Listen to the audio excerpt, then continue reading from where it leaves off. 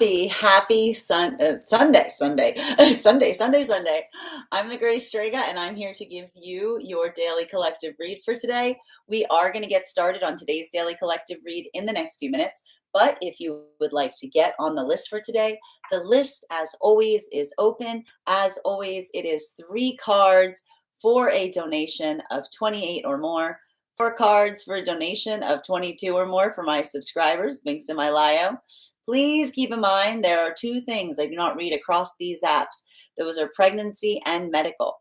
Happy to give insight on anything in a private reading, and you can book a private reading on my site. We're also doing 2 giveaways currently. The first giveaway is I will be gifting a reading to the highest gifter between now and the conclusion of the daily collective read. So I wish you a lot of luck in winning that. We'll also be doing a reading giveaway when we reach 50K likes. So if you're participating, make sure that you're tapping that screen, give the screen some love, and we will get to 50K in no time. But first and foremost, how is everybody doing? I know the energy is very intense right now. What are you doing to anchor through it? Here are a few things. We're going to keep on walking through this. We're gonna just take this nice and slow for the entirety of March. Okay, there's a lot of intensity. Okay, there's a lot of intensity, and I wish I could tell you it's going to get less intense.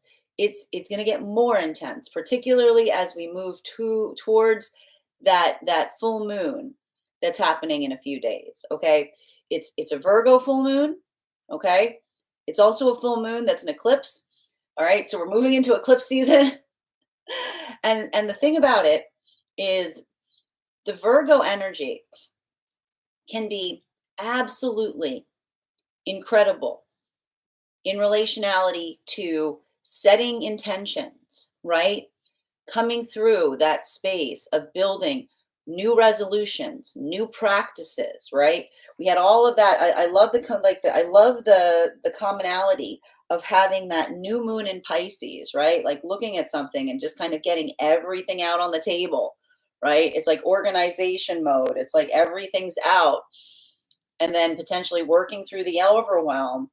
And then we've got that Virgo energy, which says like, this is the plan going forward. It's beautiful as it relates to practice, as it relates to new habit, as it relates to new habits. But there's every time we have a new moon or a full moon, we have to be very wary of the indulgence point, right? Something that might not be positive for us, but is a modality that is very all too easy to slip into with the amplification of a particular energy in a moon sign. And the one that we have to be conscientious about when it comes to Virgo full moon cycles is not allowing perfect to stand in the way of done. Perfect is an ideal, and an ideal is wonderful in that it helps us hone something.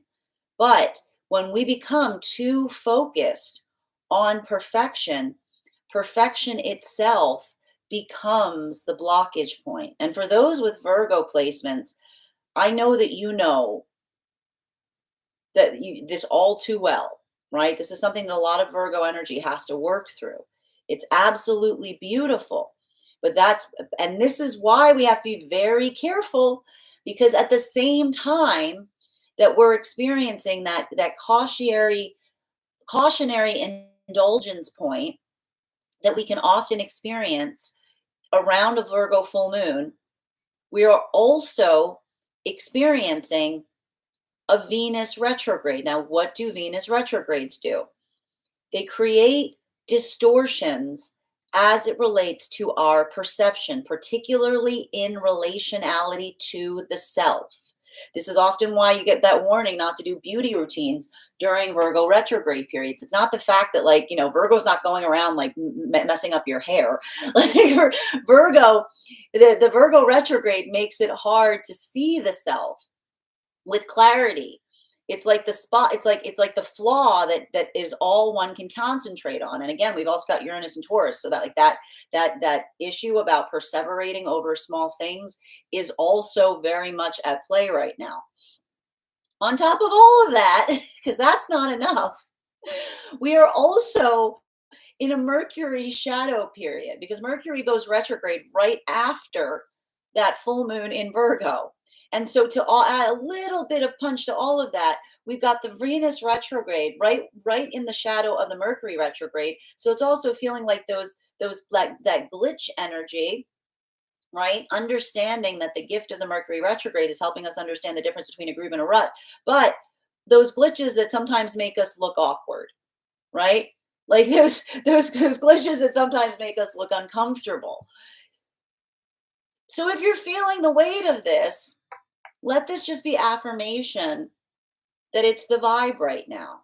How do we resolve through this? Well, the advantage point is we got a little bit of a dress rehearsal with all of that Leo full moon that we experienced recently. And what was the overarching message? What was the overarching lesson that we had to recognize during the Leo full moon? Bringing compassion into situations makes all the difference. And that same work right now, remembering, right? When we're looking at the self too harshly, right? Comparison being the thief of joy, right? When we get too focused on our flaws, all we see is that feeling of lack. But when we hold compassion for the self, there are no flaws because those flaws become facets. Those parts of the self that you don't like are what make you divinely you. And I'll guarantee you right now, when we talk about the things we love, we frequently don't talk about someone or something because they are perfect. It is those eccentricities, those moments of uniqueness that allow ourselves, like that is where our love falls in, and that is where the light comes from. So I just want you to kind of embrace that energy right now, because I'll tell you right now, this type of work, this type of energy, it can be expansive, it can be profound, but it's really, really, really important that you are grounding through it because eclipse cycles often bring an amplification of energy. They don't create something there that isn't there. It amplifies something that we're currently feeling. So that's why it's really important right now to make sure that you have practices that help you bring yourself back to center, particularly if you know yourself to be someone who does not typically do well during these expansive like energetic moments. Now, this is having a different impact depending on where you fall upon the frequency cycles. And I just got to tell you right now, the stuff I'm seeing in separation, most of the energy right now is occurring. A lot of activation is happening right now for energy and separation. The thing about it, and this is a little bit of the gift of all of these planets right now moving out of Pisces into Aries almost at the same exact moment that Aries is stationed direct. There's a lot of energy that's happening right now in relationality to seeing something with clarity. And at that clarity of seeing, it's harsh. It's not easy. Like that's the thing. Sometimes we understand that awakening is the process of awakening to the harsh reality of a circumstance or situation, right?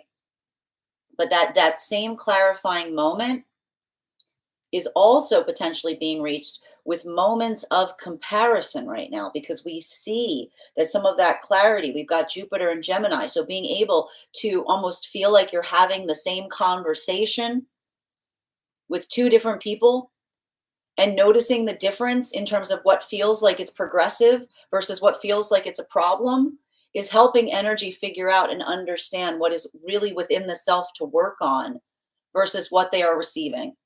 Right? And it's helping the energy understand which direction they're rowing towards, right? We're getting for a lot of and all of these lessons I'm seeing that are happening across the frequency are happening in Virgo, right? And so it's a lot of they're not easy lessons. I gotta say this. I know like Virgo energy is beautiful, but it is severe, right? Virgo energy does not pull any punches on the self. Virgo energy maintains that level of severity, like holding the standard, holding the line for the things that they care about. So that's where a lot of this energy right now is coming through in the space of setting the standards. Now, for a lot of the energy right now in separation, I'm seeing that there's a lot of lessons that are occurring right now in the space of understanding. I keep on hearing the tragedy or the sublimity of silence. Why? Because if someone's having a conversation with someone, they're bringing forth the same things towards it. When we're not in alignment with someone, it sometimes feels like we're talking to a wall. But those moments where we're trying to express something and we're met with blankness, right? We're met with just that space of someone saying, I have no idea what you're talking about. You're not making any sense, right? It's those moments that we just like kind of want to like put our head against the wall because it feels like we're in isolation. It feels like that, like there's no one that understands us, right? In those same moments, I am seeing energy that may potentially be having other conversations with someone in separation. And that moment, the silence that is occurring is not the one of not feeling like one is connecting, but feeling the sublime moment where you try to explain something to another person and they finish your sentence for you. They say, you don't need to bring me up to speed. I already know that. I know that far too well. I have experienced it too. And in that moment that we stop speaking, we're at a loss for words because we feel that instantaneous connection and that feeling of homecoming when it feels like we are in connection with someone that we don't feel we need to completely go to the edge, go to great lengths to try to explain ourselves to, right?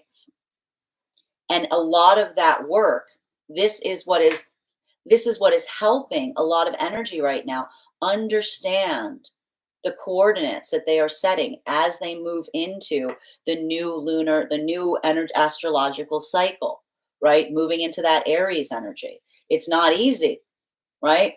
It's the energy that may, and again, some of the energy in separation is experiencing both at the same time. Those experiences I define, they're happening simultaneously. And that moment, like that clarification, right? Something potentially even coming back from the past, recognizing, working through the point that a surplus of something isn't progress, right? That admitting how one feels isn't transformation. I keep on hearing that the focal point of a lot of these conversations is progress, progress, progress. While for the energy coming into divine union right now, the interesting lesson that we're seeing as it relates to silence is carrying apologies with you or carrying the desire or need for an apology with you as you progress. Why? Because we recognize for a lot of the energy coming into divine union right now, that modality of understanding, that awakening that we sometimes reach in healthy partnership is the awakening to seeing the blind spots that we could not see in our past experiences. There's a lot of lessons that are coming through for energy moving into divine union right now, and they're all around the reshaping of the perception of the past. Now, this is the energy that understands that an apology, a true apology, is a plan.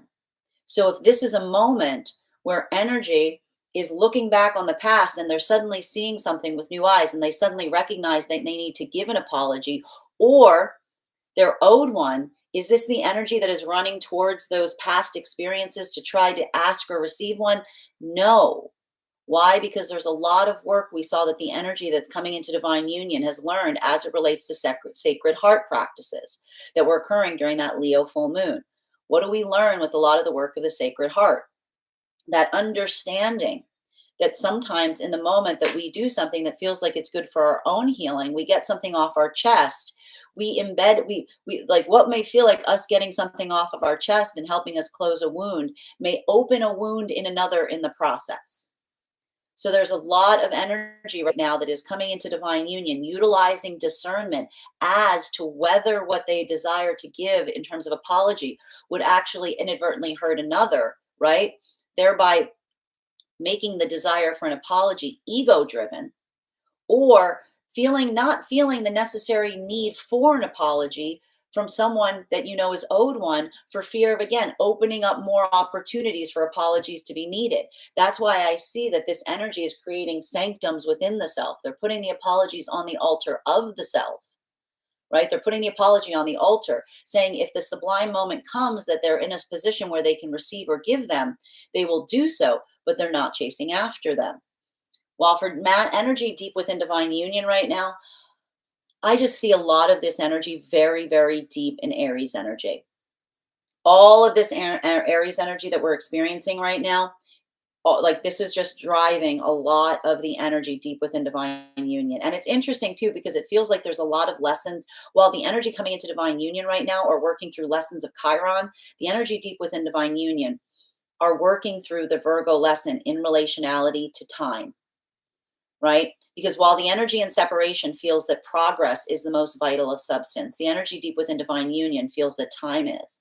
And that's why I see a lot of this work that is happening right now. I see a lot of the energy deep within divine union, both masculine and feminine. Bearing in mind, this is not based on gender, but what one feels most aligned to, fine tuning their processes to try to get the most out of their time. And this is having a different impact on masculine and feminine energy because there's a lot of work that's happening across the frequencies right now around the heart chakra. Now, what's happening with the energy working on the heart chakra is that it's having a different impact on masculine and feminine. For masculine energy, healing the heart chakra right now is remembering that emotions are not antithetical to the experience of embodying masculine energy.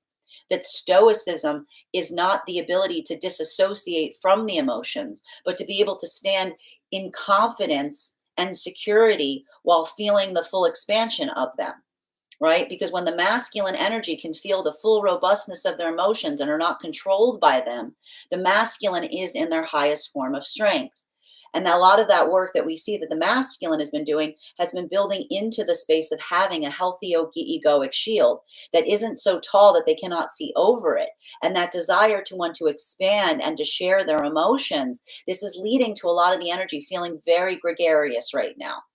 There's been a lot of masculine energy that's been coming through in the readings, and it's all bundled up, which means that this could be masculine that's reaching out to build community with other masculine energy that simultaneously feels is working in the same context of being able to feel that amplification of feeling. For feminine, not so much gregarious. This is feminine energy healing the heart chakra by recognizing and understanding and healing those past experiences that told feminine that in order to embody the feminine energy, they had to give and give and give and give and give and give of themselves until there was nothing left. That it was selfish to hold anything for oneself. So there's a lot of the feminine energy that is not recognizing that is not selfish to give oneself the same compassion that you give to those around you.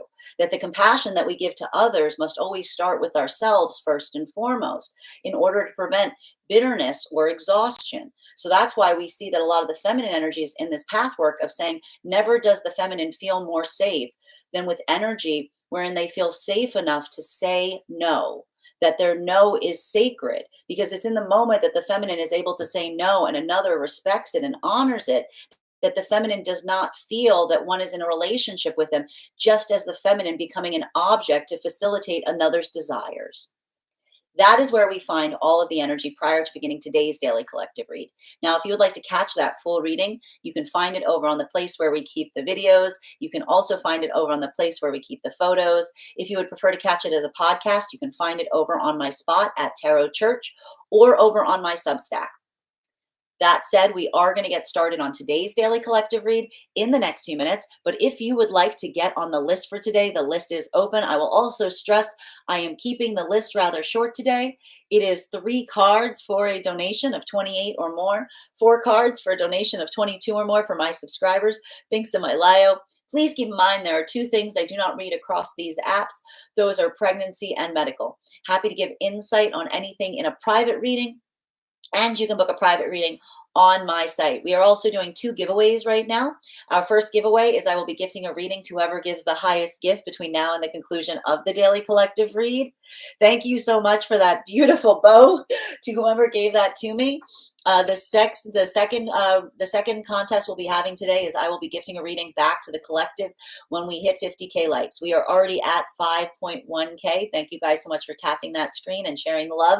We'll get to 50K in no time. Now I'm going to take a few minutes to read over some of the comments that came through as I was reading. But as I mentioned, if you'd like to get on the list for today, the list is open. Also, the first person on the list each day will always have an additional card in their reading. For those who are joining us across the other platforms, you can also get on the list today via my tree that has links in it in my bio. Hi there, Brooklyn Bill. Well, welcome, Lynette. Hi there, Josh. Welcome, Danny and Augustine. Thank you, Adam, for the likes. Always appreciated. Thank you. I hope you're having a beautiful start to your day. Hi there, and thank you, Joe, for the follow as well. I know. How you doing today? Yes, I am on early today. Was just listening to yesterday's spread. Oh, excellent. Thank you so much for being here and receiving these messages. Hope you're having a great start to your day. Hi there, Single M.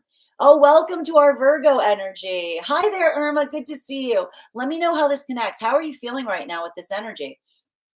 Claire, thank you for the gifts. Nurse Velma, your subscription's ending soon if you'd like to renew. Hi there, Ricardo. We love that Sagittarius energy. Hi there, Luzo. I hope you're having a beautiful day. And inner standing. There's a lot of inner standing right now, Kaya, like a lot. Hawk, the harsh reality. Again, I'm sorry that you feel that you need to project your hatred out onto those around you, Hawk. I'm sorry that you're suffering. I hope you find the healing that you seek.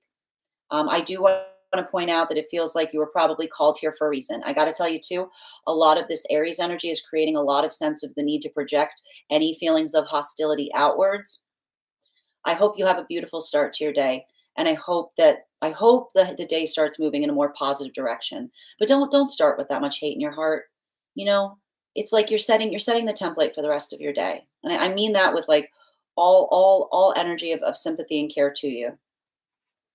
And if this and I gotta tell you, if this live is triggering you, then I hope you find one that doesn't. Peace to you as well, Kaya.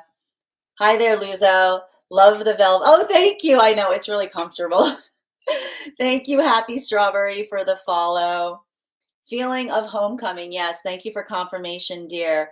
Hi there, Strawberry. Yes, there's a lot. Look, there's a lot of work right now in recognizing what feels like it's in alignment versus what feels like it's not.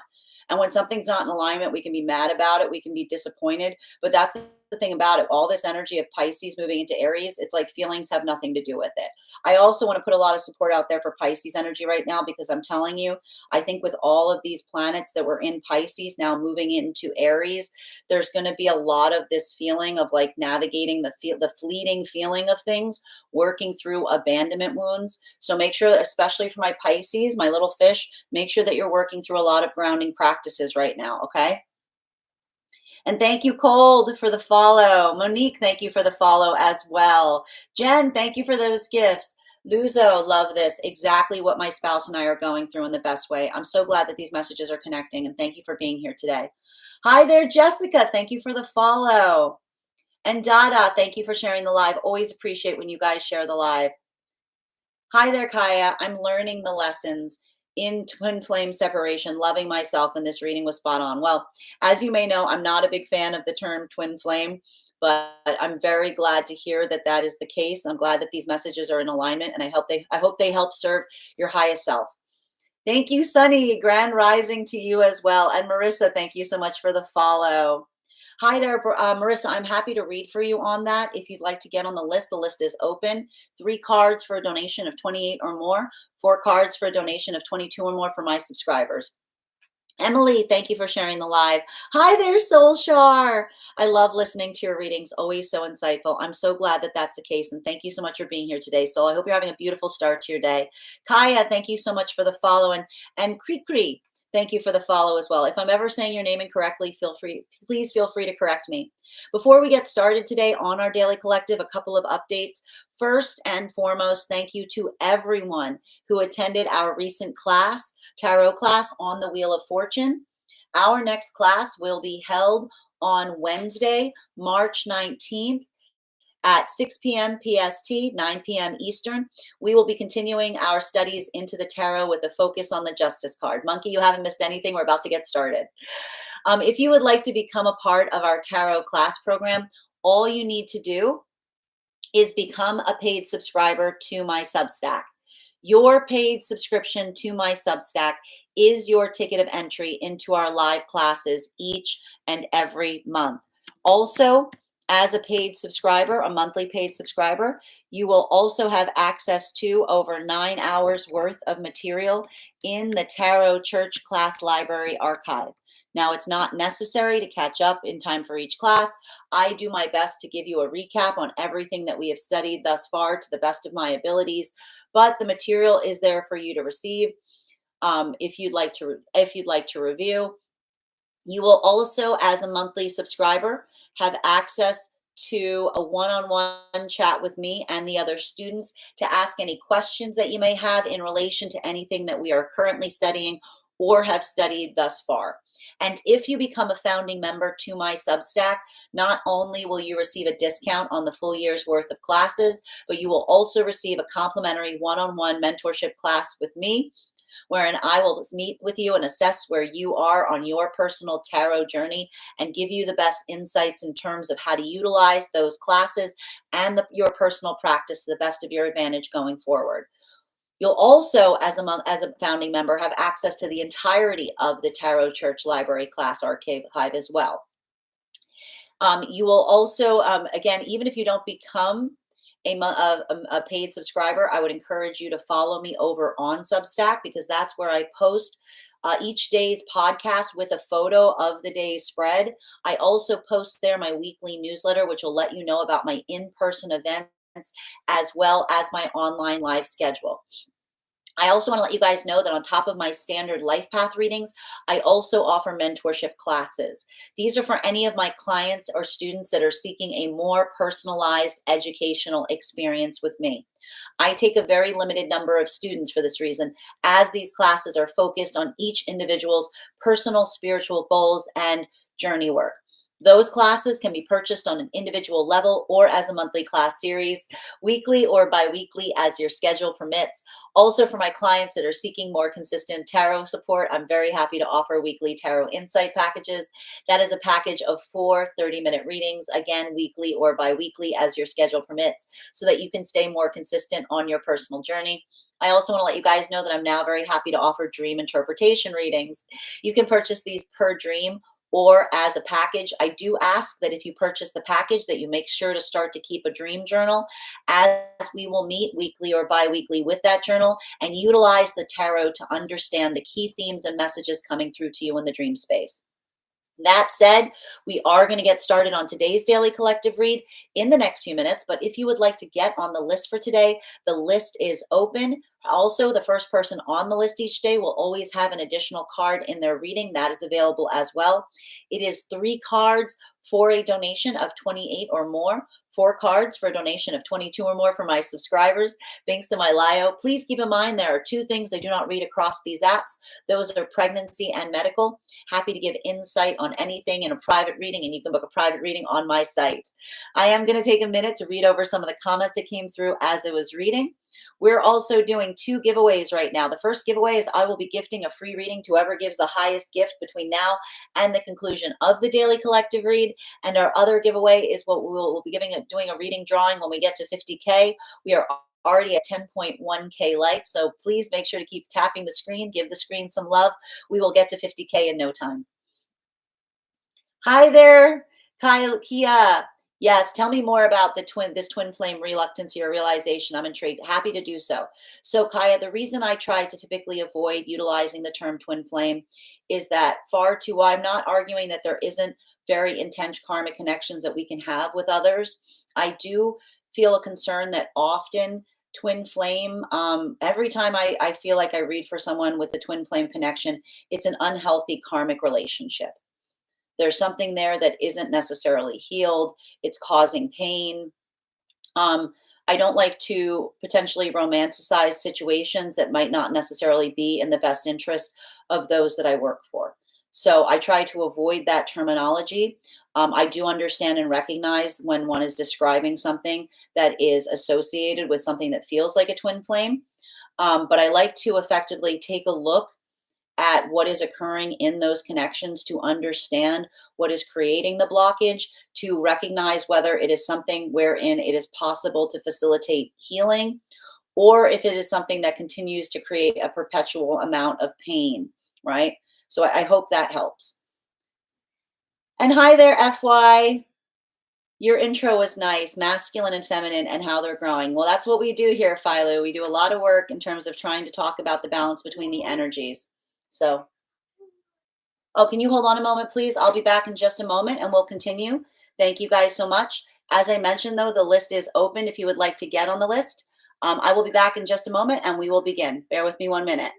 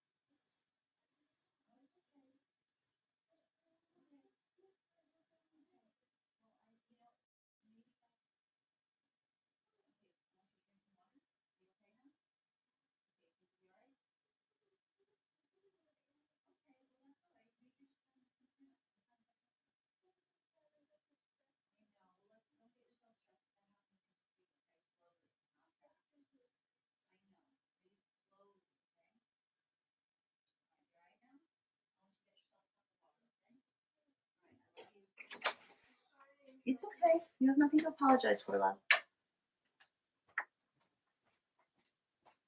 Okay, I apologize for that. Thank you guys so much for your patience. We are going to get started on personal readings, as I mentioned.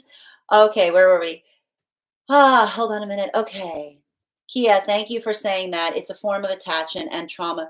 And here's the thing. It's not necessarily that all the connections that I see that are associated to twin flames or trauma bonds, but there are several, like it very frequently, I often feel that that is what I recognize when I do readings in that way. So I get a little bit conscientious that sometimes when we articulate or utilize the term twin flame, it can over romanticize something that might be energetically painful. So I hope that helps and thank you for that question. Amy, your subscription's ending soon if you'd like to renew. And Dada, thank you so much for sharing the live. Always appreciate when you guys share the live. Grand rising, Amy. I hope you're having an absolutely beautiful start to your day. First healthy description I've heard of these types of energies. Thank you, Luzo. I do my best. And as I mentioned, friends, we are going to get started on today's Daily Collective. If you would like to get on the list for a personal reading, the list is open. It is 3 cards for a donation of 28 or more, 4 cards for a donation of 22 or more for my subscribers. Binks and Mylio, please keep in mind there are 2 things I do not read across these apps, pregnancy and medical. Happy to give insight on anything in private readings, and you can book a private reading on my site. Kia, I'm in awe just sitting here staring into space like it's an aha moment. I'm so glad this message helped. I'm so glad that you found us today, Kia. That said, we are going to get started. If you guys could do me a favor and share this live, I would appreciate it. Make sure anyone who would like to be here live is here to receive it. Also, a reminder, the first person on the list today will always have an additional card in their reading.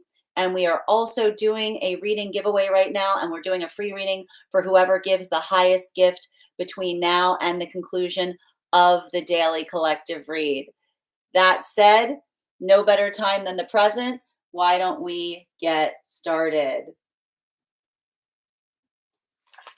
Welcome, everyone. Happy Sunday. I'm the Grace Strega, and I'm here to give you your Daily Collective read for today, Sunday, March 9th, 2025. What do we have coming through in the cards for today? May I please have the first 2 cards in our 5-card spread for today?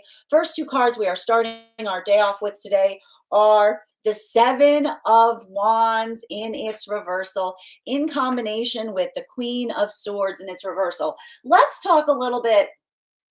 Let's talk a little bit about this Queen of Swords energy, because she has been popping up like hotcakes ever since all week. I got to tell you guys, I gotta just stress this.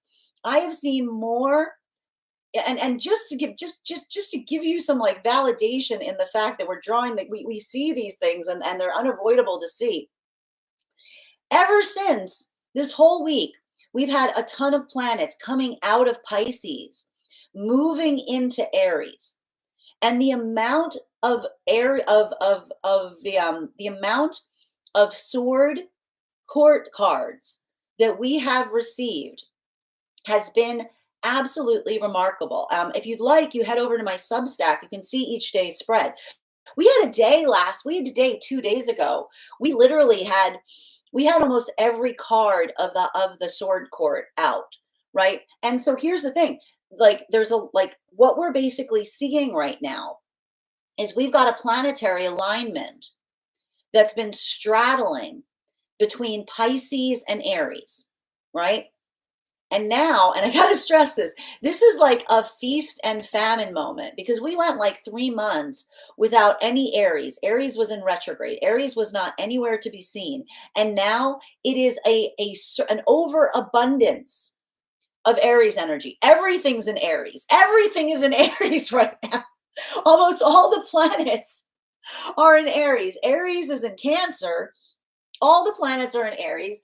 And the planets that are not in Aries are making their way into Aries. So if you've been feeling a little bit temperamental, if you've been feeling like your patience has worn down to the tiniest of nubs, yes. I mean, unfortunately, the thing with Aries is, and again, it's not that Aries energy is negative.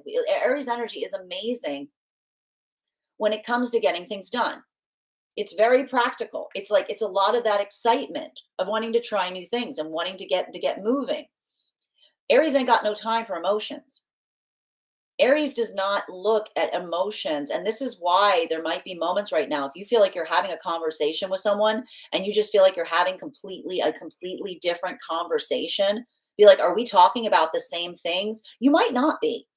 You might not be, because I'll tell you right now, and that's the difficulty with the fact that Pisces, like all of the planets are straddling between Pisces and Aries. There could be some energy right now, and this has to do with a lot of the conflict point that we often see and experience as it relates to the transition between Pisces to Aries, right?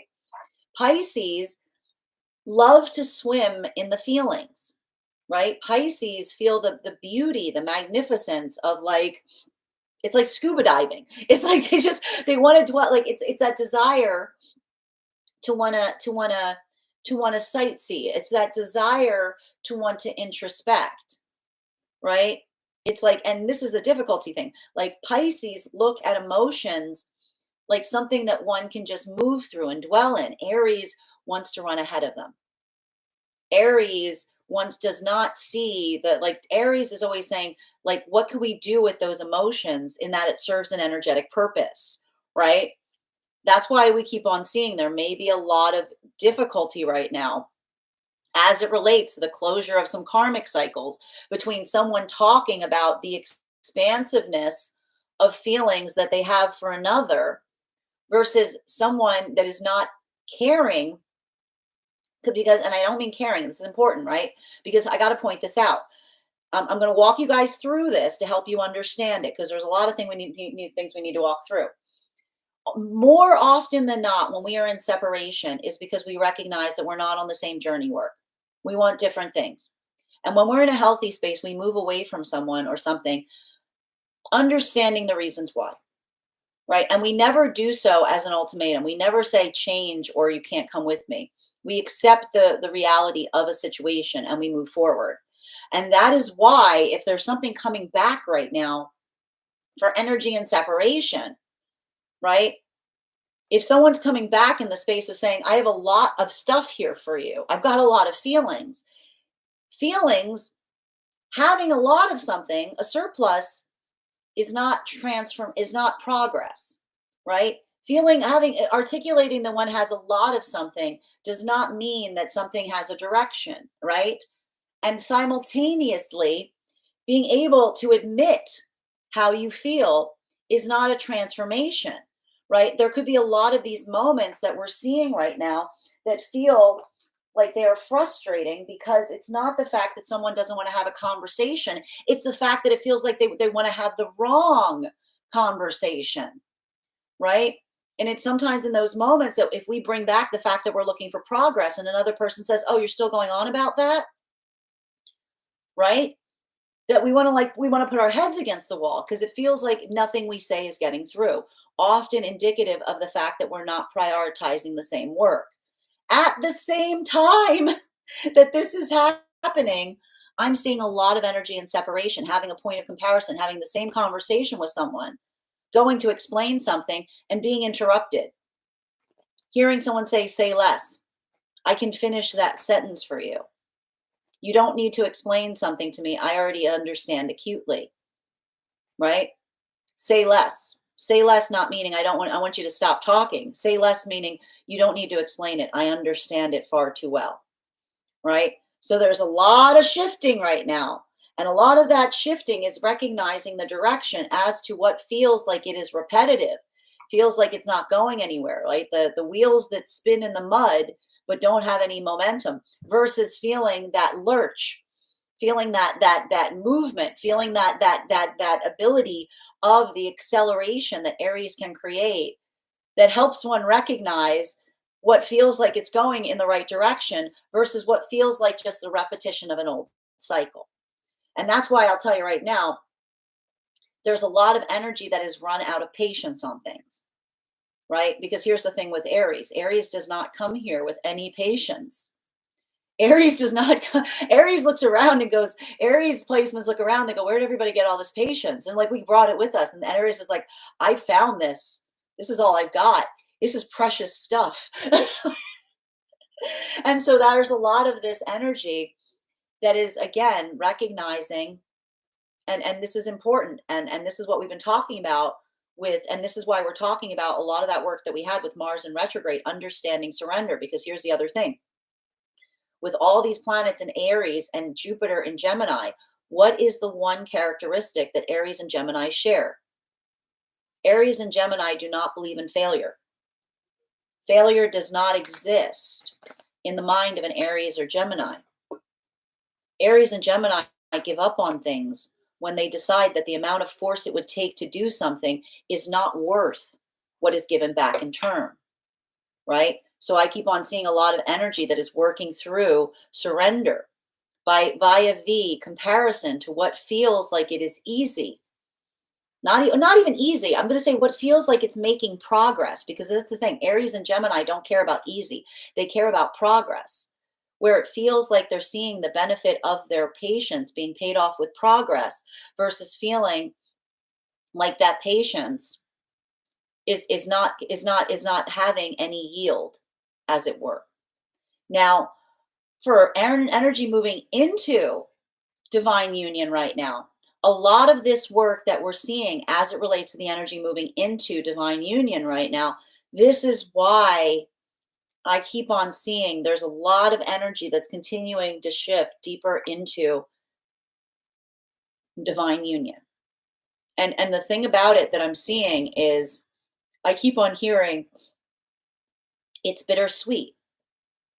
Why is it bittersweet for a lot of the energy coming into divine union right now? Because a lot of the energy coming into divine union is understanding that healing doesn't mean that everything gets easier, everything gets sweeter.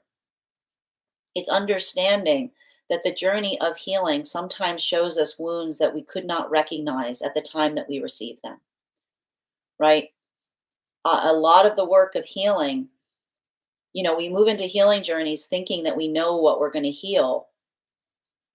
And I keep on hearing, and then we find the wound behind the wound, right? And that's where a lot of this is feeling very, very sacred and sacral for a lot of this energy, because this is the Virgo energy that explored a wound, healed a wound to such an extent that they've discovered the wound behind the wound, right? They're understanding the wound behind the blind spot of something that they could not see before they healed, right? And so that's why we talk about the fact that healing never stops. It is continual. There's always that space of recognizing something that we could not see before. And so that's why I see that there's a lot of this energy working in the space of having compassion for oneself, right? As they do so. For a lot of the energy deep within divine union, this is a lot of that energy having healed that to such an extent that there's a lot of heart opening. I keep on getting that a lot of this work that's happening, it's a blood moon, that's why it's heart chakra. There's a lot of this energy that's happening right now as it relates to the blood chakra, the heart chakra. And a lot of that work that we're seeing for masculine, it feels like it is expansive. It feels like it is compassionate. I keep on seeing the masculine keeps on opening their arms more because this is the masculine that's working on the lesson that emotions are not antithetical to the masculine experience. That the ability to master the emotions does not mean that one stops feeling. It is the ability to feel everything and to be in control of oneself in the process. And that's why I keep on seeing that a lot of that ability to do so is creating a space in the masculine where they feel that desire to share it. For feminine, this is the feminine that's going through the same heart chakra healing, but it's not feeling, but feminine's healing that space that made the feminine feel that in order to navigate feminine energy, they had to just give and give and give and give and give and give of themselves at every moment. And this is the feminine energy that says it's not antithetical to the feminine experience to take care of the self.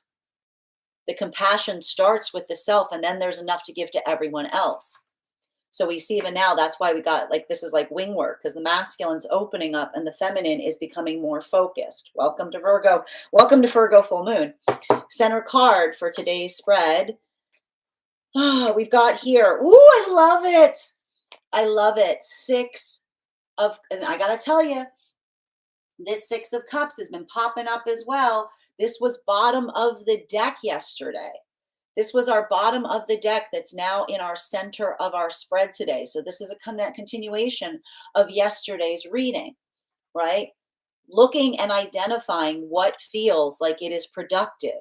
What did we learn during that? What did we learn during that Mars retrograde cycle? We learned a lot of lessons in the aspect of surrender. And does surrender mean giving up? No. Surrender means learning not to insist. Surrender means not allowing the emotions to cloud the vision of what one can see, being able to recognize and navigate effectively. It's not easy, right? These cards are all about lessons in surrender. But when we don't insist, right, and we recognize that the emotions sometimes want to cloud our vision, right? This is the space that I just keep on seeing that there's a lot of karmic healing that is happening right now. But a lot of it is also bittersweet. This is also why I would not be surprised right now if you're having a lot of karmic dreams. Because as we just discussed, there's a lot of energy that is recognizing the need for or the desire to give apology, but not wanting to cause harm in the process. And often when I'm reading for clients, these circumstances are behind having a lot of karmic dreams, because the dream space is a place where the guides can control whether, if someone doesn't want to hurt another, if it actually feels like it's moving in that intention or not, right? It's like it can kind of test for it. 4th and 5th card in our 5-card spread for today are, we've got here, yeah, wow, look at that. We've got our King of Cups in its reversal and our 5 of Pentacles in its reversal. Now, this is really important because we're seeing here, remember when we were going through that first planetary alignment, the masculine and feminine energy were very much in the same space. Now, I want to point this out, bearing in mind they're not based on gender, but what one feels most aligned to. The energies are still in alignment right now, but in different ways, right? Look at this. What did I say the masculine's doing? The masculine energy is healing the wound, wherein the masculine felt like there was the false premise that emotions were antithetical to the masculine experience. This is integration work. This is heavy healing. That's why we find the King of Cups here in its reversal, right? The Queen of Swords, right? It's not selfish to save something for oneself. The compassion we give to others starts at the self, right? That the feminine energy does not need to embody perpetual self-sacrificing. So we see both of these energies doing a lot of work in healing at the same time that we've got a lot of this and again, the 5 of Pentacles in its reversal. So working through those abandonment wounds, working through the feeling of being judged by others in the process. Now, that's the thing we have to be wary of right now, because again, we are going through a Venus retrograde. And when we're going through Venus retrogrades, we can often feel a lot of that feeling of anxiety related to the perception of the self. That's either the perception of the self that we see ourselves as, or the perception that others hold upon us, right? So we see even now, like working through those triggers. How do we work through those triggers? We put compassion there. That's exactly where the compassion starts. Now, continuing to get clarification between our 7 of Wands in its reversal in combination with our Queen of Swords in its reversal. May I please have one card to clarify? I love it. Hangman in its upright. And I got to tell you right now, this is more of that. I'm not surprised to see, with all of these planets moving into Aries, a lot of work and a lot of lessons related to the power of patience. Why? Because patience is a gift. Why is patience a gift? Patience is a gift because it is a limited resource, right? Patience is precious because when someone is giving it to us, what they're basically saying is, you're finding me in a modality that I would typically not be in, but I'm making a concession for you, right? That is why in healthy partnership, the inhalation and the exhalation of a healthy partnership is the exhalation of patience is met by the inhalation of progress. When we're in healthy partnership, it's not that we're in a space that is perfection. The perfection comes by having the modulated breath emotionally and spiritually, of articulating a need to counterpart and then having that need met by progress. This is the sacred breath of union. The sacred breath of union is patience met with progress. Patience met with progress. And when patience is met with progress, the patience becomes infinite, right? The power of the patience is perpetual because every time the patience moves, it is met with the inhalation of progress. So it is the extending breath that goes on forever. That is why, and I got to tell you right now, I see some closing out of cycles right now in a profound way. And I'll tell you exactly the method by which something is ending on a karmic level. If someone was asking for something in partnership over and over and over and over and over and over again, if that patience was being extended and extended and it was met with no progress, if at the moment that we finally give up, if at the moment that someone says, I'm done, the patience has expired, if only in the moment that someone says they're finished, that another person delivers progress, it doesn't allow for more patience to be created because it then becomes exasperation. Right? Welcome to all that Aries energy. It is the exasperation of feeling the energetic humiliation. It doesn't feel like a gift. It feels like someone trying to create a wound, because in that moment that it feels like they waited until there was nothing left that could be done, until we walked away, that they say it. It's that observation saying, did you have that within you the entire time? And only now are you taking it seriously. Only now that you're seeing a reactivity point to not providing something. This is the energy that says that it doesn't revive something. It creates a state of reviling something, right? It doesn't create romance. It's like I hear the energy saying that's not romantic. That's tragic. right? That's not a gift. It feels like an insult, right? It's like that moment I keep on hearing, like I keep on seeing like a lot of these mirror cracking moments, because that's the energy that says it doesn't feel like a gift if you only give it after I've had enough of it, right? So we see even now a lot of karmic closure that may be happening and occurring with situations such as these. At the same time, I am also seeing energy and separation forming new partnerships. And that's why I keep on hearing the energy of new partnerships formed with the understanding of sacred breath, the understanding of the moment that we try to explain something and someone says, I'm going to stop you right there. I'm going to finish your sentence. I've experienced that too. I know it all too well, right? Those moments or experiences that take our breath away when we have those profound points of alignment that stun us into silence, when we feel that we don't have to explain ourselves, the profundity of that, the sacredness of it. And I got to say, and this is where my heart goes out to those that might be experiencing it. For a lot of the energy and separation, it's either one or the other. And I will tell you right now, because I've got so much of this energy between Pisces moving into Aries, some energy is experiencing all of that at once. Both things are happening at the same exact time. While for masculine and feminine energy that is coming into divine union, I keep on seeing that this is painful. I got to tell you here, there's something that's very bittersweet with some of this energy moving into divine union. I keep on hearing this energy say, I did the one thing I could not expect in divine union is the discovery of a wound. But that's what's beautiful about the understanding of the self.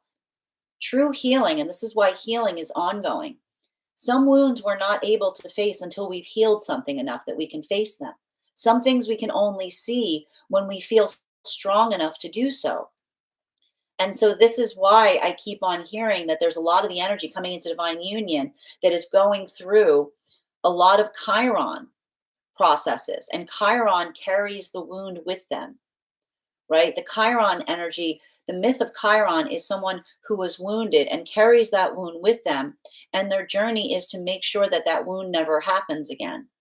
They find the healing for it. And one of the ways that Chiron does that is they don't express that wound to others. And this is what we talk about in the realm of, again, not like I keep on getting, there's something really heavy about this space of understanding. And this is what we call like a lot of this sacred, like this is why it's like sacred heart energy. It's a lot of heart chakra work. That sometimes when we get something off of our chest, we can wound another in the process. And this is why if someone is coming into the space of wisdom, wisdom hurts, it winces, right? The wisdom of saying, I would love to have that conversation with someone to tell them that I'm sorry, but I don't want to harm them further, right? Understanding an apology is lived. And a proper apology does not need to be spoken, it is lived. And that's why I keep on hearing this energy say, should the sublime day arrive that I can have that conversation and tell someone about how I've changed, I will do so, but I'm not seeking it out.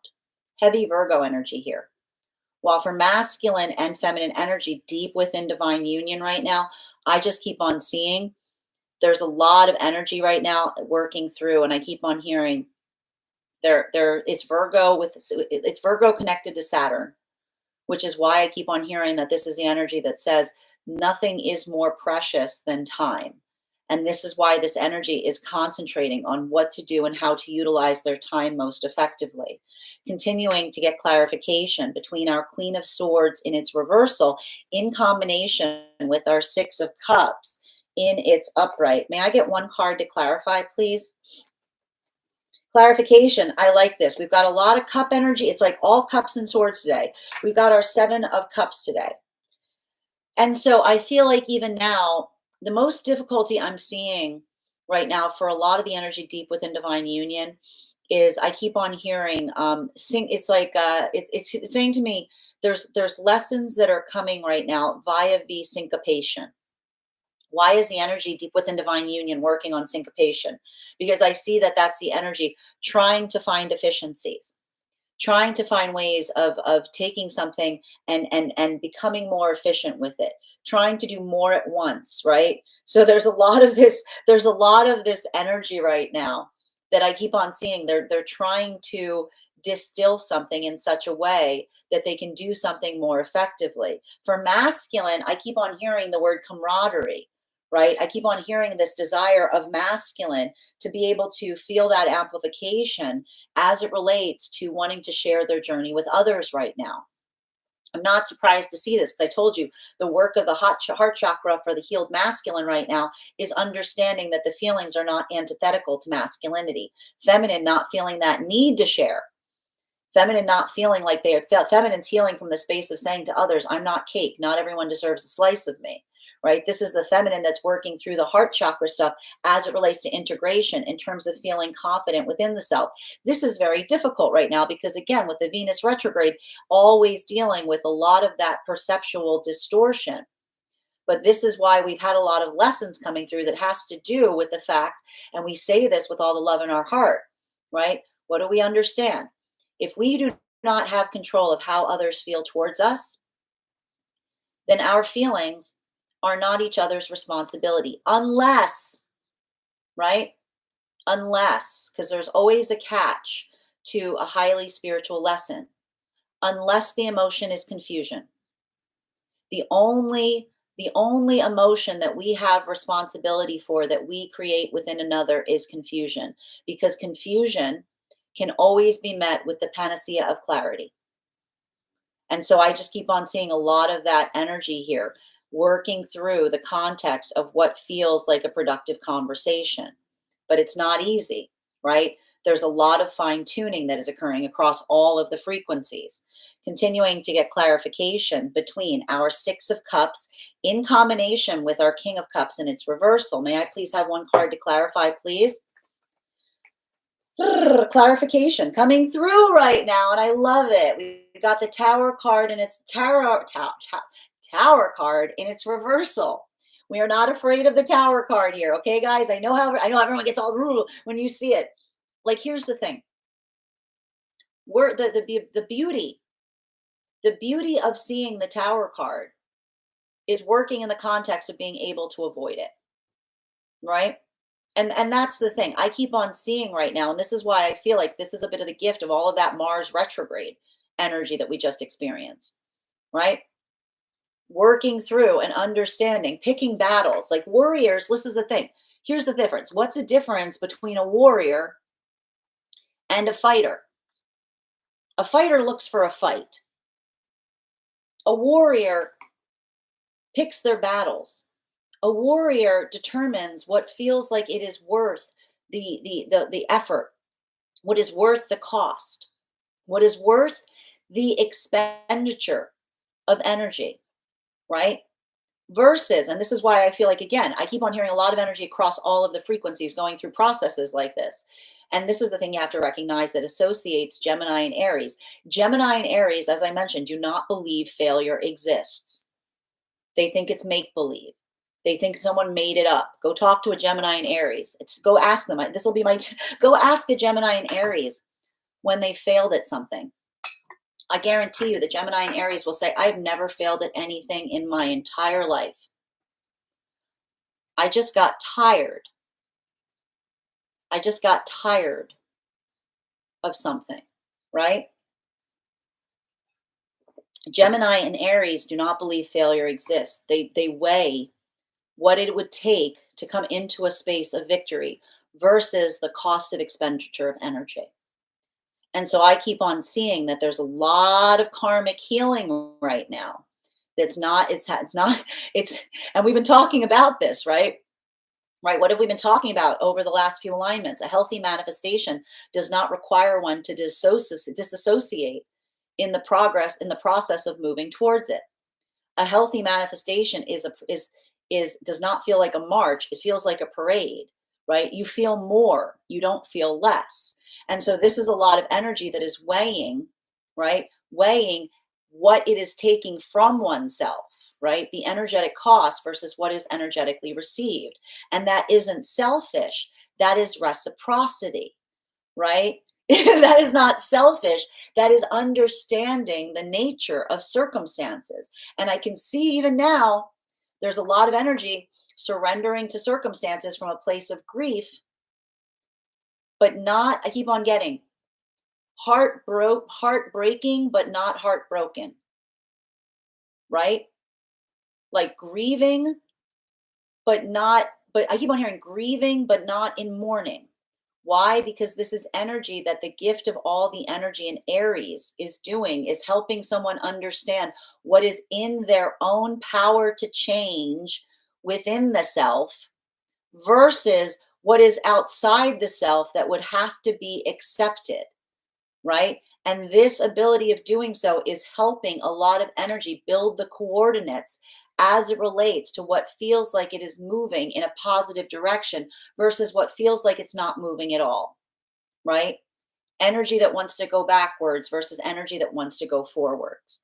Continuing to get clarification between our King of Cups in its reversal in combination with our Five of Pentacles in its reversal. May I please have one card to clarify? Boom, clarification. There's that clarification. As I said, with the Six of Swords in its reversal, I keep on hearing the same thing. Heartbreaking, heart not broken. A heart that, and this is what we talk about karmic lessons. Karmic healing does not feel like everything becomes kumbaya. Karmic healing does not mean that suddenly you're great with everybody. You just forgive everything. Nothing, oh, that's great. You don't care about anything? That sounds healthy. It's not that you don't care about things. It's understanding the nature of circumstances. It's understanding the importance of a lesson. And I just keep on seeing that there's a lot of energy right now that is moving into, right? There's a lot of energy shifting right now. And this is the energy that is feeling the easement, either, especially for the energy in separation, feeling the easement of what feels like it is in alignment to them while surrendering the frustration of what feels like it is not, right? And so we keep on seeing that a lot of that energy is working in the context of karma and dharma, like working through that space of understanding what feels like it is like punishing, right?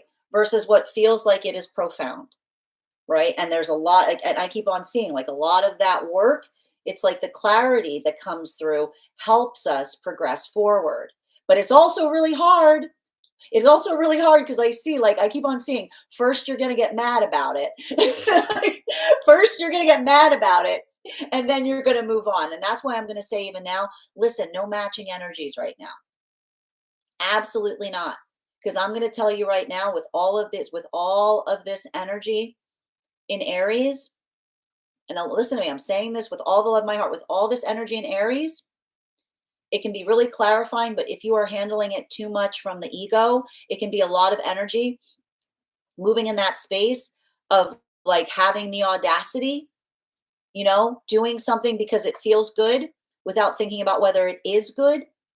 I got to tell you right now, matching energy is you do not win a victory for matching energy. When you match energy with someone, all you let them know is that they can move you into anything they want to move you into just by treating you the way that they want you to treat them. Right? Don't give someone the luxury of moving you off of your standard, because I'll tell you right now, and this is the thing I'm going to warn you about with like these expansion points, right?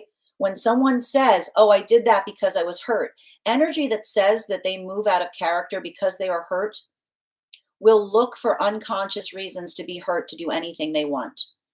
Doing something from a place of pain is not out of character, it is your character, because we all hurt, right? It's working in the context of understanding the self and the process. And that's why I keep on seeing these eclipse cycles. It's not that you can't move forward in them, right? It's that you have to be intentional. Because I'll tell you, sometimes like it's wild hair energy. You can sometimes get an idea, be like, woohoo, right? And the way you identify between a good idea and a bad idea is like an egg. What's a good thing about it? How can you tell a good egg from a bad egg? You sit on it. Okay? You sit on it. If it's a good idea now, I want you to listen. I'm not saying that you can't take action during eclipse cycles, but make sure it's something that you have intention towards, not something that you're just feeling at the moment, because it's the difference between saying, I'm glad I did that, right? I'm glad that I finally got frustrated enough to take care of that, right? versus saying, oh no, what did I do? Right? Oh no, what have I done? And that's why I said, even now, how you experienced our recent full moon in Leo was a bit of a dress rehearsal for what you can expect this month, because it was very similar. The energy was very similar to what we're experiencing now, albeit on a smaller scale. Continuing to get clarification between our hangman energy in in its reversal, in combination with our seven of cups in its upright. One card to clarify.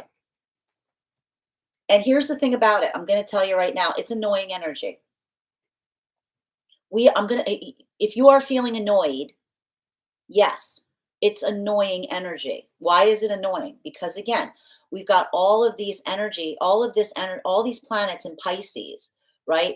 That are all jamming into the house of Aries. They're all like, everybody's going to Aries house now. Okay, Aries was nowhere to be found. Now everybody's up in Aries house. Aries is in Cancer. Okay, so there wasn't any activation energy. Now all the planets are feeling like a lot of that snappiness, right? We've got Uranus and Taurus, so everybody's fuses have gotten down to a nub.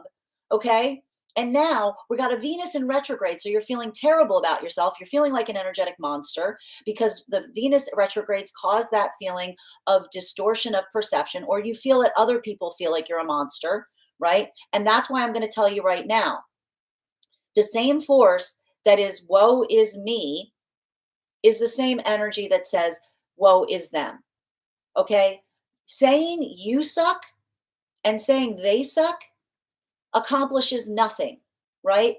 Because when we wallow in how much we suck, we effectively say, I can't do anything about it, right?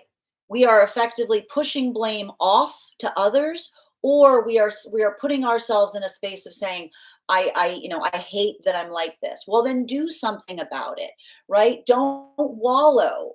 I know, and here's the thing: we got to work through the indulgence. It feels good to wallow, right? It feels good. It feels good to wallow. It feels good to be in that space of saying, oh, woe is me. Why is this happening to me? Instead of saying, what can I do about it? Right? Why me versus what do I have to do? Right? The feeling of being punished versus the feeling of being a force that can help.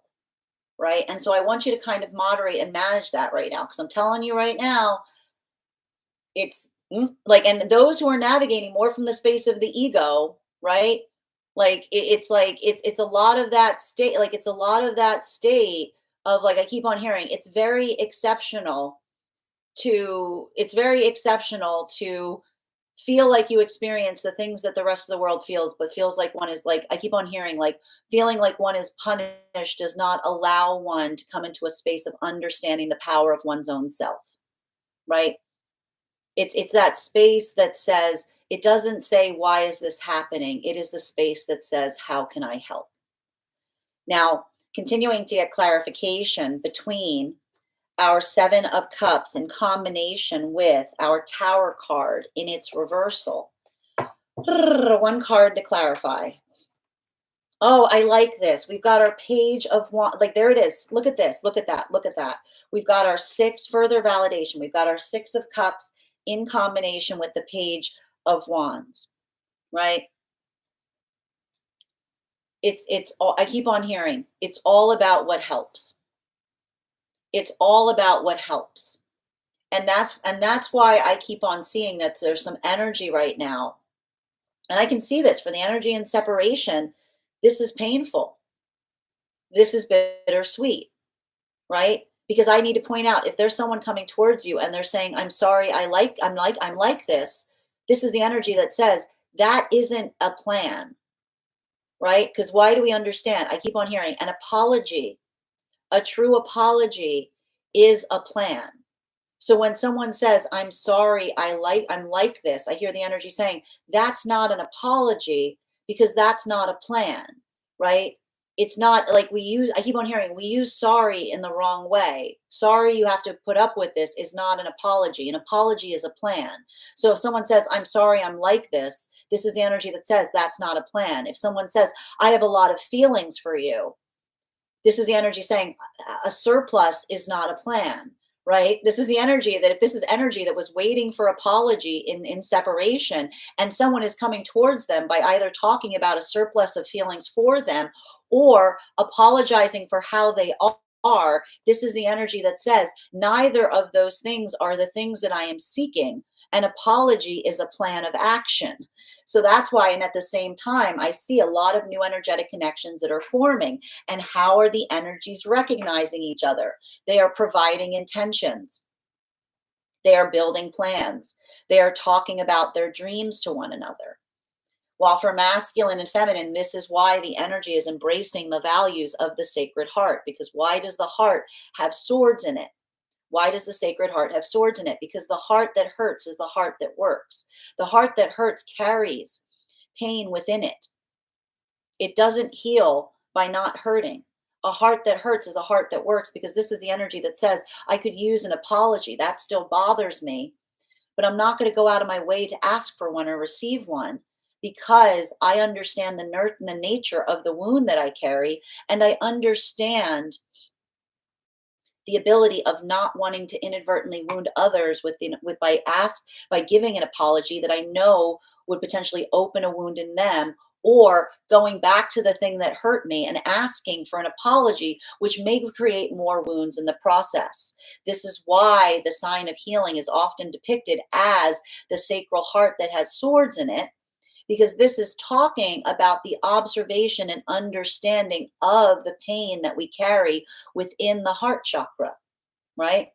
Whereas for a lot of the energy that is deep within divine union right now, a lot of that work that we see deep within divine union is utilizing that same level or degree of discernment as it relates to, this is what we were saying about the fact, and I have to do some exploration as to this, because I keep on hearing that the energy deep within divine union is coming through a lot of Saturn based experience lessons as it relates to the significance and value and preciousness of time, right? That time is a gift because it is a rare substance. And this is why I keep on seeing that this energy is trying to find ways to utilize time to the most advantage, to be able to get the most out of it as possible. Continuing to get clarification between our Tower card in its reversal in combination with our Six of Swords in its reversal. One card to clarify. Two cards coming out to clarify today. I'm not surprised. I have to point this out. You might have noticed this. I love this. I love these little synchronicities that sometimes happen. So if you're following today, I will point out, I did say that yesterday, the bottom of the deck was the Six of Cups in its reversal, but I was incorrect. Because what's interesting is when I took the photo, and I didn't even realize this until I went to post it, the photo, okay, I need to stress this, okay, I'll just show you here. The photo actually had the Six of Cups had moved at the time that I took the photo. And what did we see was behind the Six of Cups? This guy right here, the Four of Pentacles in its reversal. So I'm not surprised to see this card coming up today in combination with the Ten of Pentacles. There's a lot of this energy. Again, this is the energy. I keep on hearing the energy deep within divine union is grieving because they don't have enough time, right? I keep on seeing the energy say that they wish that they had more hands. They wish they could do more things. And this is why I see that masculine is becoming more gregarious. They're bringing more people around towards them because this is the energy that wants to share something in a way. They're coming out of isolation. This is the masculine energy that's feeling a lot of this heart opening in the space of feeling the need to the desire to share their emotions, with masculine energy that's also in the space of being able to share in that context. Feminine is in that modality of not feeling, of again, working upon the self and working in that space of not feeling bad and taking time back for themselves. So you can see even now, both of these energies are working on chakra, but this is why I call it wing work, because masculine's opening, feminine is becoming more focused. Masculine and feminine coming into divine union, there's a lot of this energy right now that I keep on seeing. Remember when I told you the wound behind the wound? This is the energy that's recognizing that when we heal, it's not that the wounds go away, it's that often we find a wound behind the wound, right? What we thought we were healing wasn't what we actually had to heal, right? We dig down, we peel back the layers.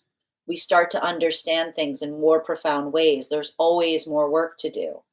And again, For a lot of the masculine energy, I keep on hearing them say, I owe them an apology, but I don't want to hurt them. This is why I'm potentially seeing a lot of karmic dreams that are happening right now. Feminine, I'm owed an apology, right? Because if that's that same work, like you see, and this is why I see there may be a lot, there's a lot, I keep on hearing, there's a lot of pushing and shoving right now that may be occurring in the dream space. I keep on hearing there may be a lot of pushing and shoving that is occurring in the dream space, because this is the energy that's either racing to each other in the dream space to try to expend to see if an apology is something that would be healing, or experiencing if it's hurting, right? Because often I get the message that the dream space is nice, because if someone says in their tangible environment, I wish I could extend that apology, but I don't want to hurt them further. Fortunately, we've got a space for that. Like the guides go, fortunately, we have a space for that where you can work that out. Um, while for a lot of energy and separation, I'm done with this. This is just beginning. I keep on saying, welcome to Pisces and Aries, right? The closure of cycles, the opening of cycles, all identified as to whether progress is actually occurring versus surplus. Whether someone sees something that is progressing in a positive way, or someone that is avoiding progress by articulating a surplus in lieu of it. Continuing to get clarification between our Three of Swords in its upright, in our combination with our Page of Wands in its upright. One card to clarify, please. Come on. Oh my God, the cards just got really sticky. Clarification. I told you, man. It's like all the swords, man. So many, ever since all these planets started moving into Aries, it's just sword, sword, sword, sword, sword, sword, sword, sword, sword, sword, sword. I'm not surprised to see it. And it's not necessarily a negative thing. And I will say, let this serve as affirmation right now, masculine and feminine that are healing are in alignment right now in profound ways. Look at this harmony. We've got the Queen of Swords in its reversal with the King of Swords in its reversal, right? I keep on hearing, and I keep on hearing the message, like the overarching chord that I hear across all the frequencies are, I don't know what to say, right? And that's why, and the reason I keep on hearing, I don't know what to say, is because when we are in a healthy space, right? And we try to explain something to someone, and it feels like someone understands us entirely, we're sometimes rendered speechless. Right? We're in those, I keep on seeing that profound moment of silence where you look at someone and you just understand they get it. That the feeling of homecoming we have in those moments, the feeling of not being alone, the connectedness we feel in sharing a quiet moment with another where we just look at them and say, you get it, right? Versus those moments that we sometimes feel that overwhelming silence, the pain of trying to explain something to another and recognizing that they just don't get it, right? And I need to stress that, like, the thing that's important about that is, the difference between, I keep on hearing, the sign of something that is progressive is the alignment and mutually agreeing and recognizing where the work begins. And that's why I keep on seeing that for a lot of this energy. And that's why I don't mind seeing these cards in their reversal, because this is the culmination of the lessons of the Mars retrograde, which taught us what? Surrender is not giving up. Surrender is accepting the ability to see circumstances with clarity. And in that clarity, a path is born. When we surrender, we don't lose hope. We find hope, because we don't move in directions that where the emotions cloud our vision, right? We see the path forward. And it's in that space that we recognize and honor our journey. But sometimes it can feel devastating. Sometimes it can feel overwhelming. Sometimes, and I keep on hearing, there's some energy that is simultaneously navigating the tragedy and joy of that aspect or level of surrender. Continuing to get clarification between our Page of Wands in its upright in combination with our 10 of Pentacles in its reversal, in combination with our 4 of Pentacles in its reversal. May I please have one card to clarify? Boom, clarification with our Empress in its reversal. These are some big cards today. And this here, I'm not surprised to see this card as well. We've got a lot of parity that's happening right now. This is the card we ended our reading with yesterday. Same direction, just one up. Venus in retrograde, right? I'm going to say it again. And this is the thing about it. This type of energy right now, it's requiring us to navigate what happens when we see something with harsh clarity, right? When we navigate, and this is why I said it was very important to set one's intentions as you moved into energy in this way, finding your own anchor, finding those moments that bring you back to your center. Because I keep on hearing almost like that moment of feeling like often, I need to point this out, often when we feel like we're not in alignment with someone, not only do we feel like the conversation's going nowhere, but it feels a lot like that energy that I keep on hearing demands attention with no intention. We talked a lot about this. We talked a lot about the alignment point and understanding the difference between the healthy relationship. What happens in a healthy relationship? We set our attentions and we abandon expectation. That's why we say often when we're in healthy partnership, for better or worse, because we say, I am with you on the journey. I'm not here to see you change into something. It's not conditional on who you become. It is the joy of discovering each who we will be as we move in relationality to what is before us, right? That is the energy that feels like it's constantly unfolding because the energy of the counterpart is perpetually changing in alignment as we move on that journey. It's perpetual transformation, right? It's like watching a flower bloom, right? We say to each other, I do not know the shape of where we will be as we move towards that journey, but I am here to watch you transform. I am here to witness your becoming. Whereas what happens with the unhealthy partnerships, all attention, all expectation in what we demand to see in another, no clarity of intention as to why. No clarity of intention as to where it's going. Often resisting, saying the reason I'm not giving you the intention is because you haven't changed enough for me, right? The demand of the captivation relationship that says all change, no progress, right? That space that feels like we're constantly being forced to change, but we don't understand why, or we hope that by changing enough, another will gift us with that intention.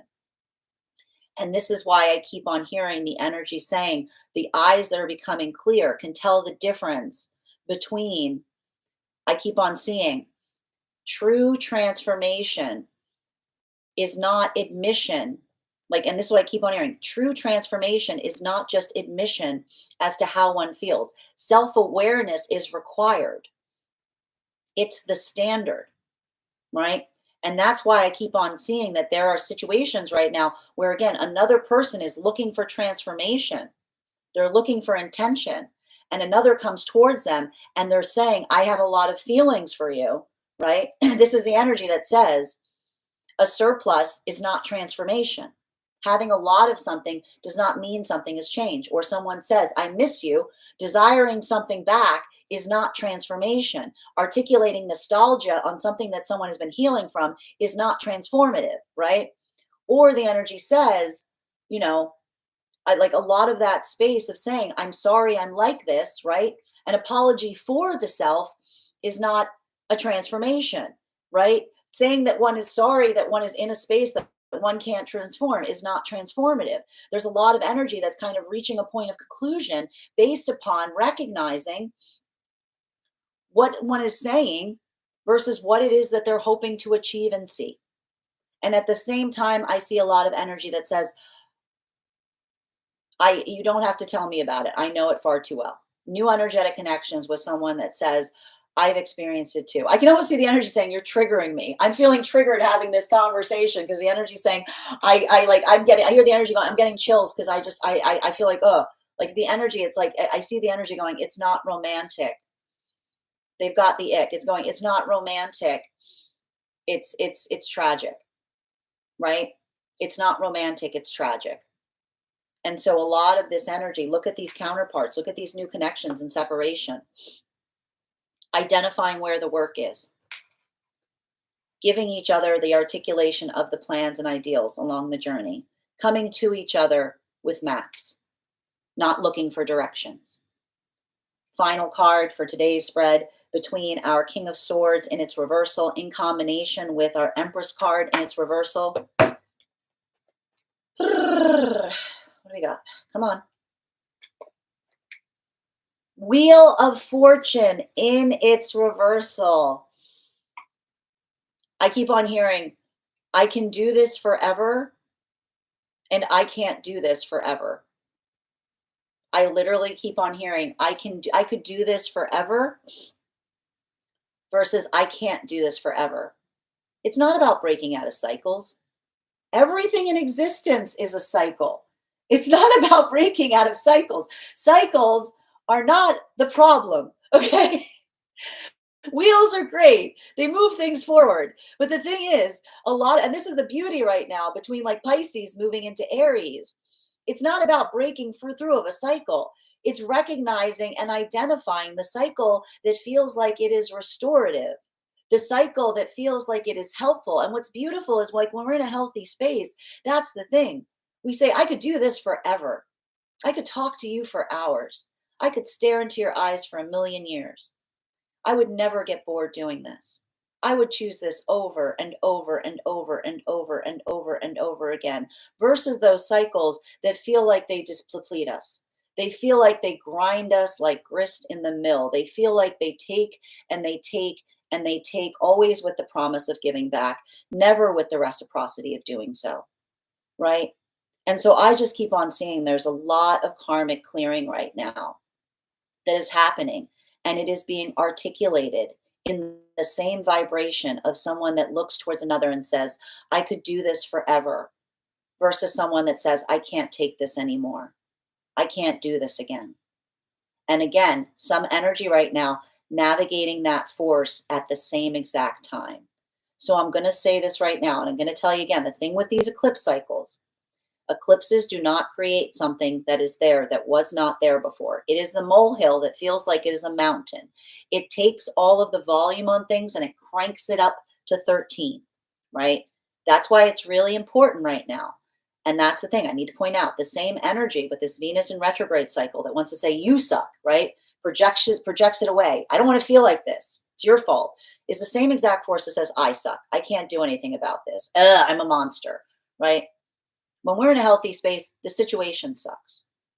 And that's what's nice about it. Because when we look at a situation, we say, this sucks, we can get about fixing it, right? We don't become hopeless. We don't say they're hopeless. We don't say I'm hopeless. We say this needs work. And so I keep on seeing that this is helping a lot of energy recognize and identify where the work is.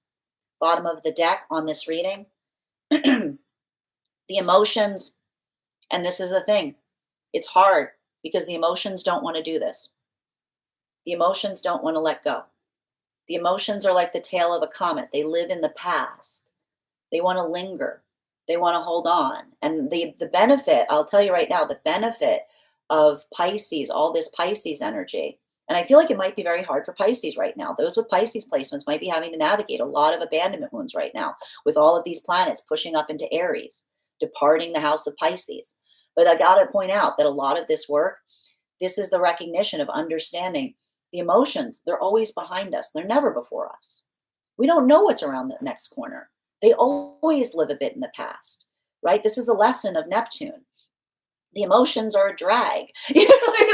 Like there's a bit of that energy. It's like sometimes it's hard because you know the direction is best for you, and the emotions are like, no. You ever see a kid?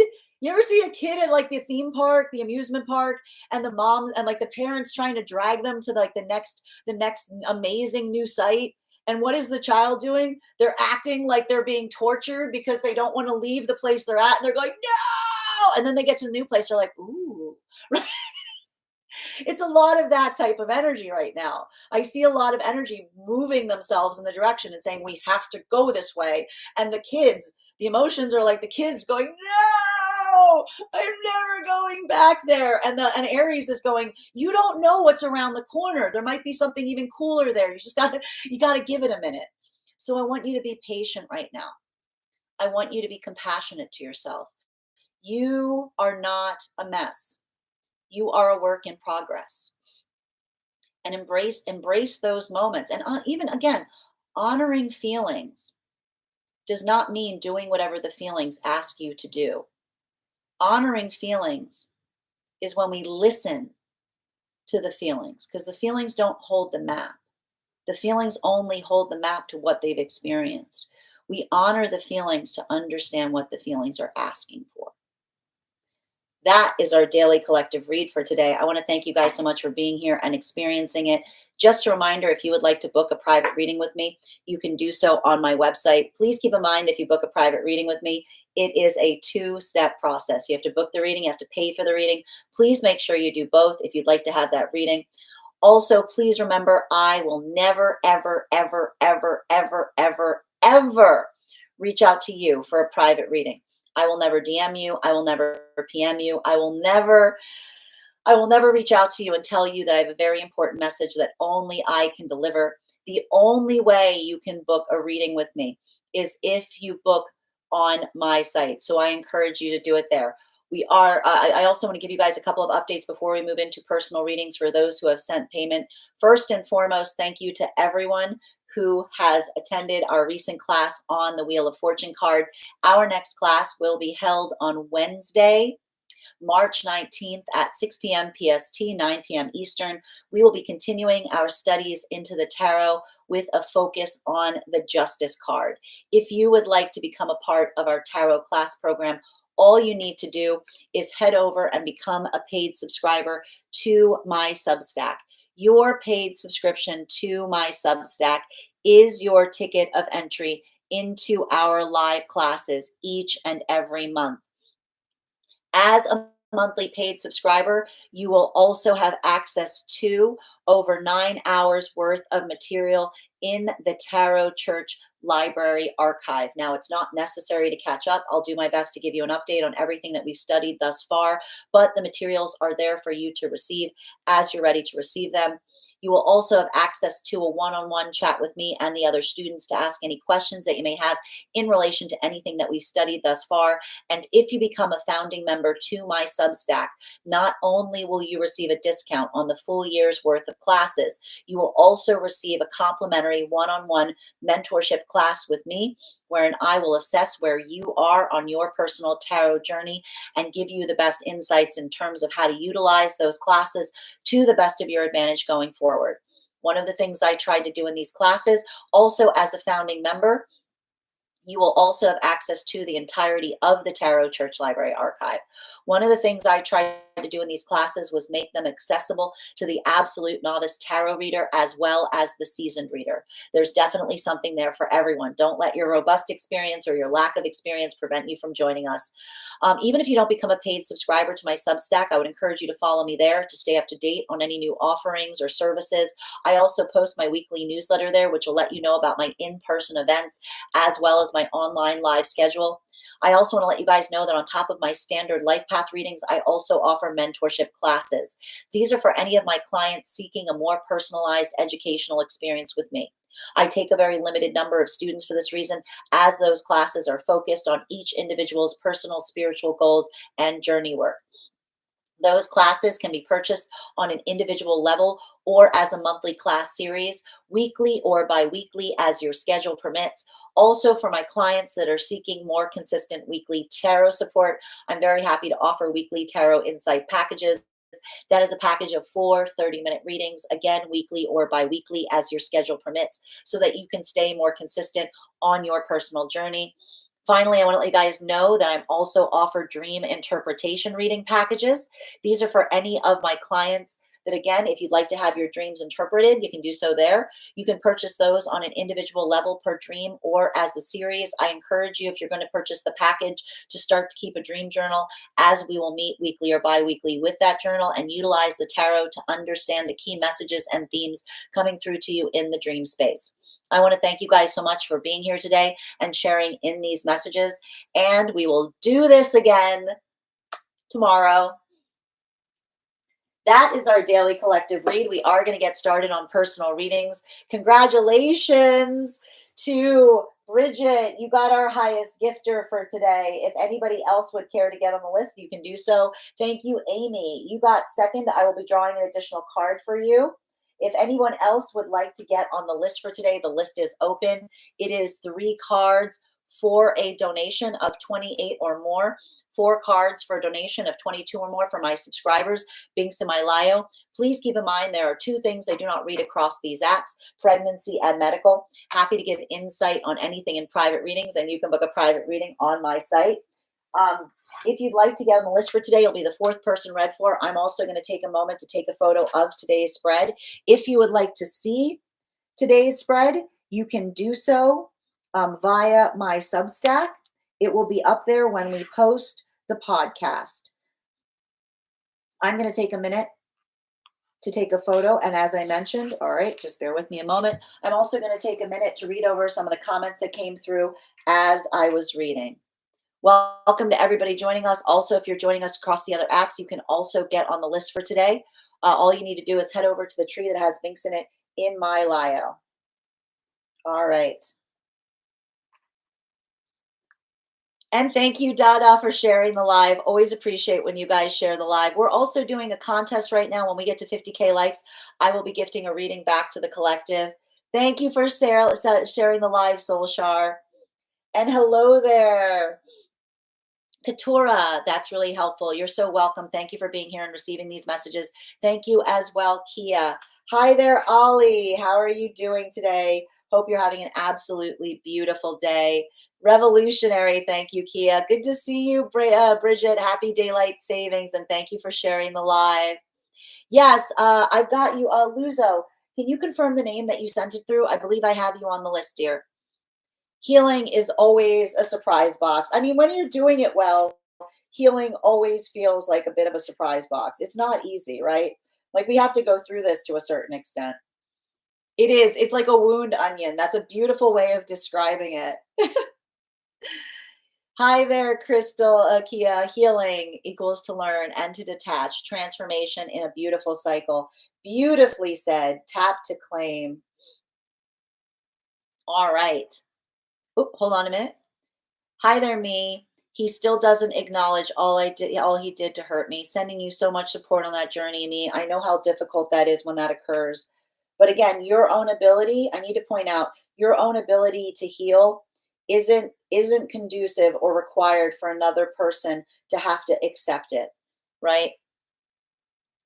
Thank you. I know the 6 of Cups. I love today's spread is absolutely beautiful. I just got to tell you, everything that I'm seeing here is just, it's truly beautiful. It's a really beautiful spread. I would encourage you to follow me on Substack to see it.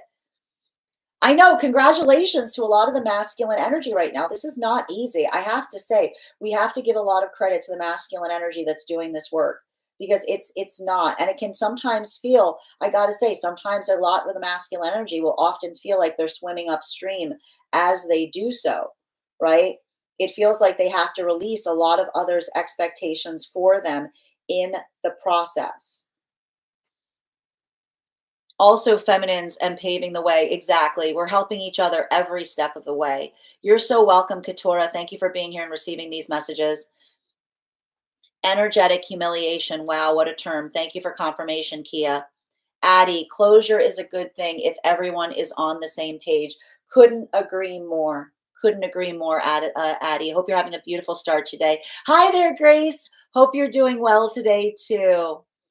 And Amy, your subscription's ending soon if you'd like to renew. Kia, this is true. I once felt like an ex shot my coffin like I was dead and continued coming back to say sorry. Wow, what an incredible symbol that you were getting from as a way to interpret how that felt. But that's the thing about it. Like, often when someone comes forward and they're just there to be in an accusatory space, but they're not showing any ability to transform, it can often feel like an act of spiritual or energetic desecration. this, and I need to point this out, like something that's very important that you're bringing up there, Kia, is you'll recognize that for a lot of the healthy energy in a karmic space right now, that observation as to whether it feels like something that they want to give another would harm or heal. There's a lot of energetic work that is being done right now in recognition and understanding the discernment that it takes to be that energetically strong. It's not easy. Blue Moon, thank you for the follow. Yes, confusion is clarity's cousin. I like that, Bridget. That's a beautiful way of seeing it. I love the Tower card. But, and not to need to point this out, congratulations, Luzo, because I got to tell you, I think that our own ability to heal our relationship to the Tower card is very important, And I know I need to point out, when people see the tarot, like the Tower card, and they're worried about it, I keep on pointing out it's not the card itself. It is the expediency of it, right? It's that feeling or that need. And that's how it can be helpful, because it shows us what we need to pay our attention to, you know? In moderation, exactly. It's tower time. Let the bodies hit the floor. And I mean, I gotta tell you, Kia, with all of this energy in Aries, there is a little, like, I'm sure you're seeing it in others' readings as well. There's a little bit of this FAFO energy, right? There's a little bit, definitely a bit of this space of don't mistake kindness for weakness, because I have to stress this, and we've been talking a lot about it. Aries energy, Aries are not bullies. Aries energy, Aries are the bully's bully. Aries work here, and the first lesson that Aries have to learn is how to pull a punch. Aries often recognize and learn the value and the significance of their own strength.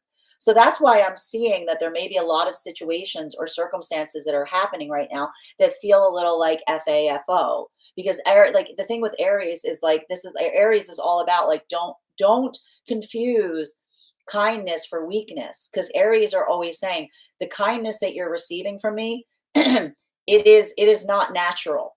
It is a choice I am making at every moment. you know I don't have a choice but to love it and laugh out loud. You do. And here's the thing, you do have a choice, Kia, right? And that's the fact that you're honoring the fact that that is a choice, that is how you're navigating it. You should be proud of yourself every step of the way. Disappointed but not devastated. Tap to claim, Bridget.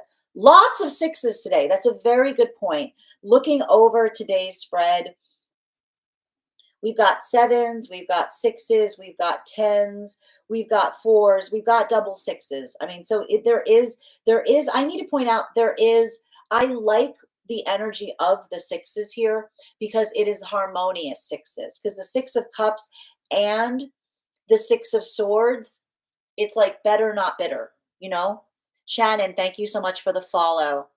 Karmic healing, what does that mean? So effectively, Kia, what we talk about here is understanding that often the way we are able to move into karmic healing is understanding the lesson, or what an energetic connection is, the nature of a connection between us and another person. It actually feeds very much into a lot of that description that you're having as it relates to things that we would often interpret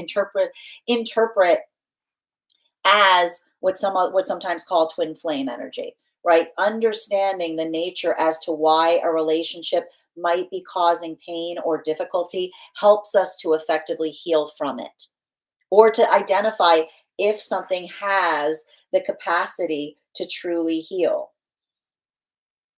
I'm trying so hard to stay in a flow state. Well, congratulations right now, soul, if you're managing to do that in any capacity. Because I'll tell you right now, the one thing, all of this energy in Aries moving out of Pisces, I would not be surprised if it's not hard to stay in a flow state as it relates to outside factors that are feeling like they are annoying or provocating you, right? It's just going to continue. It's just going to continue to amplify. And that's why I keep on telling everyone, find the anchoring practice. Find something that returns you to your center as we move closer to this eclipse cycle.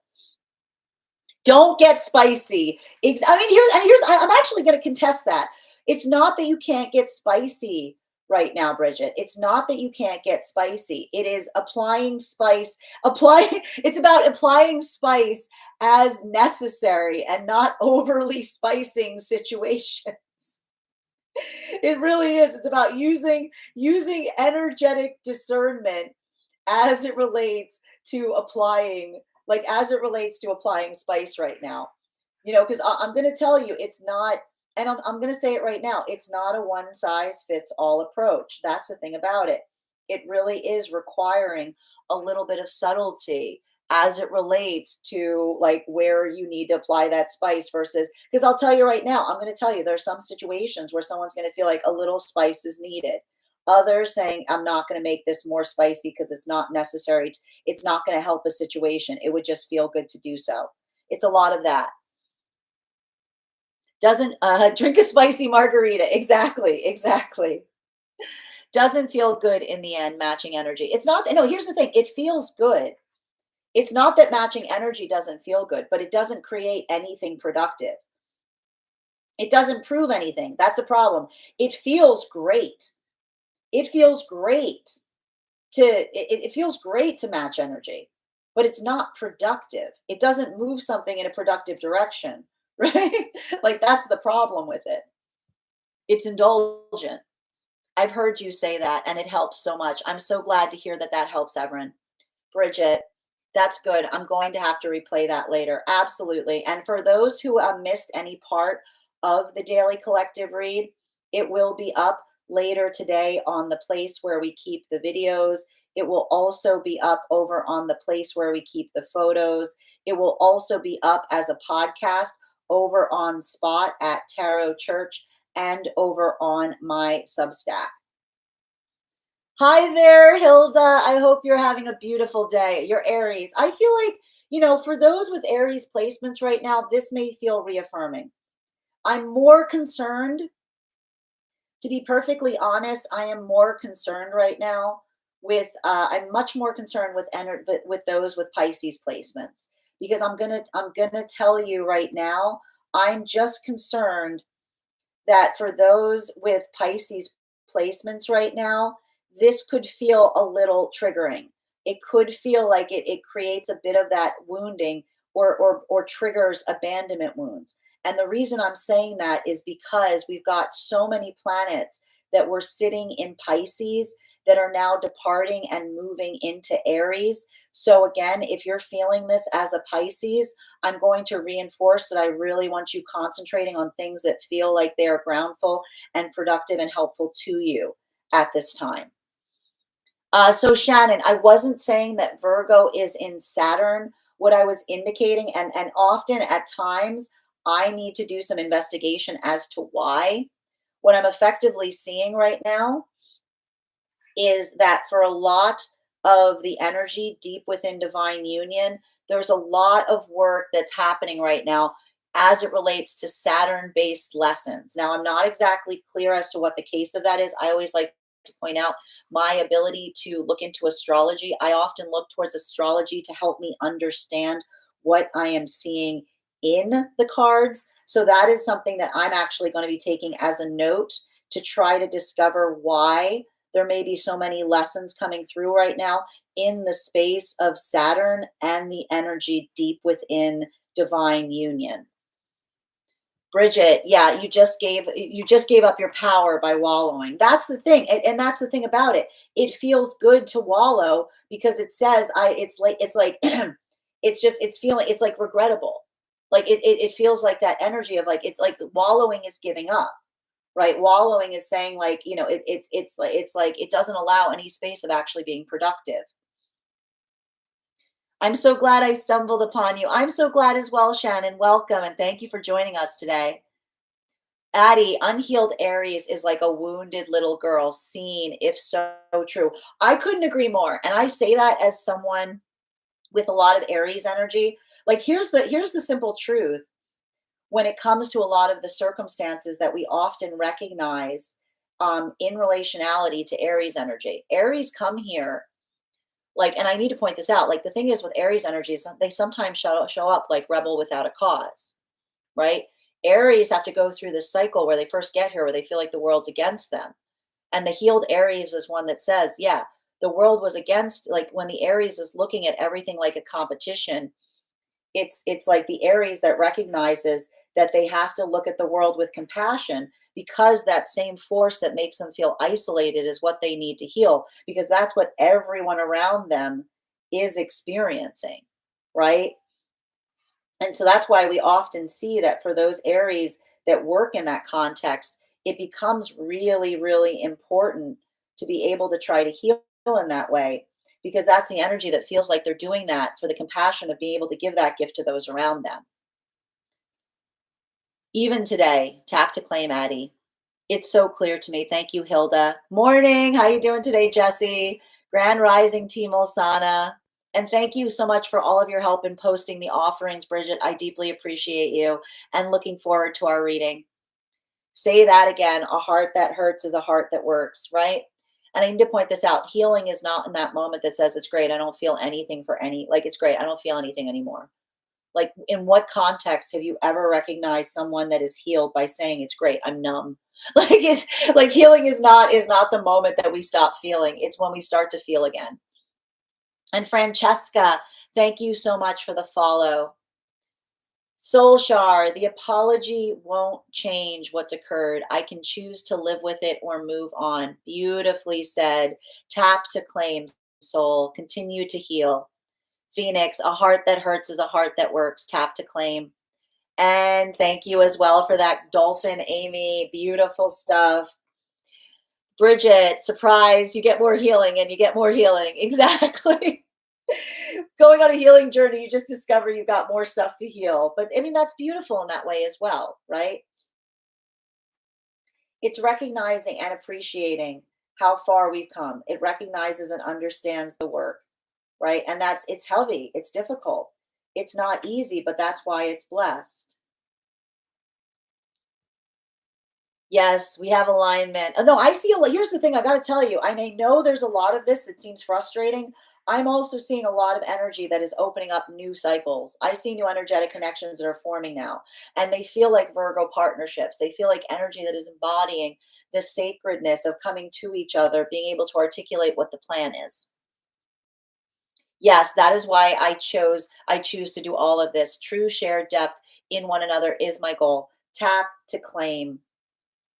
Fully aligned, huge sigh of relief. Now we can really talk. Love that, Jesse. Anyone else get emotional with this reading today? Just me. I'm going to tell you right now, a lot of that emotionality that we're currently experiencing, I think is directly proportional. And we've been kind of talking about this, to the fact that we've got a lot of planets that are moving out of Pisces into Aries. So if you're having like crying bursts right now, if you're having these like little moments that feel somewhat like, I want to say that feel like emotional purges, as it were, I think that that is a direct result of some of this energy that we're currently experiencing moving into Aries, right? It's like surrendering the emotions while still getting something done. Most definitely emotional. Tap to claim, Jesse, but honoring the emotions, right? Holding space for them. And you tone, your Tona, thank you for the follow. Grand Rising, Heather, so good to see you today. Hope you're having an absolutely beautiful day. I gotta know how you wish the relationship to be and working towards that. Tap to claim, Jesse, and I'm happy to read for you on that. If you would like to get on the list is open. Reciprocity, tap to claim. Thank you as well, Hilda. Thank you for confirmation, Bridget. And thank you, Sophia, for the follow. Luzo, I believe I've got you on the list, dear. You're so welcome, Bridget, and thank you for your help today. Looking forward to our reading. All right. Reading for Jesse. Thank you. Amazing as always. Makes me feel very hopeful and optimistic for what's to come. Tap to claim, Jesse, and thank you for being here and receiving these messages. Coco, your subscription's ending soon if you'd like to renew. Depends if you booked for a reading in this live. Payment is enough if that's the case. Thank you for the help, I appreciate you. Alexandra, the dream space was interesting and all over. Had a hard time waking up today. And that's the thing. I think it's going to be like that because of all this karmic work that we're seeing right now. I wish I could say it's going to get easier, but I just keep on seeing, like, I feel like there's a lot of emotionality here. I'd like to give a reading to the next person in line. Oh, absolutely, Bridget. That's so kind of you. So what we'll be doing is Amy, Bridget is actually gifting you their full reading. Jessica, all right. Thank you so much for booking a private reading with me.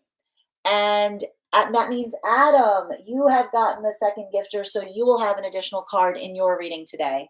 Thank you guys so much. All right. Hi there, Augustine. I hope you're having a beautiful day. All right. Oh, and thank you for the compliment on my top, dear. Thank you as well, Addie. Yep, I've got you, Luza. You never have to put your full name. Just the first name's fine, dear. Thank you. I've got you. Oh, daylight savings. No wonder it was so late. I know I'm making it a little tricky for everyone today because I know daylight savings is happening and I came on a little bit earlier. I tried to tell you guys yesterday, and that's why I say go over to go over to the place where we keep the photos, because I always will tell you guys what time I'm on every day. And if you follow me on Substack as well. Hi there, Claire Bear. Pristine, thank you for the follow. Let the bodies hit the floor, Tower card. You know what? I'm never going to not associate that song now with the Tower card.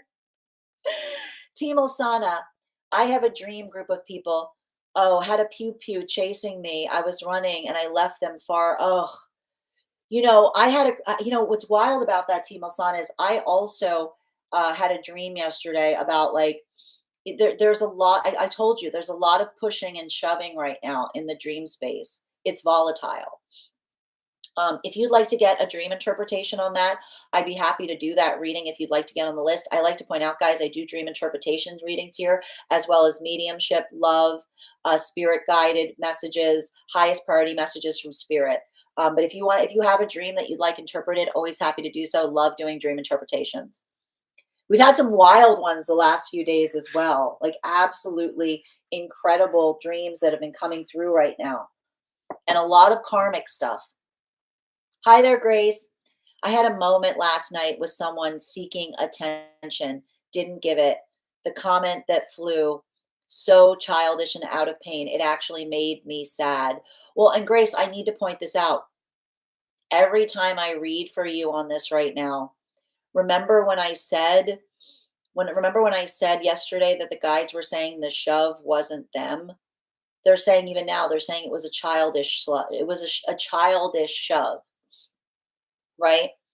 Like they were showing me something that felt like it was a childish shove, like someone operating from the space of hurt feelings, right? So that ability of you, like there's like like protecting your energy in that way and not getting in a shoving match with someone, like well done. Pisces, me, how are you doing right now with this energy, soul shark? Because I feel like, again, this could be like feeling a lot right now for those with Pisces placements. It may be feeling a little triggering to abandonment wounds right now. Everin, when you refer to divine union, is that union of self or with others? Yes. Yes, both.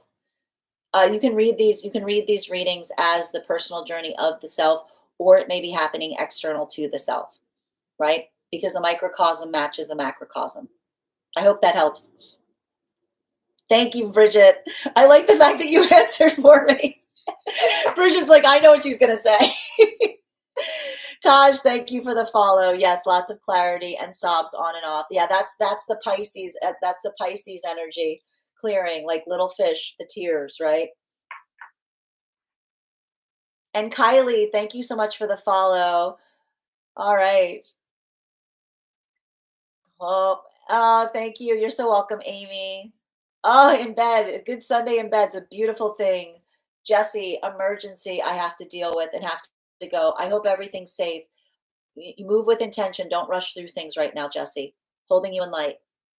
Yes, Bridget, my dream last night, I almost got ran over twice. Yeah, I was having a lot of dreams like last night, um, in relationality to roadways I was having a lot of dreams in relationality to, like I'm telling you, there's a lot, there's a lot of, I keep on getting the message. And that's the thing with I keep on seeing the 5 of wands in the dream space right now. So there's a lot, I keep on hearing there's like a lot of energy right now in the dream space, jockeying for position, if that makes sense. That's why I keep on hearing it's a lot of push and shove. Once by a cop and then by people. Yeah, it is. It's a mom wound. Thank you for confirming, Grace.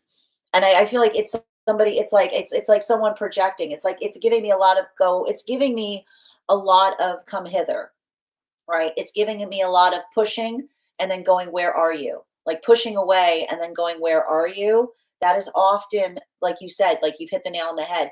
That is often indicative of a mother wound, right? Because what often happens when we don't have a healed relationship with the mother, we want care, but not too much care, right? We get mad about the need that we feel towards another. So that can be a lot of that like push and shove that we're seeing that is like, go away, where are you? You know? All right. Hold on a moment, just catching back up. Hi there. And again, the Taurus energy right now, this might be difficult for Taurus energy because these Venus and retrograde cycles, they're hitting you right in the planet. Like I remember, you're not a mess right now. You're a work in progress. I was helping people again in the dream space.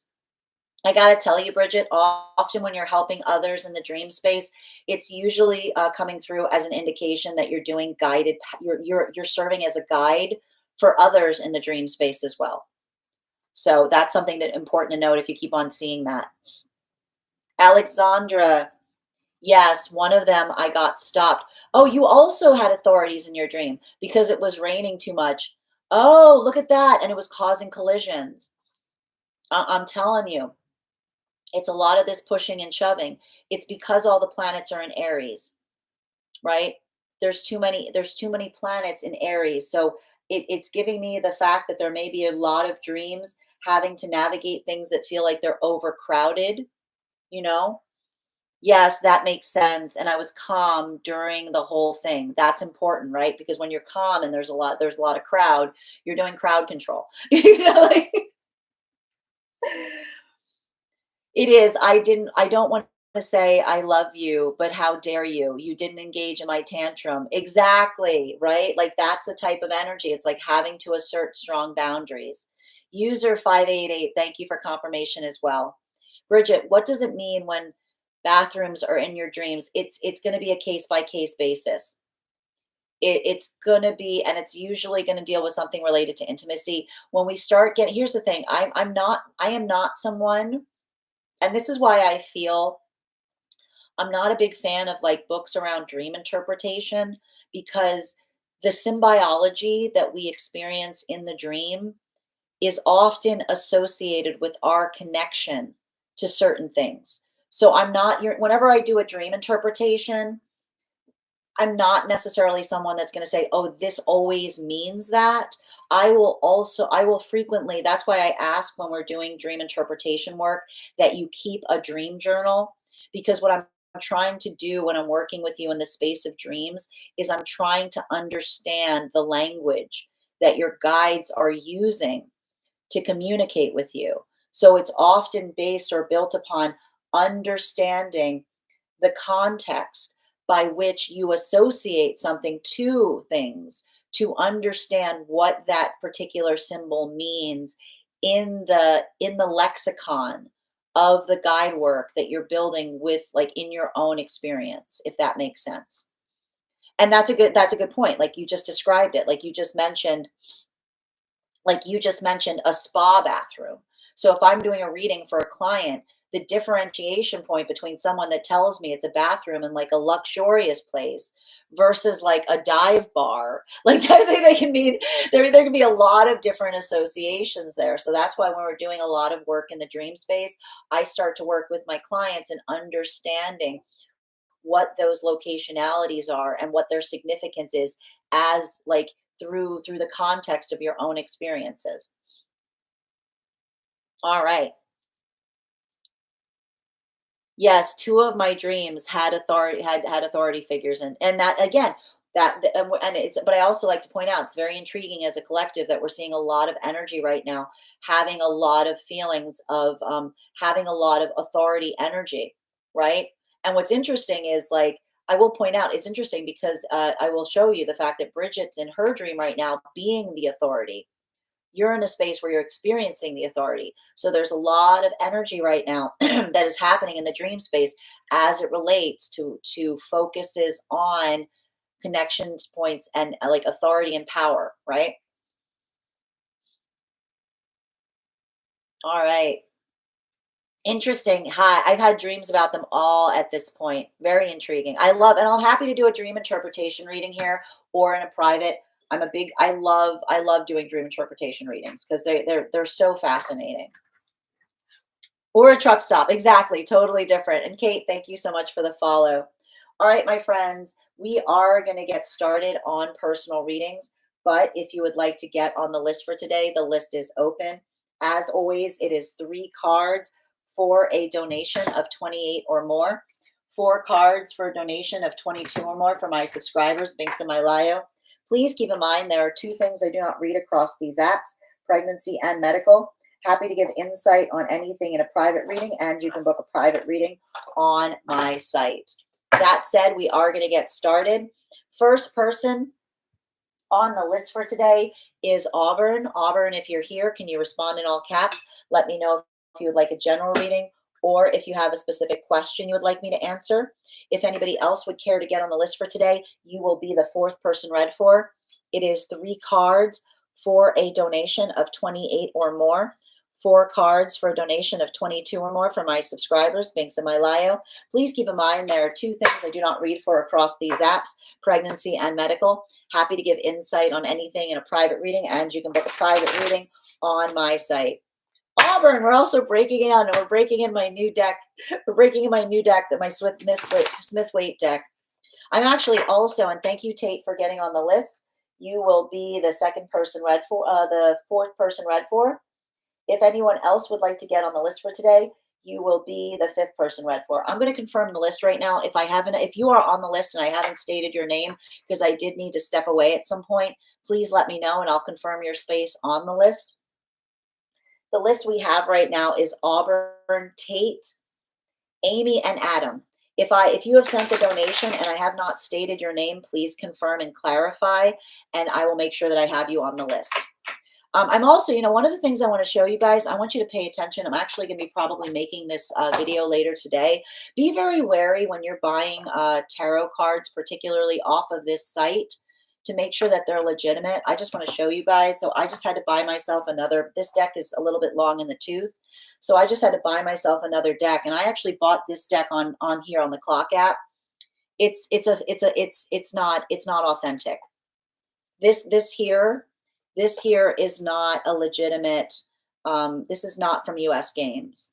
This one is. And I'm actually returning this one because when you look at them like connected, like when you see them together, you can see that they're not the same. And I got to tell you, the quality on this deck is far less superior than the actual deck that is made by US Game System.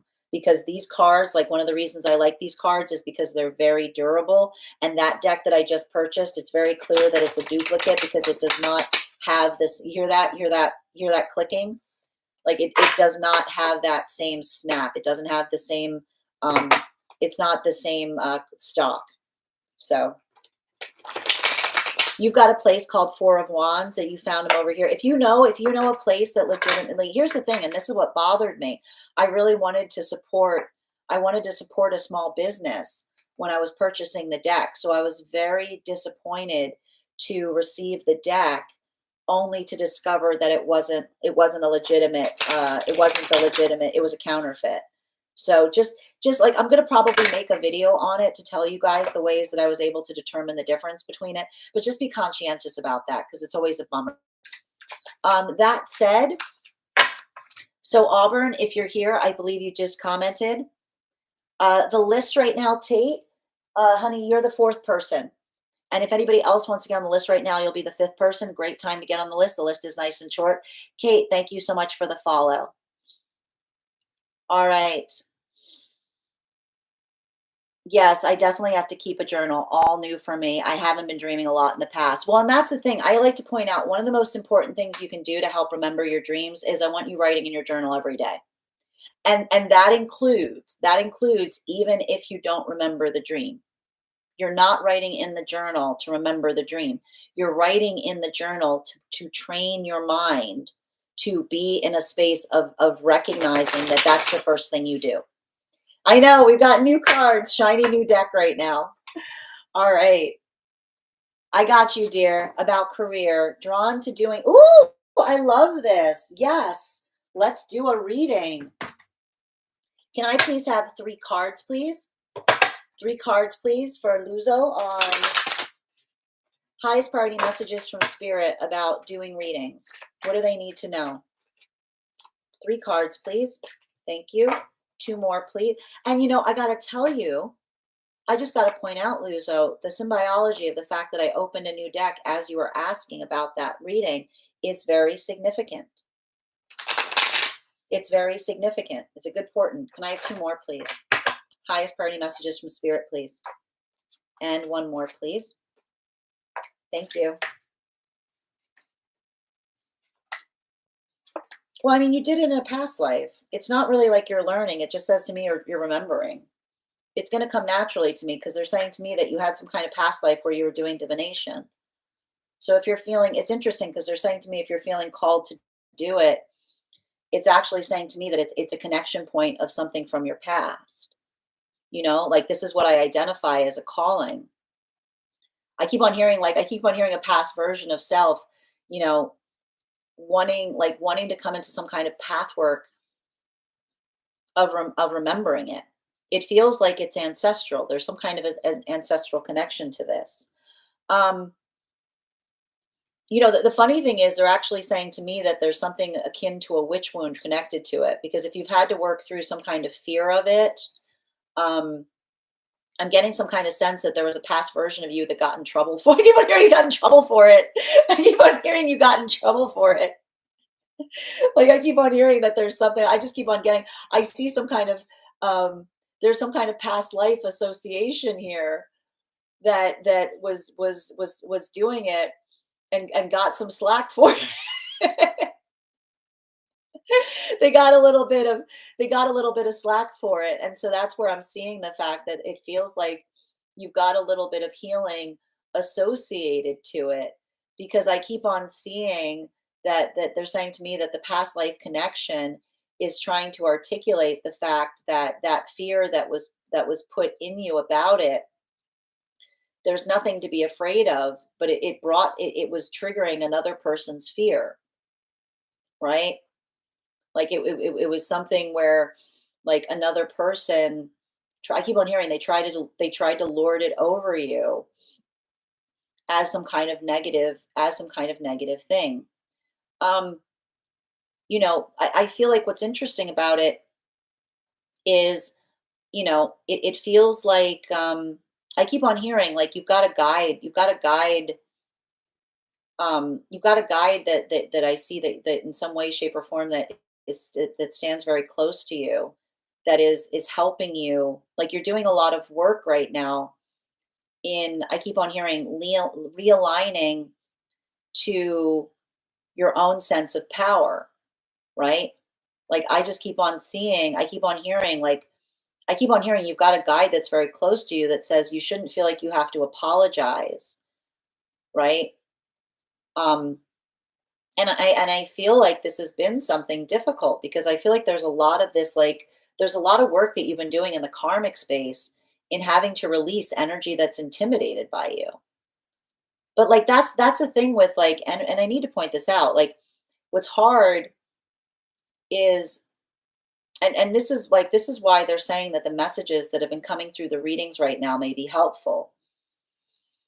When we intimidate someone and they can't tell us why, right? Like when we intimidate someone and like they come towards us from a place of fear, the guides are very clear on this.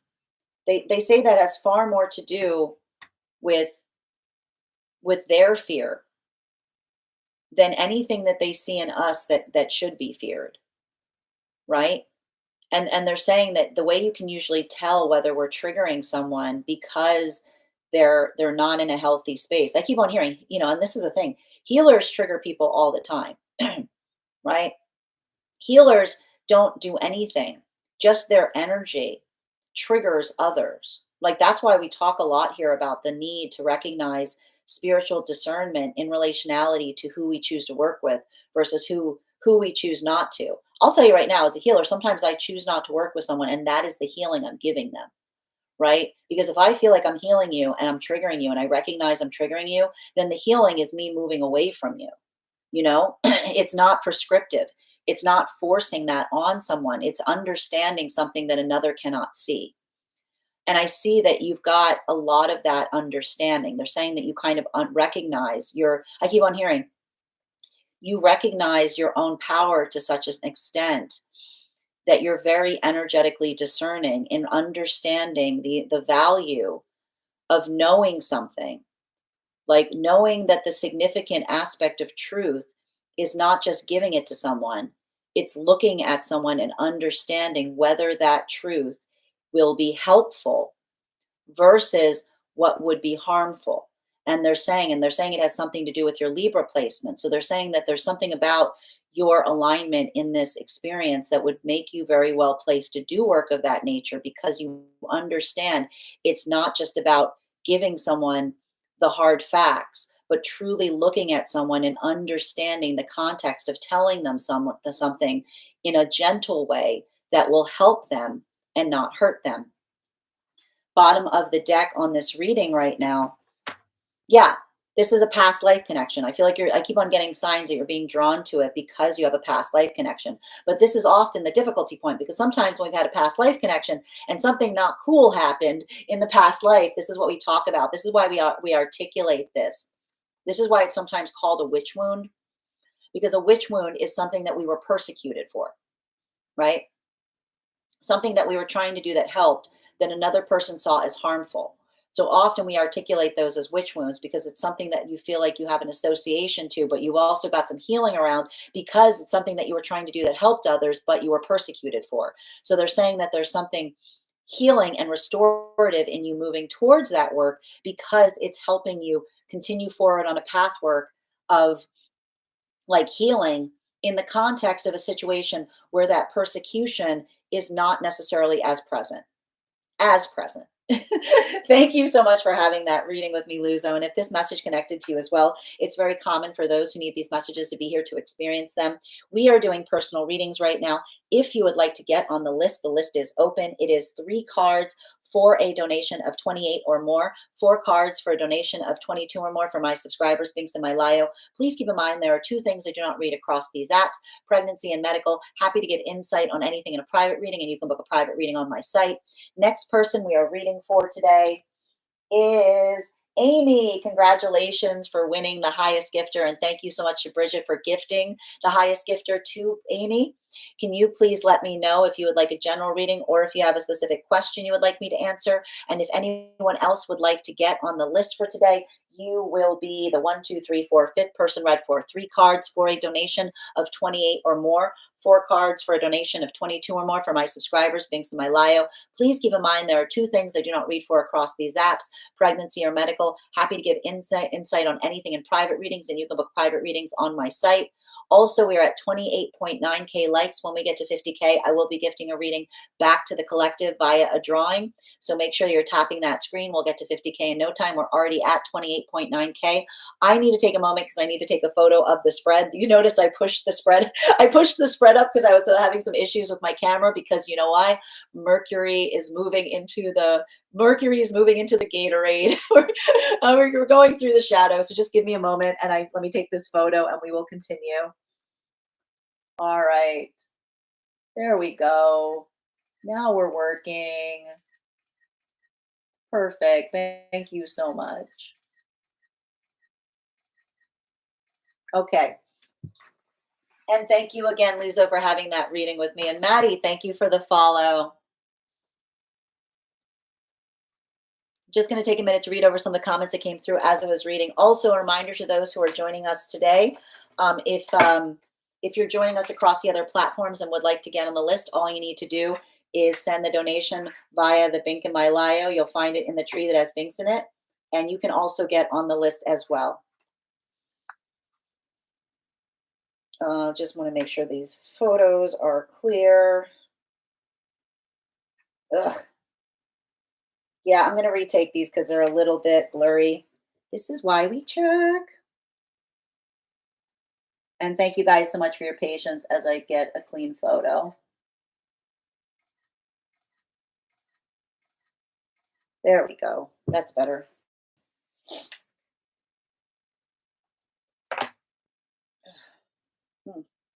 Still blurry. All right, we'll work on that later. All right. And Kate, thank you for the follow. Yes, new cards, exactly. Well, and again, timely for based on the question. It is a pretty deck. I mean, this is, and I will point out, this is a deck that I teach on. This is a deck that if you take the classes with me, I teach on. And here's the thing, you don't necessarily need to use this deck, but this deck is pretty much the basis for most of the card decks that you'll find today. So I always feel like if you have a strong foundation in this deck, you can apply it to any deck that you might be having more of a preference in utilizing. We have a plan, and thank you, Grace. Feel free to send me the link to that location if I can use them in the future. Yeah, I had that happen on a clock app shop with another person. Had to shut it down. Oh, I'm sorry. It's frustrating, you know. The reason it's so frustrating is because I really I wanted to support a small business with my purchase, so I was really devastated when they arrived and I realized that they weren't the legitimate deck. Yes, I was using voice to text half asleep. No worries there, Bridget. When I wake up, it doesn't make sense. Well, and that's the thing. Like, I mean, if you're half awake, but and that might be. I mean, I'm not necessarily opposed to that. I understand sometimes when we're half asleep, it can be hard to pull up a paper and pen. It's more about getting yourself in the space of just remembering to remember, if you will. Yes, very fearful. Thank you for confirmation. I mean, past version of self. I feel like the past version of self was in some kind of form of divination and was persecuted for it, was what I was seeing in that reading. Yes, I like the cards. They are new yet identical to the old ones. Past life. Yeah, it was. Did you see that?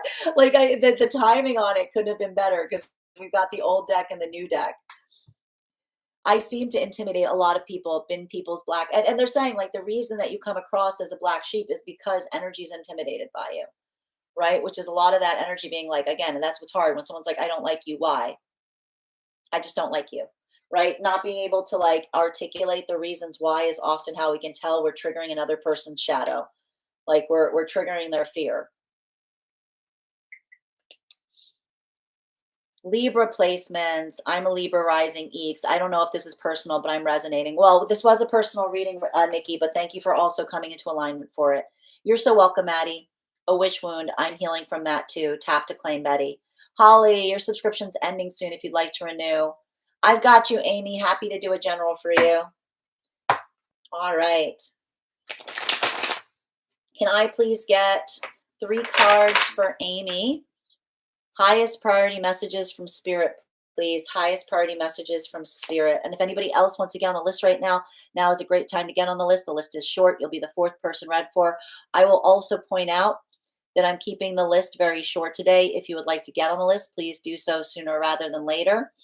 It is 3 cards for a donation of 28 or a baby dragon.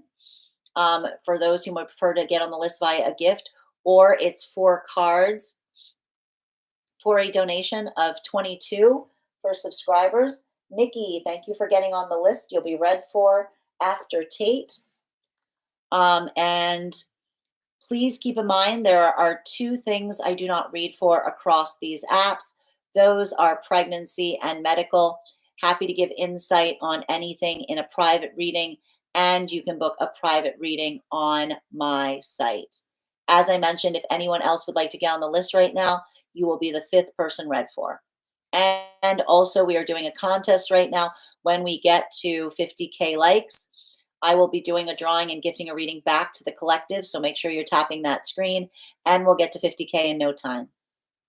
All right, we're doing, Thank you, Maddie, for the follow. General for Amy, please. 3 cards, highest priority messages from Spirit. Woof, 1 card out. 2 more, please. Highest priority messages from Spirit, please. And 1 more, please. Thank you. Oh, I mean, like, here's the thing. You got stuff to do right now. You got to go into hermit mode. And here's the thing about it. I need to point this out. You know, and we've been talking a lot about this. We've been talking a lot about this.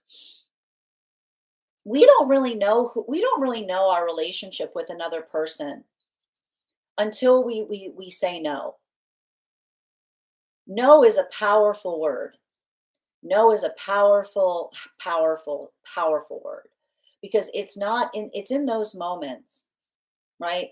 It's in those moments that we articulate like what we're not pleased about.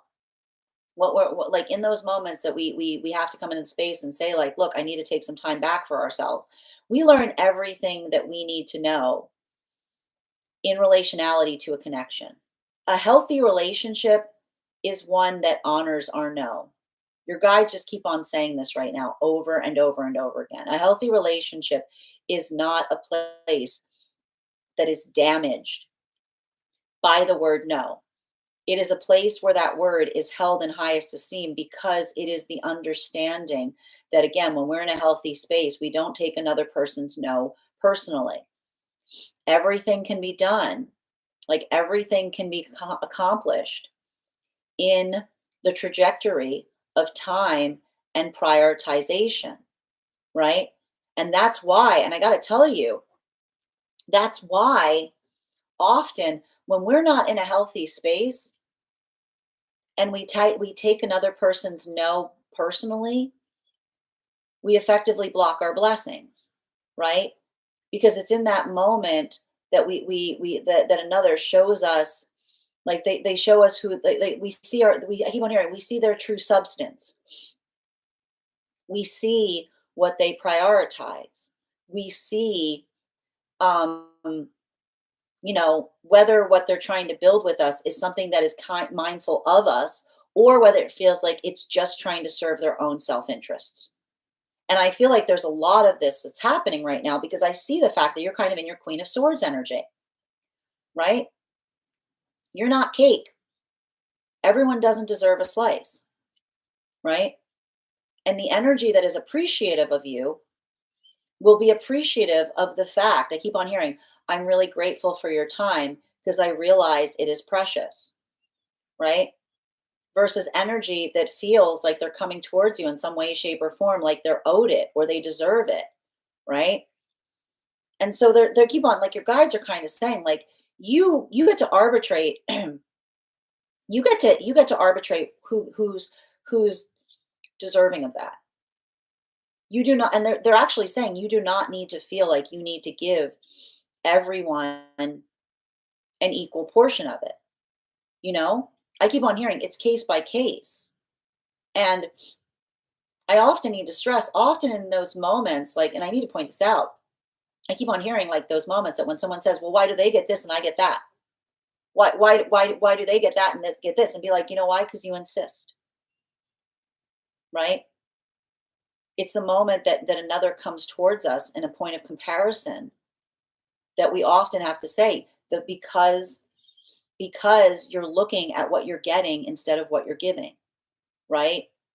You're going about it all wrong. It's like, that's what I mean. It's like someone working in that space. It's like when someone says the audacity, and this is often why when someone says the audacity, like when another person states their boundaries, we say, you've told me everything I need to know, because, and I keep on hearing this, none of us are entitled to each other's time. Time is a gift. And when another gives us their time, we are grateful for it. We're not demanding of it.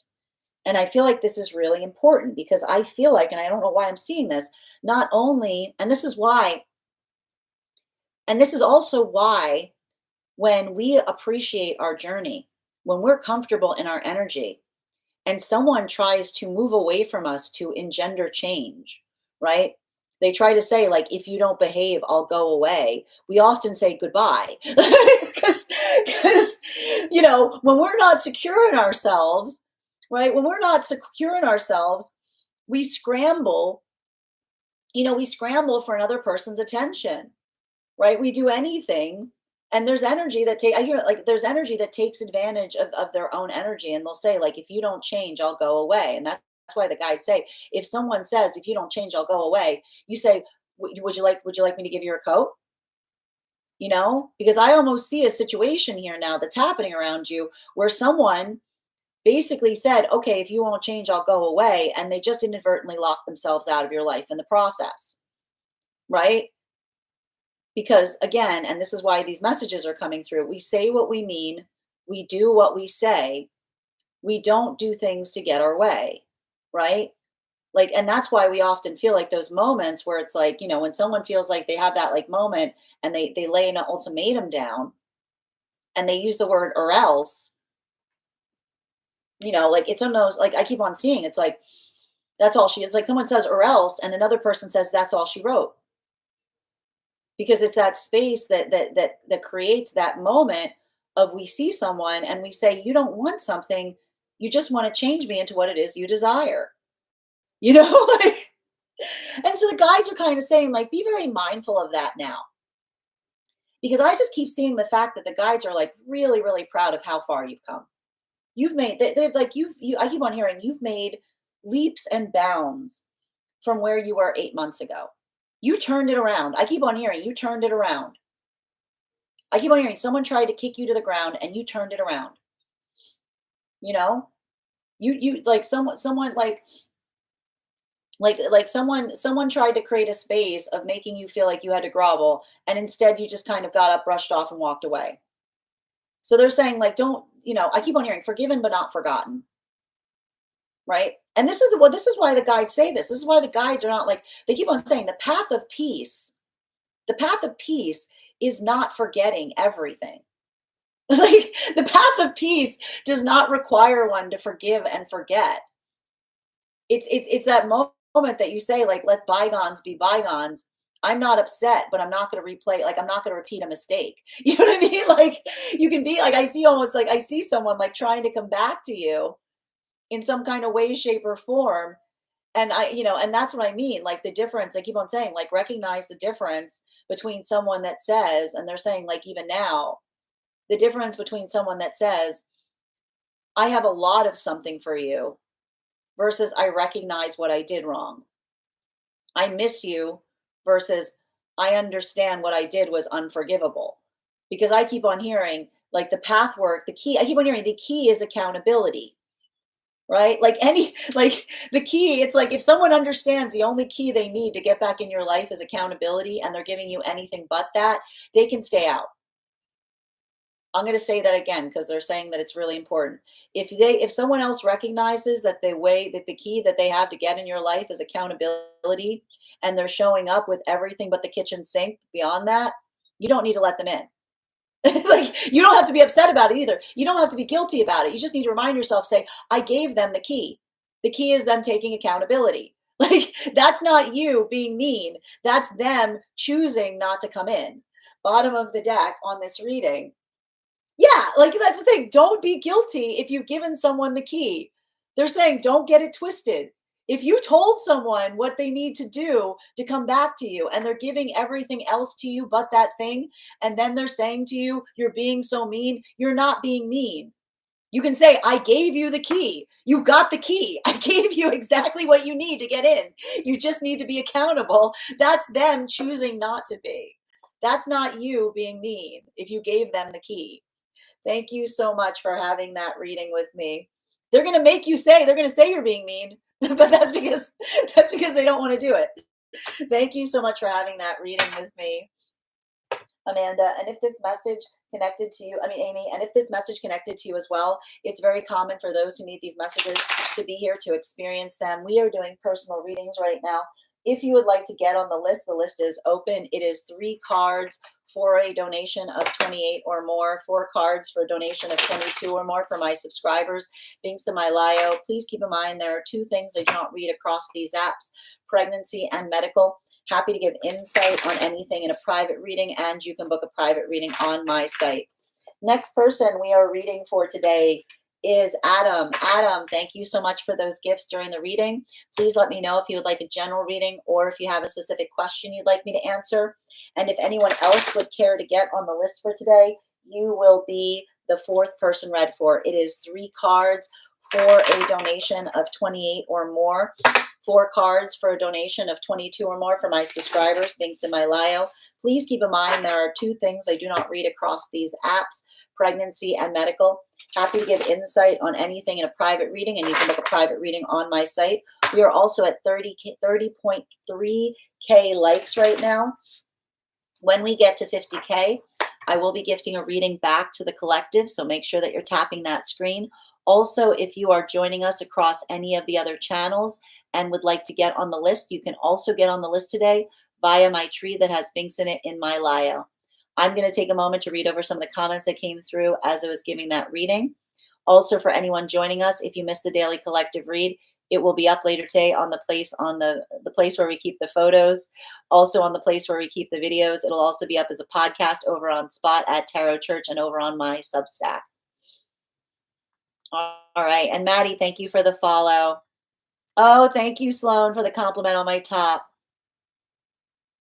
Hold on a minute. Just reading over some of these comments.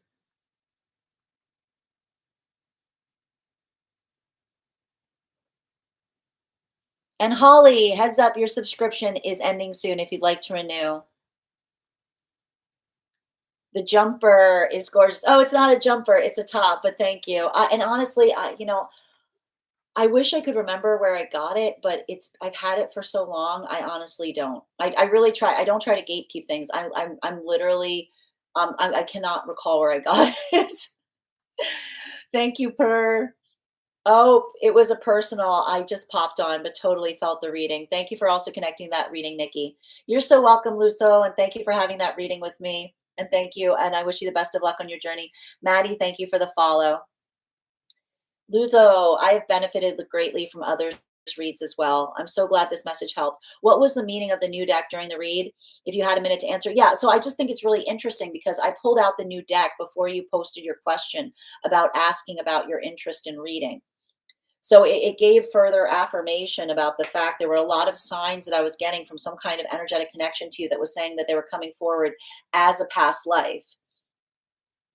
That was saying that it was something that you were doing before. So it was very much in connection to the reading by the fact that I was intuitively pulling out a new deck to read for you on while the old deck was on the table, because that was further confirmation of what I was seeing in the reading about the fact that there's a past life connection here from the old deck to the new deck. Happy to read for you on that, Sherry. If you'd like to get on the list is open. You had another dream. You have another dream for me, Nikki. I cannot wait. I love doing the dream interpretations. And so you're actually going to be, you will be read. You're the 3rd person to be read for today. And if you'd like to get on the list for today, now's a great time. You'll be the 4th person read for. The list is nice and short. Oh, and Sloan, if you want to get on the list, you can be happy to do so. All you need to do is send the donation payment and you'll be added to the list. It's 4 cards for a donation of 22 for my subscribers, and you're a subscriber, so you get that discount. Hi there, James. Happy to read for you too if you'd like to get on the list. Still on it, and he's invading my dream space like crazy. Sending you so much support, Nikki. Oh. Try to sleep with a crystal under your pillow or a dream catcher above your head. Thank you, user 116, for the follow. I'm also sick, which feels like a sign of some sort of, this is the thing about it. Like some of this energy right now, like it could be, there could be some of those associations that are occurring. It's interesting that you're picking up on that. He's avoiding me like the plague, and everyone, thank God. Sending you support on that journey, Nikki. Grounding and energetic clearing could help. Tap to claim. Thank you guys for supporting each other in the live. Make sure that you're hydrating right now, Nikki. Make sure that you're prioritizing care of self. You're about to get another dream interpretation related to it. It's been a crazy, stay tuned. I know the dream space right now is wild. I know it's a lot right now. I like it. Hopefully on time for me to hear it. I need to go in an hour. Sloan, I want to get on the list as a subscriber. How do I do so? All you do, Sloan, is if you head over to my profile, the tree that has Binks in it, you'll see the donation links there, and you can send the donation payment and be added to the list, dear. Yes, put on a jacket and go. Thank you, Nikki. You're always on time, babes. Tap to claim. Thank you, yours truly, for being here and receiving these messages. Accountability is key. Wow, thank you. You're so welcome, Amy. Thank you for having that reading with me, and I wish you the best of luck, and thank you for all of those gifts. Yes, that's you, Adam. You got the. You already got your cards out too, so just let me know what your question is. All right. Hi there, Kay. Good to see you. Oh, where did Amanda come from at the end? I said Amanda instead of Amy. I apologize for that. Though if you have a connection to someone named Amanda, that might be relevant. You have 2 dream catchers. I love dream catchers. Big fan of them. Was a great reading. I'm so glad to hear that, Amy. Oh my God, I just woke up from a dream. We were having afternoon tea and cream cakes. Ooh, that sounds delicious. Virginia, thank you. Were they cream cakes or were they St. Joseph's cakes? Because now's the time for St. Joseph's cakes. How can I improve my living situation? I got you, dear. Oh, you do have a connection to Amanda. That is very intriguing. Okay, that's interesting. So they may have been coming through on that. Thank you. I wouldn't be surprised if they might want to reach out to you about something. Thank you. I love this. Thank you. I never saw that one before. Thank you, Adam. Here's the thing about it. Like, I think that there's something to be noted. Like, you're very, you just have to come to terms. You're really sensitive about other people's energy. You know, you're like a tuning fork. It's not a bad thing, but when you're a tuning fork, thank you for that gift. When you're a tuning fork for other people's energy, it's not going to be easy. It's not going to be easy for you to be in situations where there's a lot of people, right? Because you can just feel, it's like they don't need to say it, you can just feel it. And if someone's not in a good space, it's like it takes you down with it, you know? Um and I need to stress this because you have to understand too, it puts you in a really awkward situation because you have to understand you can't really go up to someone and say you need to change your energy, you know? I also got to say, like, I got to tell you, I like, you ever met a spiritual healer that like tries to ask you to change something that like you don't have control over? Like, you can't do it because I don't even see like you can pick up on things that others don't even realize are human hearing. You can pick up, you can see when someone's got a human hearing, you can see when someone's got a cloud over them. And the thing about that is, I keep on hearing, I don't want to alarm you. Often, when you can see that another person has a cloud over them, you can't tell them that they have a cloud over them because you're gonna make them like batty. Like that's what I mean. Like you know what I mean. Like it's not helpful. It just is the case. Um, so there's something about they keep on saying you have to be very. I keep on saying you have to be very careful about making sure that you're living in environments where someone is aware of their energetic hygiene, right? And when I say that, um, it's going to be kind of hard because you can't ask someone to do that. You just got to pick up as to whether it's there or not. Um, because I keep on hearing you're hypersensitive. Um, and a lot of that too, like, and I got to tell you that this would give me the type of vibe of someone that might just recognize that, finding a situation or circumstance wherein, um,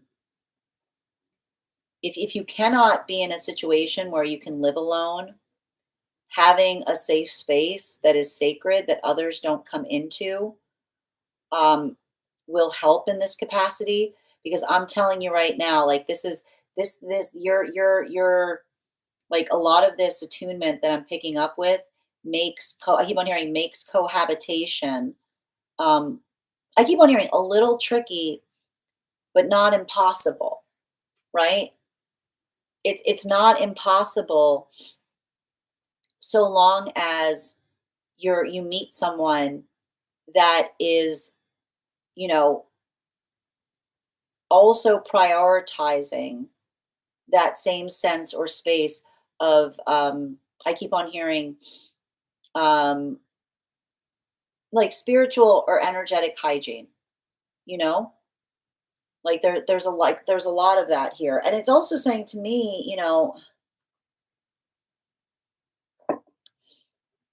I feel like I also see you in the progress of healing a lot of stuff from childhood right now too. You know,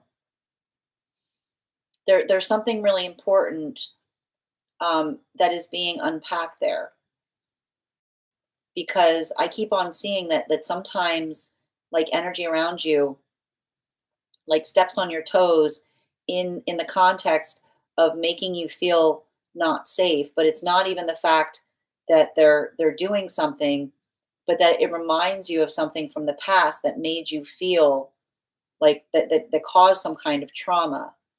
So, I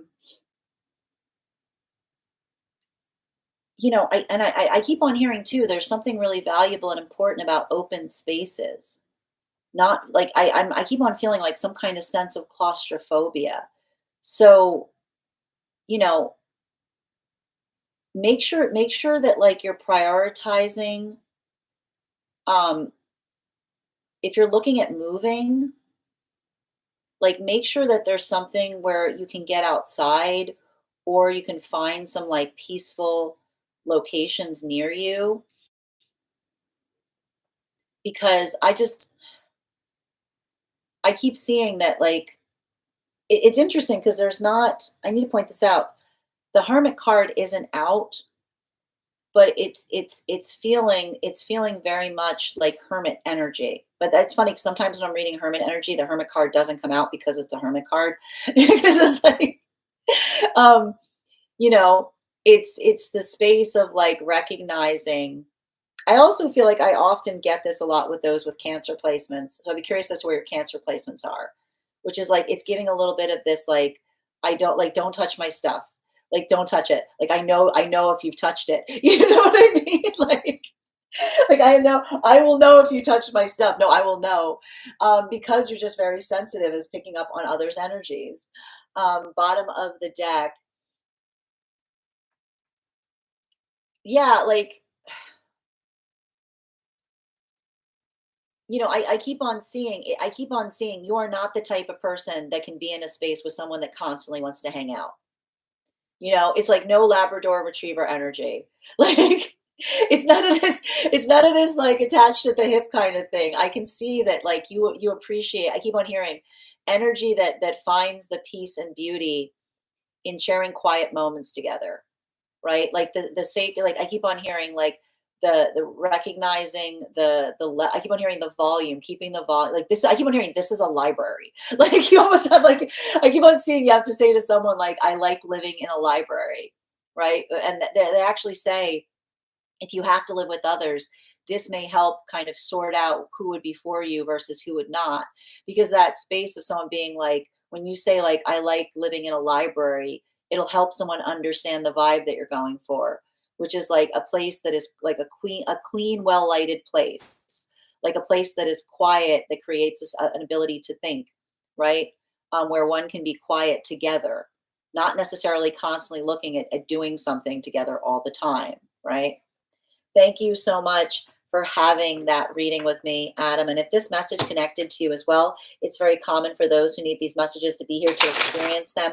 We are doing personal readings right now. If you would like to get on the list is open. It is 3 cards for a donation of 28 or more, 4 cards for a donation of 22 or more for my subscribers, being semi-lio. Please keep in mind there are 2 things I do not read across these apps. Those are pregnancy and medical. Happy to give insight on anything in a private reading, and you can book a private reading on my site. Next person on the list for today is Tate. Tate, congratulations. Thank you so much for being here, dear. So good to see you. Can you let me know if you would like a personal reading or if you have a specific question you'd like me to answer? And thank you so much, Virginia, for purchasing that private reading with me. I look forward to reading with you as well. I'm going to take a minute to read over some of the comments that came through as it was reading, but if anybody else would like to get on the list for today, the list is open. You will be the third person read for. It is 3 cards for a donation of 28 or more, 4 cards for a donation of 22 or more for my subscribers, being semi-lio. Please keep in mind there are 2 things I do not read across these apps, pregnancy and medical. Happy to give insight on anything in a private reading, and you can book a private reading on my site. Also, my friends, we are at 31.1K likes. When we get to 50K, I will be gifting a reading back to the collective as a giveaway. So make sure that you're tapping that screen. We'll get to 50K in no time. And I'm just going to take a minute to read over some of the comments that came through as I was reading. Okay. I had a weird dream about someone chasing me. Everybody's dreams right now, Ruby. It's everybody was outside. Everyone was being chased. I had one. I had one as well, or harassed. It's all the sign work in Aries. There's too much. There's overcrowding right now. I got to point out, Aries is in Cancer. Thank you, Adam. Aries is in Cancer, and every Aries is in Cancer. So Aries is in the dream space, and all the planets are moving into Aries. So I would not be surprised if there's a lot of dreams right now related to conflict, pushing and shoving, because the planets are overcrowding the house of Aries, right? It's like it's confusing right now. Happy to also do dream interpretations on it as well, if for those who are having these dreams and would like clarification. They were posh. Oh, who the people you were living with were posh? Oh, the dream. Oh, they were posh, the dream. So that's funny. Here's the thing. Um, everybody else is having pushing and shoving dreams. You're having dreams where someone's having cake and cup, like tea. You're having the nicest dreams right now. you know? But it's funny because it's all about it's like layer cakes. It's all about the tears. I'd forgotten until you said that and had said, I don't normally dream. Continues, confirms they were my guide. Oh, thank you for confirmation, Grace. I'm so glad that message helped unlock something. Guides with dreams lately. Yeah, guides are doing like I'm telling you, I got to point out when we have a lot of karmic dreams coming through, the guides stay very close for karmic dreams, right? Because the guides are like, what are you doing here? Like they're like, what are you doing here? Um, I'm going to go meditate. Absolutely, Grace. I'm not going anywhere. I'll be here. I'm a tuning fork too. I love it. You are a tuning fork. I got to tell you, every time I read for Grace, 2 of Swords, every single time, without fail, the 2 of Swords come out when I do a reading for Grace. Yep. Yep. You're like the 3rd or 4th person on the live with that dream. It's collected for a reason. Thank you for confirmation, Grace. Mr. David, your subscription's ending soon if you'd like to renew. Comparison is the thief of joy. And that's, here's the thing. And like, I don't know why it feels like that's been a bit of an issue. Like it feels like you've got some kind of energy around you that like it feels like I can hear energy saying, what do you think, you're better than me? Or you think that you're better than this?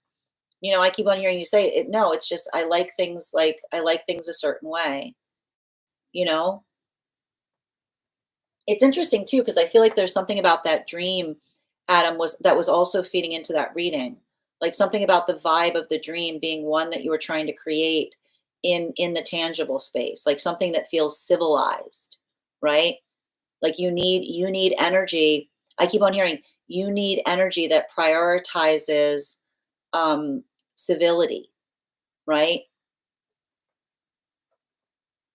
Oh my goodness gracious. Thank you for confirmation, Nikki. I am the hermit. Thank you for confirmation, Adam. And I love when I read for the hermit and the hermit's card's there, but it won't show up because it's a hermit. Like, yep, don't touch my drums. There you go. Yeah, it is. It's like, don't touch my, I'll know. I'll know if you touch my drums. I'll know. Feeling this, literally head wrapped in a heated blanket in bed right now. Oh, sending you support, Nikki.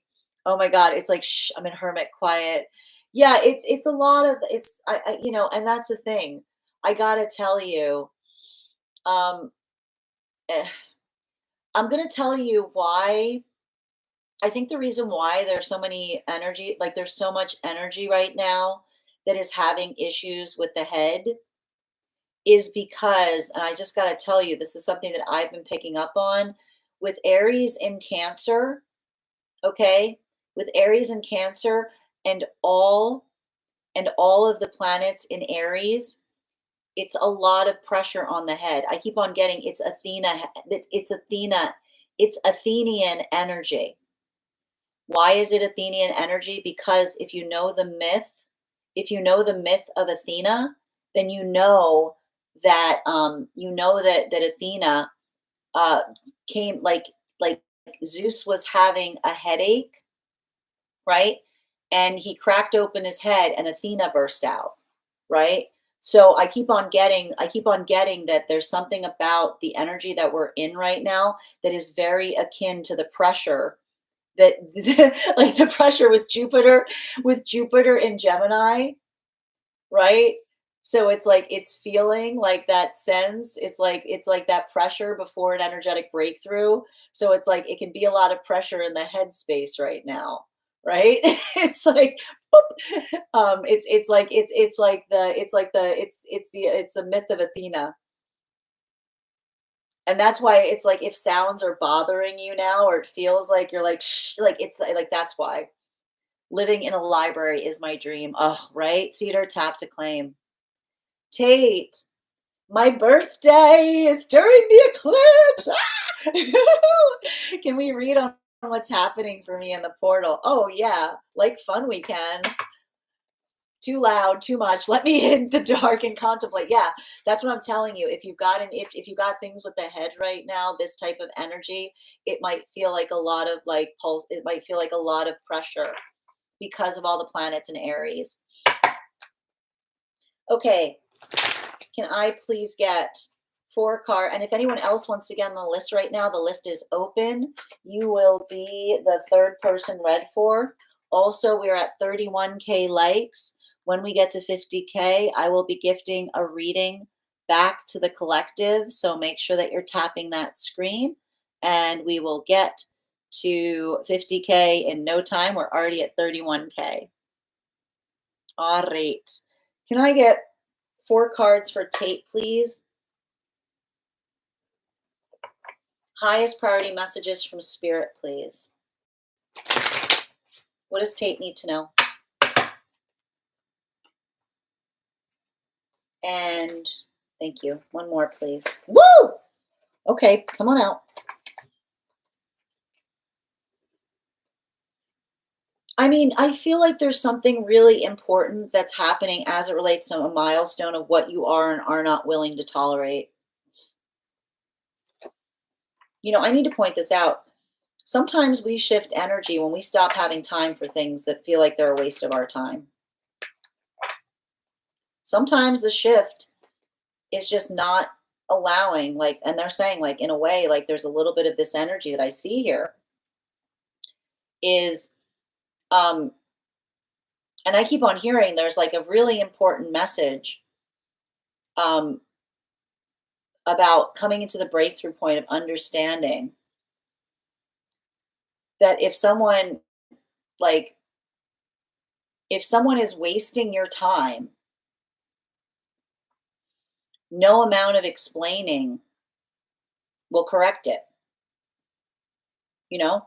Like that's what I keep on seeing is happening as it relates to some kind of breakthrough that you're having, you know?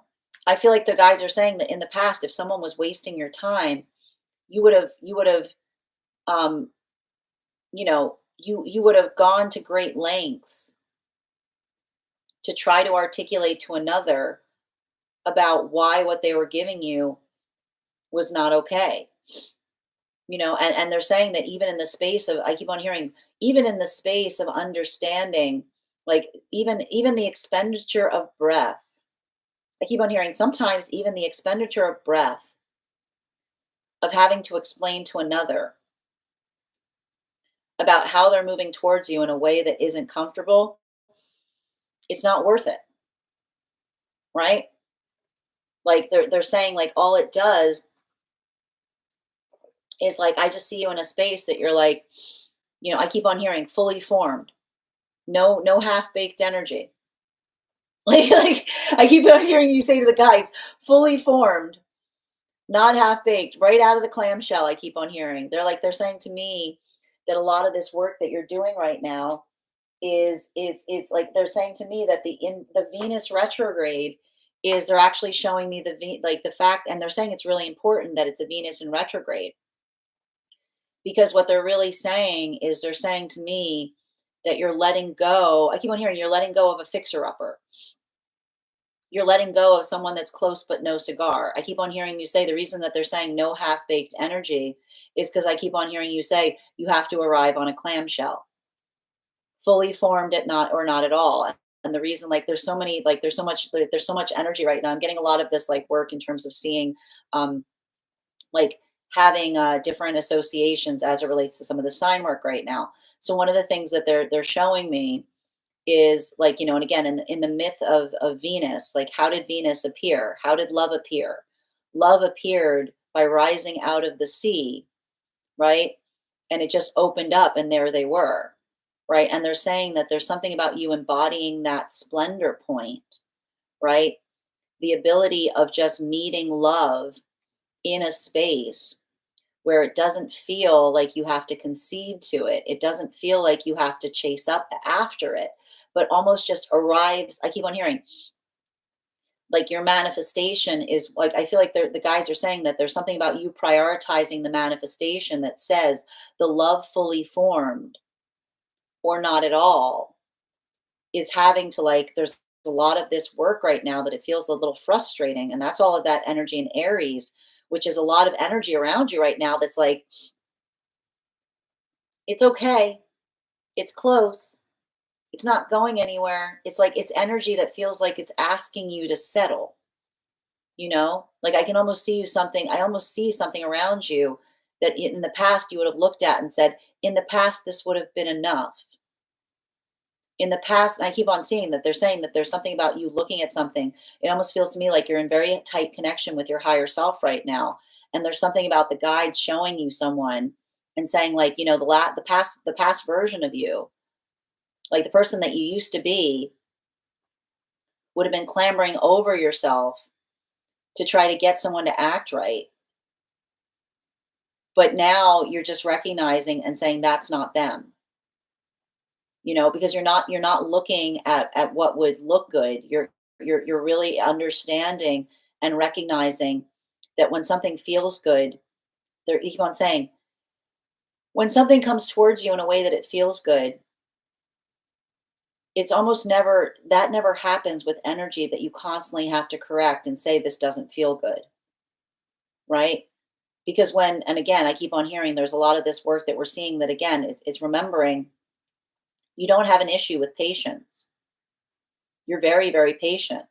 I feel like you've had a lot of energy that gave you the misconception that you weren't patient because they were trying to get you to continue to lower your standards. And when you would get frustrated, they would tell you you weren't being patient enough.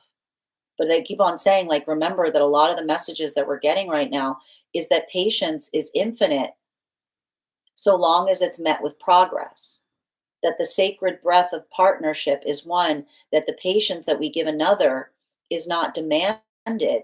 It is immediately rewarded with someone that recognizes we're being patient with them and meets that patient with process. And so that's why they're saying that if you are losing patience right now, if you're feeling exasperated, instead of feeling like you're clinging to something, the guides are actually saying that that's healing because you're learning what is worth your breath versus what is not. And I feel like even now it's like in that space of saying like you no longer feel the need to try to explain to someone why what they're giving you isn't right.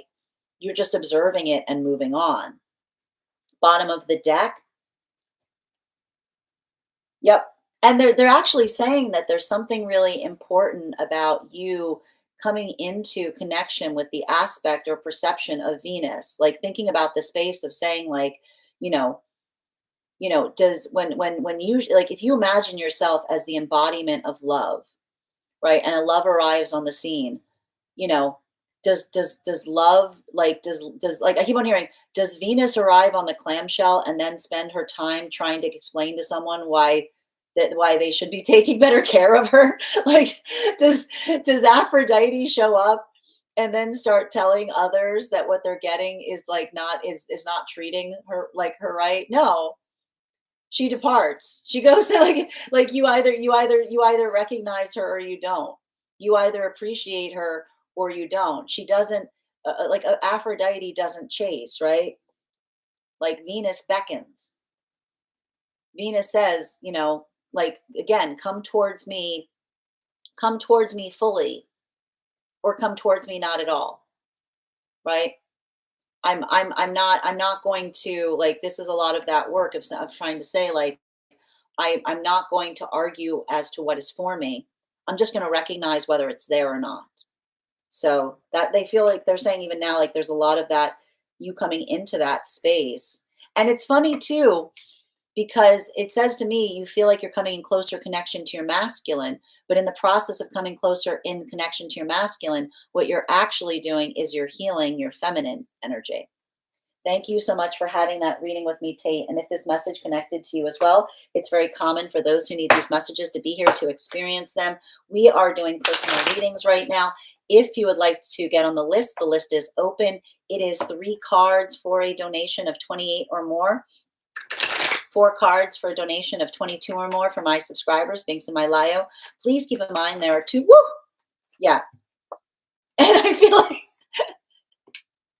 and they're saying too, they're like, that doesn't make you a villain. I feel like you're going into your villain era. And the guys are like, you just holding your standard and not having to convince someone, like try to help someone. Like they're like, that's not your villain era. Like, they're like, your villain era is not you just holding your boundaries. But if it makes it easier, then you can tell yourself it is. Thank you so much for having that reading with me, Tate. And if this message connected to you as well, it's very common for those who need these messages to be here to experience them. We are doing personal readings right now. If you would like to get on the list is open. It is 3 cards for a donation of 28 or more. 4 cards for a donation of 22 or more for my subscribers, Binks in my Lio.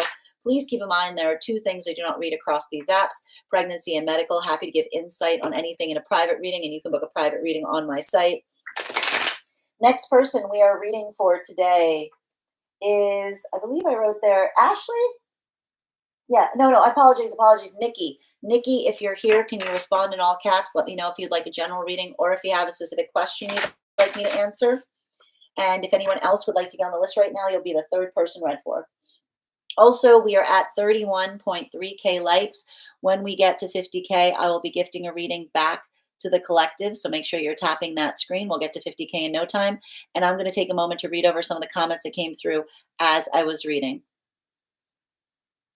And again, happy soon to be birthday, guys. Please wish Tate a very happy birthday. I'll be the happiest woman, right? Living in a library. Oh, I'm here for it. Let's manifest that together. How to clear. Cedar, I'm happy to read for you, dear. If you'd like to get on the list is open. You'll be the 3rd person read for. The cakes. What about the cakes, Adam? Oh my God, I'm pretty sure I have a bad sinus infection. It's horrible. So much pressure and pain. Yeah, Aries, the head pressure. Yeah, like there's a lot again, the Jupiter with the Gemini energy. Mhm. That is weird synchronicity. I mean, it's I'm not surprised to see it right now.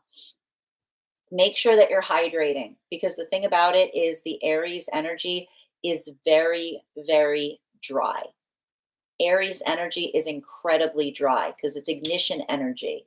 So, and I have to tell you right now, so one of the things we're seeing energetically, Nikki, is we had energy that was really, really damp, right? We had so much energy in Pisces, so the energy was like too damp, and now it's gotten too dry, right? So make sure you might want to, if you're feeling like this right now, getting into a space with like a humidifier, bringing some of that hydration back right now. Make sure that you're getting back some of that wetness. It might help that feeling. What don't you have that feel on, Sean?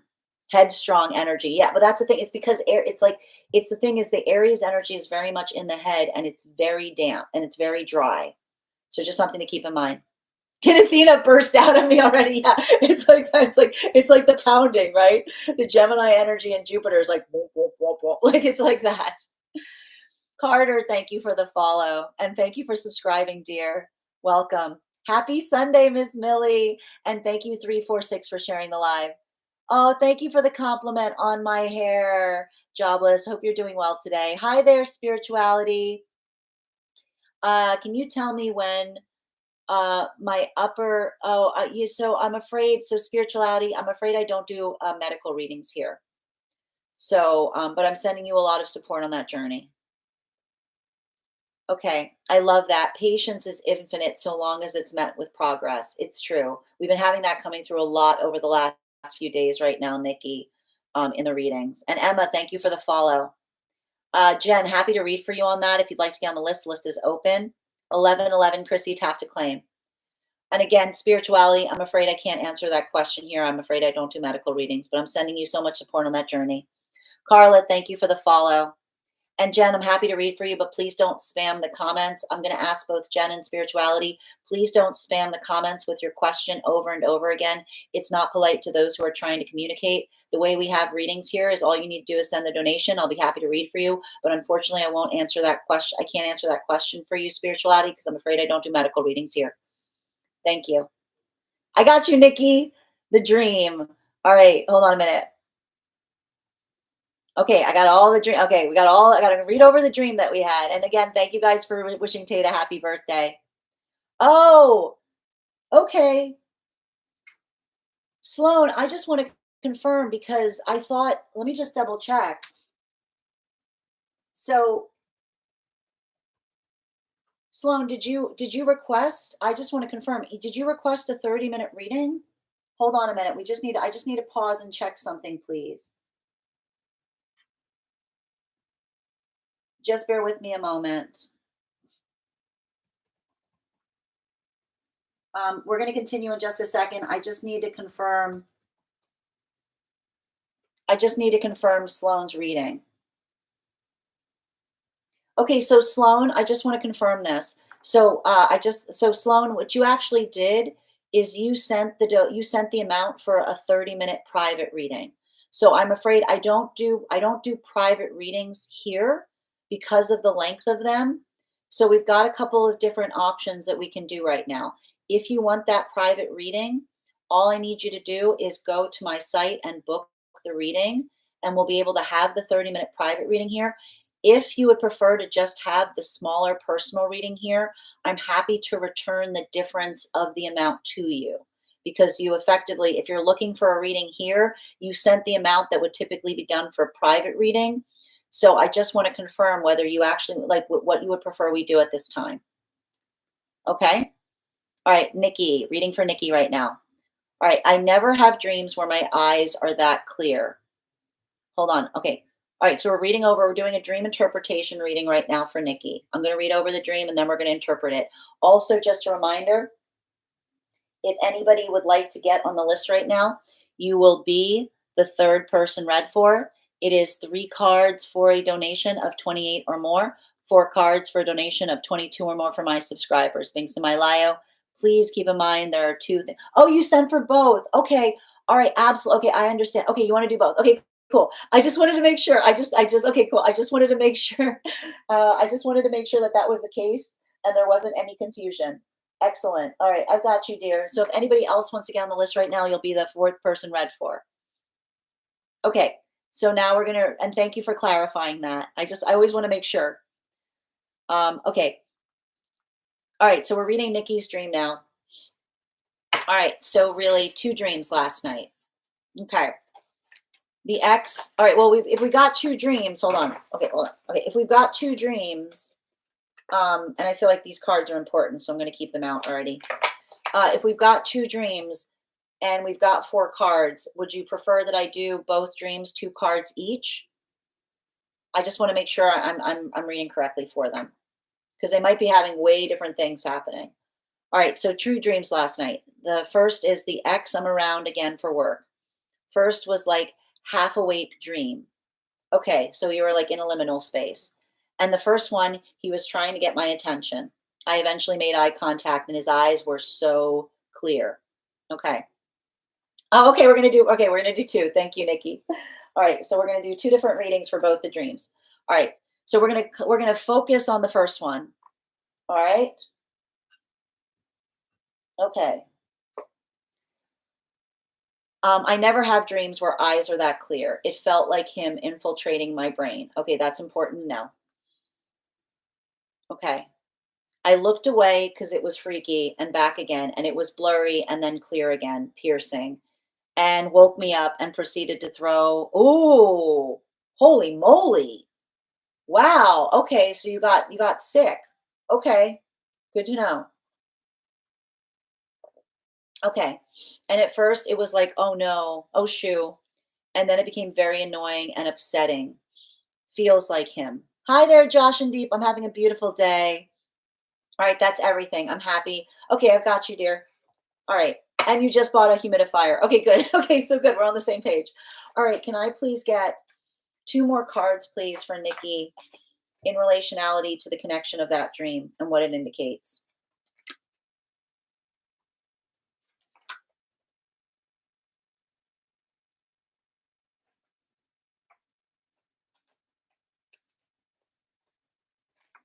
I mean, so I gotta say, they're like the reason their eyes are clear is because you can see their intentions clear as day. You can see their intentions clear as day. You can see through them now.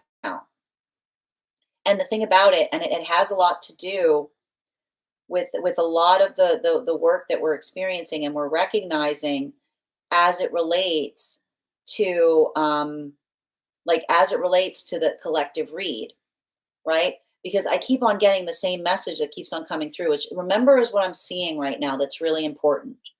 Okay. Remember how I was articulating about the fact that for a lot of the energy that is moving right now up into divine union, there is a need for apology, right? And what is that energy doing? Are they asking for it? Are they trying to expend it? No. They're being emotionally sensitive. They're withholding it, right? Because they're being mindful about the fact that often when we are trying to get something off of our chest that feels good, we don't give an apology because it feels good, because an apology that we give that might feel good may hurt or damage another person in the process, right? That's that moment that someone goes, oh, it feels great that I got that off the chest, and another person says, I'm glad you feel great, it feels like you stabbed me. And I keep on seeing that there's something about this dream that you're recognizing that it's like I keep on hearing, don't like, this is not that, right? It feels like someone that keeps on saying, I want to extend an olive branch. I really want to talk to you. I really want to get something off of my chest. But you're saying, like, you're understand, like your guides are saying, you see what their intentions are. They're coming towards you in a way that feels like they're saying, I just want to be nice. I just want to create closure. But what they're really trying to do is they're trying to open a wound in the process, right? Like this is the energy that says, this is the energy that's like they're saying that their intentions are pure, but they're saying that the intentions are not pure. That you can see the fact that I keep on hearing, I keep on hearing this energy. Like I keep on hearing someone say they're trying to extend a knife, they're trying to say that they're extending an olive branch, but they've got a knife behind their back, right? They're like, I keep on hearing someone say, I want to share the good news with you, right? But what they're really doing is they're trying to find something that they're saying, they're like, I'm trying to hurt you, right? They're trying to see if you still feel anything for them. Whereas I keep on hearing the guide saying, if they truly cared about you, they would let something heal, right? They would stop coming into a space of trying to see if you're still feeling something. Because everything I keep on seeing is, again, I keep on hearing the guide say, if they didn't want you, if they truly cared about you, they would understand that in order to heal, you have to leave something alone. I keep on hearing, don't touch it, right? When we're trying to heal something, they keep on saying, like, what do you do when you've got a wound? You don't touch it. You give someone space. You honor their request for space. But when someone comes towards us and they say, no, no, no, I think it would help, they're saying, help who? Help you or help them, right? So I keep on getting the same message. And they're saying, like, that's why there's something about you reaching that point of nausea when you woke up, because I keep on getting, it's sickening. It's sickening when someone says to us, oh, like, it almost feels like, I keep on feeling like it feels like someone that's like trying to wave, or like it's like someone trying to, like, I keep on hearing someone trying to wave their like wave their, like, we don't wave our I keep on hearing, we don't wave our healing in each other's faces, right? Like we don't sit, like, it almost feels like someone trying to have a conversation and saying, like, I just want to let you know, like how over you I am. Like, oh, I see what, like, it's like that. And like it's like the energy of someone saying, wow, I'm glad we had that conversation. And that moment of you saying, I'm glad you feel happy about it. I feel more confused than ever. Right. So, just they keep on saying, like, I keep on hearing the same message when I'm reading for this energy, right? We get closure by honoring each other's boundaries. We don't insist on closure, because when we insist on closure, what we're really saying is, I don't mind the possibility of potentially opening a wound in you in the process, right? And I keep on hearing that, again, we understand and we recognize the care another has for us when they don't keep us in a state. I keep on hearing, they don't keep us in a state of better bated breath. They don't put us in a place of perpetual anticipation, right? And there's something about, I keep on seeing, it feels like someone that, I keep on hearing, keeps on trying to make something linger, right? Doesn't let something fully heal. Keeps on, like, one, like, just as something's like, I keep on hearing, just as I was out, they pull me back in, right? Just as I was about to feel like I turned a corner, they try to get me to come full circle. So they're saying, just be very conscientious.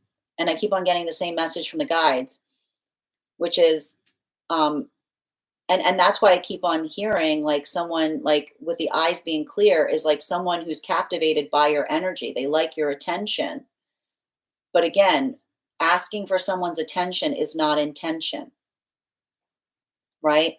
Like someone coming towards you. I keep on hearing the guides say they should be coming towards you with their eyes down, right? Like the eyes down, reverent, deferential of the fact that you're healing, instead of trying to hurt you with their gaze, trying to meet your eye, right? Because I keep on hearing the energy. I keep on hearing someone say, it hurts to look at you. So why do you keep asking me to? Yeah, bottom of the deck, right? Look at this energy right now. you know, like, someone like it feels to me like it's almost like someone who's trying to tell you that they turned a corner, but it almost feels like it feels like the type of energy. Like I keep on hearing like someone saying they're sorry that something happened. An apology is a plan. And that's why often when someone comes towards us, like I said, and says like, I just wanted to tell you that I take full accountability that I wasn't treating you right. And we have those moments saying, well, are you willing to do it now? And they're like, no, I just recognize it wasn't right. Like that's why it often feels like, well, thank you. That doesn't help. Right. I didn't need your apology. I didn't need you to acknowledge it wasn't okay. I needed to hear that you wanted to make it right. Right. So it feels like a lot of that energy that like almost like kind of like, you know, wants to get into a space like I almost feel like you say like, it's like like and I feel like they're saying that this is how you can kind of protect against something here. Okay, which is again, if you told someone what it is that you want with them and they said no, and then they try to come towards you for having a conversation, you can say to them, unless we're talking about this, I'm not invested in having that conversation. Right? Like you could they're saying you can lead the charge. You can say, do you want to talk about this? And if they say no, you say then there is no conversation. Right? If you've said to someone, look, this is the only way you can come towards me. I don't want to entertain anything other than that. I can feel like it's almost that space you can say to someone, I don't want to be your friend. It's okay. It's not, again, the guides basically say it's not mean to say to someone, I don't want to be your friend, because it's in those moments that we can say it hurts too much. It's not possible for me. Right? And again, energy that cares about us doesn't demand things from us. They respect what is and not is and is not possible for us. So they're saying that like, yeah, there's something about that purge that's occurring that is helping you recognize like what their intentions are. And they're saying that something about you seeing their intentions feels like it's emotionally or spiritually sickening. Thank you so much for having that reading with me, Nikki. And if this message connected to you as well, it's very common for those who need these messages to be here to experience them. We are doing personal readings right now. If you would like to get on the list is open. It is 3 cards for a donation of 28 or more, 4 cards for a donation of 22 or more for my subscribers, Binks and my Lio. Please keep in mind there are 2 things I do not read across these apps, pregnancy and medical. Happy to give insight on anything in a private reading, and you can book a private reading on my site. Nikki, I see that you requested for the second reading. You are going to be on the list for that reading after Virginia. So thank you so much. The next person on the list for today is Ashley. Ashley, if you're here, can you respond in all caps? Let me know if you would like a general reading or if you have a specific question you'd like me to answer. And if anybody else would like to get on the list for today, the list is open. You will be the 1, 2, 3, 4th person read for. All right.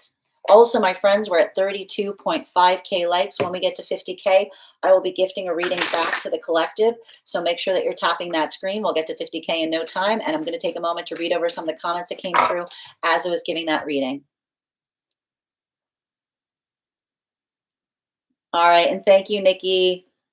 Grand Rising more. Good to see you. Drinking water as we speak. Thank you. It's Aries energy is really dry. I've had an undertone of nausea for 3 days now. Again, it's like I'm telling. Like, here's the thing. Like, it's a lot of this. It's a lot of this. Like, it's a lot of this Pisces into Aries. It can feel very purging. It's like better out than in kind of thing. Same, the worst. Ginger beer all day, every day. Oh, does that help? I'll have to pay attention to that. I've got you. And thank you for clarifying that, Sloan. I just always like to make sure there's no confusion. I wish I wasn't scared of kombucha. Yeah, that's fair. You know what might help? Like mineral water, you know? Yes, I understand. Okay, thank you for confirming, Sloan. I just wanted to make sure it wasn't a mistake on, like, thank you. Okay, wait, can someone pin the first one? Pin the first what? Hold on a minute, Nikki. All right, just bear with me. And Margaret, thank you for the follow, dear. Yep. I'm not sure what got filtered. I think I was able to read everything about it. Thank you for the gifts of the roses, Nikki. Is that right? Don't touch the wound. They just want to reopen it. Like, and that's the thing that I keep on seeing. And that's why I keep on hearing, like, the guides are basically saying, if you want to, like, they're saying if you want help through it, the guides are saying, if we're not talking about this, there's nothing to talk about. I keep on hearing, if it's not this, there's nothing to talk about. There's only one pathway, you know? Confirmation, thank you, Morgs. Yes, he wants to tell me how much he's healed, not a real apology. Yeah, it's like, again, it feels like, again, it's a lot of this energy being like, it's like a lot of this, like, I'm in such a better place now, right? It's a lot of that, like, it's a lot of that false healing, right? Like a lot of that, like, look at me, look how great it's like a lot, it's like I keep on hearing like someone being like, look how great I'm doing, you know? Like, oh, isn't this great? We can just sit here and talk, like people who are just friends, and you being like, no, it's not. Like, it's not, don't, it's not. I keep, and that's why they're saying the eyes are clear, saying you're not fooling me for a minute. Like, I'm coming into divine union. Yep, exactly. That's when like, leave me be. Exactly. If he was truly healed, he wouldn't have to come to me in the dream or liminal space. No, and that's what I keep on seeing. That's why it's so interesting that they're saying that their eyes are clear, because they're saying like the eyes are clear is you being able to see their intentions. I also need to stress this because I feel like you've got a lot more, like, I have to point this out. This is really important. I do feel like, especially with me bringing this up, I feel like there's some kind of connection to Athena that is happening here. Because again, I need to point out that one of the honorifics that we often hear with Athena is bright-eyed Athena. So I would not be surprised if you don't have some guide work that's happening right now around Athena, because between like the headaches, like that, between the headaches and the clear-eyed, like, if you look, one of the honorifics that is stated for Athena is she is called clear-eyed Athena, bright-eyed Athena. Athena helps us see things with clarity, right? Eyes down. Yep, don't look at me. Every time he walks by, he tries to make eye contact. Yeah. It's the energy trying to seek attention, not intention. Thank you for also receiving these messages, possibly. What a message. Glad to be on time to hear it. Thank you, Per, for being here as well. All right, I've got you, dear. Okay. And we're going to continue right now. I'm going to do your reading in just a moment. Ashley, I need to take a moment for myself and we'll continue. Roy, thank you so much for the follow. Thank you as well for confirmation, Miss P. All right, Miss P, have you sent a donation in? Can you just confirm if you did, the name under which it was sent? I know. Okay, thank you. I've got you. I've got you, Ashley. Yes, absolutely. Ginger totally settles the stomach. Good to know. Peppermint tea. Oh, that's a good one. You got it. Missed it at first, but got it though. Again, Miss P, I'm happy to read for you. These are donation-based readings. If you send the donation, I'm happy to read for you. If you continue to, please don't spam the comments with a request for a reading. It's impolite to those who are trying to communicate through the chat. Same thing, Voyo. Happy to read for you if you'd like to get on the list. List is open. Ooh, you're making a mosaic moon lamp. That sounds amazing. I love it.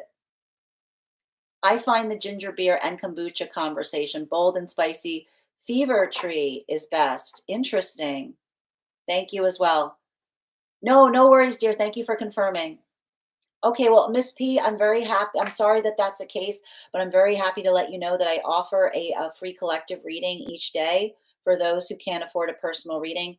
It'll be up on the place where I keep the videos. It'll also be up on the place where I keep the photos. It'll also be up as a podcast over on Substack and over on Spot. Also, if you stick around, often a lot of the messages coming through in for others can sometimes be in connection to those who are also here for who are picking up the messages as well. No, it's okay. You don't have to apologize. Thank you for taking the clarity. Yep, I can see it. As I mentioned, we are going to continue with Ashley's reading. I just need to take a moment and we'll continue. But if anybody else wants to get on the list for today, the list is open. It is 3 cards for a donation of 28 or more, 4 cards for a donation of 22 or more for my subscribers, Binks and my Lio. Please keep in mind there are 2 things I do not read across these apps: pregnancy and medical. Happy to give insight on anything in a private reading, and you can book a private reading on my site.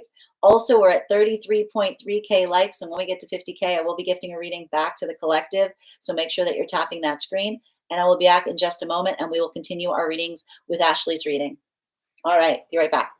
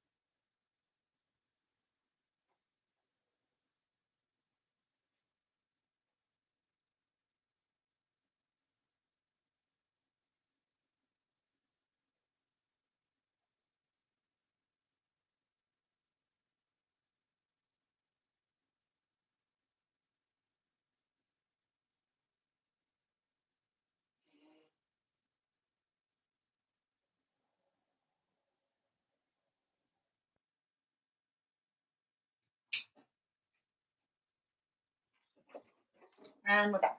All right, where were we? Thank you guys so much for your patience. All right, where were we? Reading for Ashley. General for Ashley, and thank you, Ashley, for being a subscriber. You'll get 4 cards. Can I please have 4 cards for Ashley? Highest priority messages from Spirit, please. Highest priority messages from Spirit.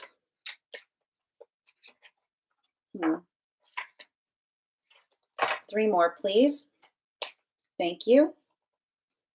Got a transverse here. And 1 more, please. 2 transverse. Okay, what do we have coming through?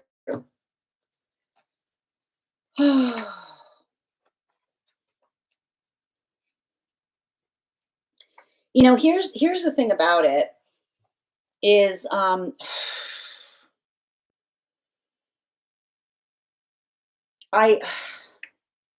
feel like I see you in some kind of impasse point with someone else. You know, um, like it feels to me like you opened up to someone about something, and it took like a ridiculous amount of courage. You know, like I mean, the guys are just saying it takes a lot of courage to you know, to share your heart space. It takes a lot of courage um to like it takes a lot of courage to um like tell someone vulnerably how you feel about something. um and that's why I see that something is hurting here, right? Because when we like, I need to point this out, like when we go into those moments that we find the strength to really just open our heart space, you know, to really share like what someone means to us. Sometimes there's nothing more wounding than another person that says, I'll think about it, you know? Like it's like that's what that's how a wound can form, right? Because in that moment that we say something to another, like, you're everything to me, and another person says, noted, thank you for sharing that with me. Like the guides are all like, wrong answer. Like, you know, like wrong answer. Wrong answer, my friend. Like wrong answer. That's not the answer, right? Like the guides are saying, you've got every reason to be upset if something like that is happening because it's upsetting. Like like if we go into those spaces, like that's why, like when we go into those spaces and we say to another person, like, I'm fine, I'm telling you that you mean everything to me, and someone doesn't match that energy, the guys say, like, it's okay to be upset by that because the answer that we're seeking is I feel it too, not I'll think about what you said. It's not I'll take it into consideration, not please hold. Like, you know, and it does. It feels to me like this feels like it feels wishy-washy. This is, I mean, like, I don't typically use that term too much, but this is exactly what I taught, like what we mean when you hear someone use the term like wishy-washy energy, which is like, I see you navigating something to someone saying, I know exactly what it is that I want. I know exactly what it is that I want to build with you, right? I'm willing to prioritize you, right? And that's why when someone says, I'll think about it, sometimes those moments, I keep on hearing some moments you can't take back, right? Because some of those moments, it's like, you know, it's like, okay, like it's like some things like someone saying like okay does not like, and I need to point this out, a healthy manifestation feels good, right? And that's why we talk about, when we feel like a lot of fervor for someone, then it feels like they're just being lackadaisical about it. Like they're like, all right, I'll just go, sure. Like that's the thing. Like you saying, like, you mean everything to me, and another person says, sure, right? It's like cue the trombone, right? Because it feels like it falls flat. Um, you know, when you see someone in that modality, nine times, I mean, it really indicates like I see someone that lacks direction, right? It's like the guides are basically saying the manifestation that's for you will be an excited yes. I keep on hearing like you should write this somewhere, like around you, with conviction, right? Someone that matches your passion, someone that matches your ambition, right? Because you're not wrong. You're not wrong in having vision. But I have to tell you, when you have vision, it's really important that you surround yourself with passionate people because that vision, that clarity, that conviction, someone that doesn't have that same sense of determination will say to you, why are you so upset? Right? They'll misinterpret your passion for hostility. They'll misinterpret your fervor for frustration. Um, and unfortunately, like the thing is, like when we talk about matching energies, you shouldn't feel like you have to lower your standards to, navigate. You don't have to like, and I like to point this out, like people play cool. Playing cool is not cool, right? Like energy that plays cool, like often will put themselves on ice because I keep on hearing it like having feelings is cool,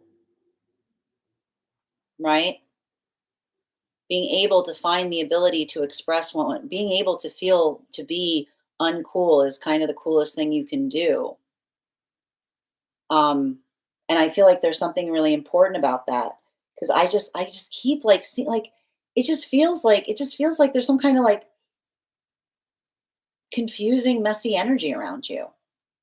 right? Like energy that doesn't really know what they want with you. They know they miss you. Like, and like I see energy like this, and I get frustrated by it because it's like, you know, it's a lot of that. Like, it's a lot of that work in terms of recognizing that the gift we give each other is not coming towards each other in a way that creates confusion. And I need to stress this because this is coming through really important because it's connected to a lot of the stuff that we saw in the readings over the like that came through in the reading over the last couple of days. We are not responsible. We are not responsible for any emotions that another person feels for us.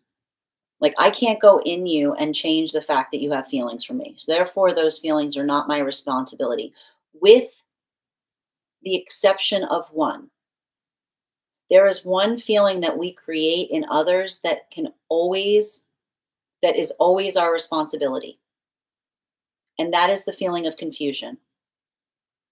The feeling of confusion is entirely our responsibility because when someone says to me, I am confused, we always have the key to clarity within us, right?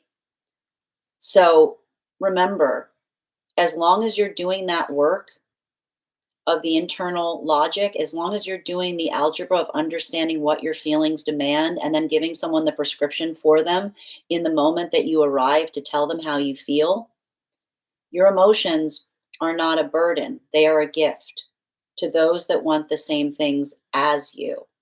But to those that do not want the same things as you, they're going to make you feel like those burdens are the problem. Those emotions are the problem. They're going to make you feel like having emotions is what's causing the issue, right? And a healthy relationship is not one that requires you to disassociate as you move towards it. You feel more, not less. So don't let someone tell you that you're not playing it cool, right? If they feel like your emotions are not cool, let them go, like, put them on ice. Let them go be cool in Antarctica, right? Like cool is not for relationships. Relationships are passionate places. Bottom of the deck. Yeah. Remember the difference, and I need to point this out. Someone that doesn't want the same things as you will make you feel like your emotions are ruining something that is perfect. Because in that moment that they say that your emotions are the problem, they're saying, I like something just the way it is. Stop trying to change it. Stop rocking the boat, right? Don't let, I hear what you're hearing, don't let someone get it twisted. So long as you're communicating like upon what it is you want, as long as you're articulating what those emotions are asking for, emotions always help a relationship.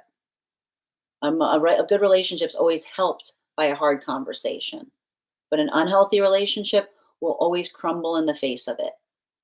Because in that moment, when you bring it forward, someone will say, why are you trying to change it? Why are you trying to ruin a good thing?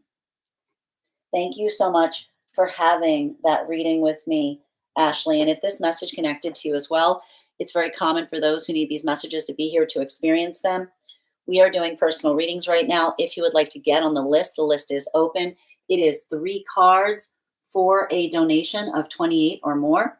4 cards for a donation of 22 or more for my subscribers, Binks and my Lio. Please keep in mind there are 2 things I do not read across these apps: pregnancy or medical. Happy to give insight on anything in a private reading, and you can book a private reading on my site. The next person we are reading for today is Virginia. Virginia, if you're here, can you respond in all caps? Let me know if you'd like a general reading or if you have a specific question you'd like me to answer. And if anybody else would care to get on the list for today, you will be the 3rd person read for. All right. Just reading over some of the comments that came through as I was reading. I'm still here, just listening. How you doing today, Sheila? Or Shyla? Thank you, user 850, for the follow. This is what one of my friends and I have been talking about. I'm so glad that this message is in alignment too. Heather, thank you for getting on the list here. You'll be read for after Nikki. And if anybody else wants to get on the list for today, I've got 3 spots left for today, and then the list will be closed. So if you'd like one of those spots, please go ahead and secure it now. All right. Yes, all this resonates with me. This feels like this was for me as well. Thank you for also receiving this message, little bit. Boom. He always said I was too deep. Yeah, you're too deep because you wanted something that they didn't want, right? That depth was ruining it, right? They just wanted something cool and casual, right? I keep on saying shallow water. Shallow water will tell you you are too deep. All right. Got it. Thank you, Sloan. And I keep on hearing when you see someone that wants shallow water, they'll always tell you you're too deep, right? You can't change it. Just like they're saying, you have to accept it and move on, right? They're never going to say they don't want the same things. They're just going to make you feel, they're going to make you feel bad about it in the process. Thank you, Krista, for being here and also receiving these messages. I hope you're having a beautiful day. I got you, Sloan. I would like to get a general reading. Okay. And thank you again for having that reading with me, Ashley, and sending you so much support on that journey. I know it's not easy. All right. What was that quote? Yeah, absolutely. So, what I was saying is shallow water will always tell you you are too deep. Someone that wants something shallow and meaningless will always tell you that you are too deep, right? Because they're literally telling you what they want in the space. Like I keep on hearing they're telling on themselves, right? I want to keep it cool. I want to keep it casual. Don't read deep into something. Keep it here, right? I'm not looking for a deep connection. Thank you so much for having that reading with me.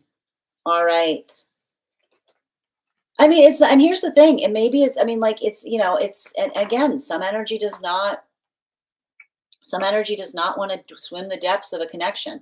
Some energy is looking to scratch an itch. I know it's sad. It's sad, but true. Some energy is not looking for a deep connection. Some energy is looking to wade in a shallow pool. They're looking for something that scratches an itch and never gets below the surface. You're so welcome. Thank you for also receiving that message, Krista. You can't block it. You just have to accept the nature of it, right? And it's painful when we see that in another, you know, but that's how we heal. All right, reading for Sloan now. General read, and if anybody else wants to get on the list right now, I've got 3 more spots today before the list is closed, and we'll get to 1 card readings for subscribers. A general reading for highest good and message from the ancestors. Absolutely. Can I please get 4 cards, please, for Sloan? Highest priority messages from Spirit, please. Highest priority messages, highest good, highest timeline. Connected to ancestors.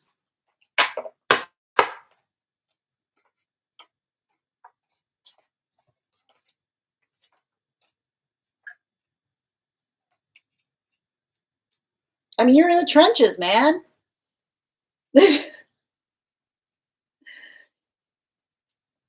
They're saying welcome to the club.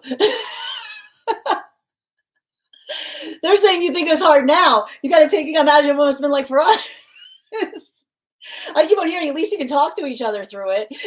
they're going, at least you can talk to each other through it. I keep on hearing, I'm sorry, they're very funny. I like them. They're noisy. You know, like they're giving me some kind, like they're saying that, like, the thing about it is they keep on giving me a message. I keep on hearing at least you can talk to each other through it, because for some reason they're saying that they had to go through something alone. There was like more of a learning curve. they're like there was more of a learning curve. We didn't really have the ability to connect with each other in the way that you guys can connect with each other. So, like in that way, it's they keep on saying it's easier and it's harder for that reason, right? um because and this is the thing that they're saying. I don't know what they're saying about this right now. They're saying that's why they keep on, I don't know why they're saying this. They're saying that there's something about something that you something that they like practice that you have to take with a grain of salt, because um like they're actually saying that there's something that you understand far better. And I get, it's so funny because often I always like this when I read for ancestors like this, which is like we often take things sacred that they were just kind of making up as they went along. You keep on hearing them say, like, don't take things so sacredly, because they're like, we were taking things sacredly, but we were making them up as we go along. The things that you take sacredly, we always make up as we go along, right? It's like there's a little bit of that energy. And that's why they keep on saying, like, you are also one of us. Because they're saying that effectively it's okay for you to put your own spin on things. That's why they're saying that you're not, you're in the club. Like is what they're saying. They're saying that like, the reason that you learn something, I keep on hearing some kind of message about freestyling. Like the reason that you learn something to the letter is so that I keep on hearing the reason that you learn something to the letter is so that you can rap better is what I keep hearing. It's so that you can like it's like that's why they're saying free it's like you learn how to do something perfectly so that then you can do it the way that you want to do it, right? It's giving me a lot of these messages of like you learn the rules so that you can like it's like you learn the rules so that you can break them, but they're saying but in the process of breaking them you remake them, right? Like it's a lot of I keep on seeing that there's something that you might be doing right now as it relates to building a personal practice for oneself, right? As it relates to creating something unique, as it relates to creating your own personal, like I keep on seeing like you're putting your thumbprint on it, you know? You're taking something that they gave you, and then they're also saying you are also like your imprint is also on it. Like I keep on hearing your imprint is also on the clay. And that's why they keep on saying don't get too like that's why they're saying take their advice with a grain of salt as well. It's like that's why they're looking to you as much as you're looking to them. They're working with you, right? And so I keep on seeing a lot of that is, you know, it's like they keep on I keep on hearing they're with you every step of the way, but they also don't want to get in your way, right? Like it's giving me a lot of this like someone telling you a story and then saying, but don't take my word for it. Right. And why does someone say, but don't take my word for it? They're saying that was just my experience. You might be experiencing something different. You might have an approach to something that we didn't that we didn't consider, right? um and because that's like and I think that that's nice because I like seeing ancestral energy in this way because it feels very much like an energy that says like we're here to help but we're not trying to get in the way. Like your voice is also important. I keep on hearing your voice is also important because it's a part of the chorus, right? It's not separate like from that message. It's ingrained and integrated into it. It's all woven together. So they're saying like there's a lot of work that I see to a certain extent. I keep on hearing them say you're building your thread. You're articulating upon your contribution to that conversation. Um, and they're like and keep on getting a message too is if it feels like I hear this a lot from the guides. You hear this a lot. If it feels like they fall silent sometimes, it's not because they're not there. I keep on hearing it's that they don't want to interrupt you. Right? I keep on hearing let them work. Like, let them, like they're like it's a lot of that energy that's helping you build trust in your choices. And I feel like often like it's that moment that if you feel like you're trying to make a choice and you're like, "Where are you? Where are you?" they're like, "No, we're here now more than ever. We're being quiet because we're helping you understand that you can be confident in your choices. You don't need to look to us to validate or negate a decision, right? And sometimes I got to say that's sometimes like the highest honor that they can give us, because they say like I can be like, I keep on hearing like when we're quiet, it's not that we're not there. We're holding our breath because we can't wait to see what you will do next. Bottom of the deck. Hmm.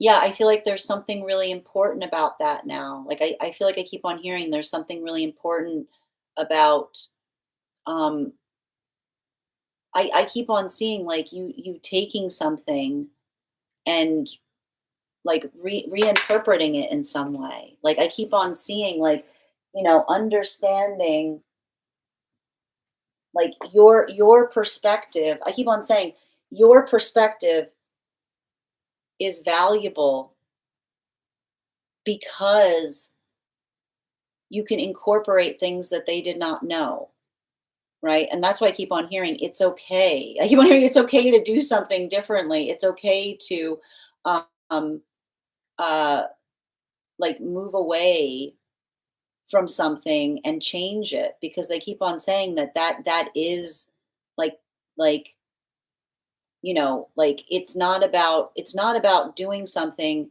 in a way just because it was always done that way. This is how we take something and we perfect it, right?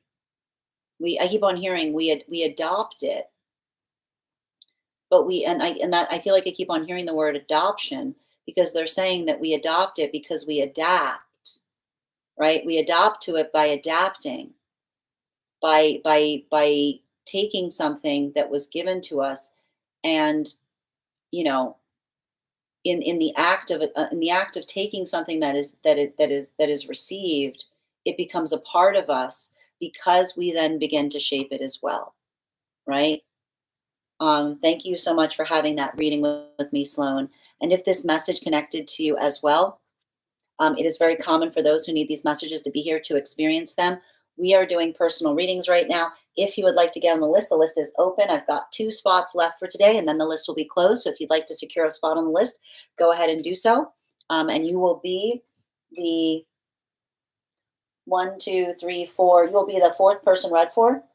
It is 3 cards for a donation of 28 or more, 4 cards for a donation of 22 or more for my subscribers, Binks and my Lio. Please keep in mind there are 2 things you do not read across these apps: pregnancy and medical. Happy to give insight on anything in a private reading, and you can book a private reading on my site. Next person on the list for today is Nikki. We're going to be doing another dream reading. Looking forward to finding out what this reading is so we can get more clarity on it. And I'm going to take a minute to read over some of the comments that came through as I was reading. A little bit. All you do to get on the list is send the donation via the Bink in my Lio. I just had a light bulb moment. I'm so glad. I hope these messages helped, Krista. I am in the trenches. Thank you for confirming, dear. Dumb statement. It's not no dumb statement. No dumb statements. Me too. Thank you guys for supporting each other in the comments. You finally worded it right in how I function. I'm so glad to hear that's the case. I'm so glad these messages are helping. You're so welcome, Sloan. Sending you strength and love. Thank you guys for supporting each other in the live. Always appreciate when you guys support each other in the live. And thank you, Diana, for the follow. Thank you as well for receiving that message, Krista. And thank you again, Sloan, for having that reading with me. And I wish you the best of luck on your journey. Hi there, Grace. How are you doing, dear? All right. We are reading right now for Nikki.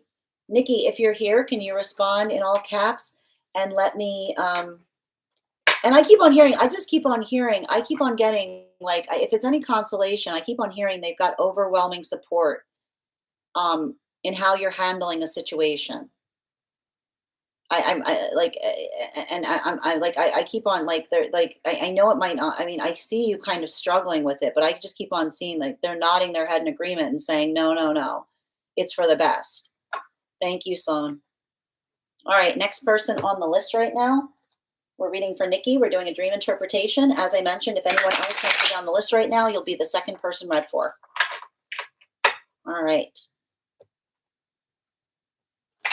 And second call right now for Nikki. Also, friends, we're at 38.5K likes. When we get to 50K, I will be gifting a reading back to the collective as a giveaway. So make sure you're tapping that screen. We'll get to 50K in no time. All right, if Nikki is not here, we're going to proceed to Heather. I'm looking for Nikki or Heather right now. Nikki or Heather, if you're here, can you respond in all caps? Let me know if you'd like a general reading or if you have a specific question you'd like me to answer. Hi, Heather. How are you doing today? And again, just a reminder, if you missed the daily collective read, it'll be up later today on the place where we keep the videos. It'll also be up on the place where we keep the photos. It'll also be up over as a podcast over on Spot at Tarot Church and over on my Substack. No worries. We'll be here, Krista. Thank you for the goats, Heather. Good to see you, dear. Am I doing the right thing with X? Understood. Can I get 4 cards for Heather, please? Highest priority messages, please. Highest priority messages. And thank you, Heather, for being a subscriber. You'll get 4 cards. 3 more, please. 1 more. Thank you. All right. Okay.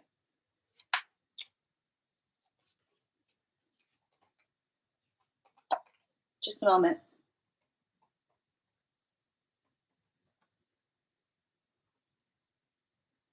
All right.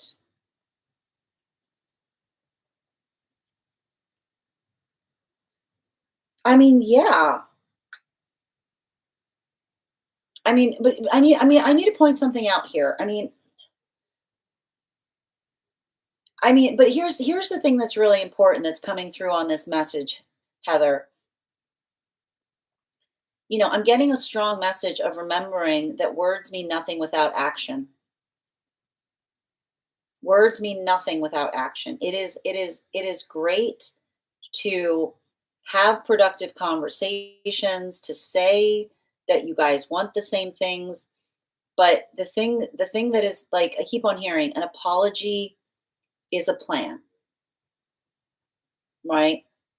This has been coming through like wild over the last few days. An apology is not a is a plan. An apology is not saying I'm sorry, I'm like this. An apology is not saying I have a lot of feelings for you. An apology is a plan. It is a course of action. And so if you have articulated to someone and said, this is what I want with you, right? It's like I keep on saying, it's not a negotiation, It's not a negotiation. And it's like if someone's like bobbleheading you, if they're going, I want that too, then you have to say to them, well, what are you doing? Like, what are we going to do to change or shift into that becoming a reality? And I'll tell you right now, if they're saying, I can't right now, now's not the time, I'm really overwhelmed, right? Like, they're like, if they're talking about a lot of the hurdles, I have to stress this. There's never an ideal time to do something. We make ideal time, right? Nothing is ever ideal. It's always inconvenient. There's always something that is not ideal. Ideal is what we prioritize, right? It's not problem oriented. It's solutions driven. So I need to make sure if there's someone here that's always in that space of giving excuses, right? You have to remember, excuses are the song of why we didn't get something done. Excuses are the song of why we didn't prioritize something. Right? And that's why if someone's always in that space where they give us the excuses over and over and over again, we lose our patience. It's not a failure point in losing patience because patience is infinite in the space that we receive back progress. So I feel like what needs to happen right now, remember, write it down somewhere. An apology is a plan. And they're saying it's not enough just to say it, put dates on it. What's the plan? And if they can't put dates on it, if they say that now is not a convenient time to put the dates on it, you say, when is a good time for us to return to this conversation? It is not a ball that you can move forever ahead of you. It's saying to someone, this needs to change. This needs to occur on this timeline. Because that is the difference between saying that you want something versus actually showing a commitment to do something, right? So they're saying you have to be very conscientious right now, because I see someone agreeing, right? I see someone that is saying that they're willing to do the work, and they're saying that's only half an action. That's only half the work. Saying it is not enough. They have to show their work. So they're saying, build that plan. Say when, and I keep on hearing dates, dates, dates. And I also see here, they got to give you clarity on what's going to happen, right? The difference between feeling like someone is on a shelf at another person's convenience versus actually in a relationship is having clarity on what one can expect next. So if there's something here that's happening because someone feels like they want to come towards you at a moment's notice, no longer. You are not available. You are not pizza. Okay? Someone makes plans with you ahead of time, or they don't have plans with you at all. And if you tell someone like, look, I need to know what's going on this many days ahead, or else nothing happens, and they don't honor that request, if they depart from your life, because they can't prioritize making those plans with you, then that's all you need to see, right? The clarity of partnership is being able to see what's on the horizon. It's being able to understand and identify what we can expect. And I keep on seeing that there's something about this where I can see that there's been half a breakthrough, right? Like this is someone that sees, like they understand. But understanding is only half the battle. Now they have to show the fact that they can actually put that work into like the tangible space. Yeah, it's more of the same thing. If this person comes through with excuses, there's always excuses. When we are trying not to do something, there's always a reason, right? It's not about the fact that things are difficult. But again, when we are problem focused, we always see a reason why we couldn't do something. And it's like, again, if we're looking for an excuse, you can always find an excuse. At the same time, remember, energy that prioritizes and wants the same things of you as you, nothing will stand in the way, right? Like the difference between someone always having a reason saying that something that you're asking for is too much is someone saying it's no trouble at all. I would be happy to do that. I would be eager for it, right? The difference between someone who, like they're saying, like the feeling of someone that you know jumps, like doesn't jump, but like again, when we're in a healthy space, we recognize, and again, if you're being patient for someone, healthy relationship does not test our patience, because patience is immediately met with progress, right? If something's bothering us, we work to change it. And if you're doing that, if another person comes to a place where they ask you to do something and you're very quick to do it, you deserve the same exact you deserve the same exact energy back. It's not asking for too much. It's asking for something that is reciprocal. Thank you so much for having that reading with me, Heather. And if this message connected to you as well, it's very common for those who need these messages to be here to experience them. We are doing personal readings right now. If you would like to get on the list is open. I've got 2 spots left for today. Just 2 spots left if you'd like to secure one of those readings. It is 3 cards for a donation of 28 or more.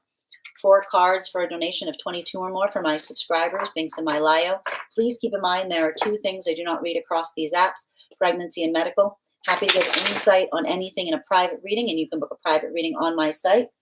Next person we are reading for today, Nikki. I think Nikki said that they have to step away, so I'm happy to put you on a hold list if you'd like to do that reading tomorrow, dear. The next person on the list for today is Melissa. Melissa, if you're here, can you respond in all caps? Let me know if you'd like a general reading or if you have a specific question you'd like me to answer. Also, my friends, we're at 39.6K likes. When we get to 40K, I will be doing a giveaway and gifting a reading back to the collective. So make sure you're tapping that screen. We'll get to 50K in no time. I'm going to take a moment to read over some of the comments that came through as I was reading. And if you'd like to get on the list for today, you will be the second person read for.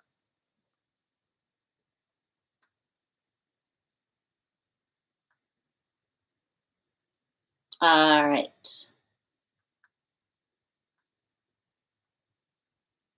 Thank you for joining us, Queen. Good to see you today. And just reading over some of the comments. Thank you for those roses, Gypsy. Frida, go find a charger. Yes, that's all I get is words. And here's the thing: I keep on hearing apologies a plan. They have to articulate those changes. What's the plan? Is all I keep hearing. Thank you for confirmation, Danny. Krista, thank you for the follow. Me saying have a business meeting about our relationship, and that's okay. I got to tell you, a healthy relationship can have like progress meetings. Having moments saying, let's talk about our goals, let's build them together, right? That's a good thing to do. I keep getting I miss us, but no action to get back to what we had. And again, that's the thing. Like I keep on seeing apologies a plan. Reminiscing, saying that you miss something, saying that you want something back doesn't mean that you want it changed, right? Someone saying I miss what we had doesn't mean that they recognize that they want to change. They're saying, if they say I miss what we had, they're saying I liked it the way it was, right? Make sure that they're coming towards you with a plan as to what that change is. Hi there, Nikki. No worries there. Happy to put you on the hold list. Yeah. And I need to point this out. If you've given someone that instruction, if you told them what needs to be done, you're not abandoning them. You've given them the map. You've given them the flashlight. You've said, I'm going to be going this way. I'd love to see you there. But it's not enough to say that you want it. You have to show an ability to move towards it. Hi there, Robert. Good to see you today. You're so welcome, Heather. Thank you for having that reading with me and sending you so much support on that journey. And thank you for being a subscriber. Iluka, thank you for sharing the live. All right. Little bit. Are you the next person we're reading for? Were you the person who got on the list here?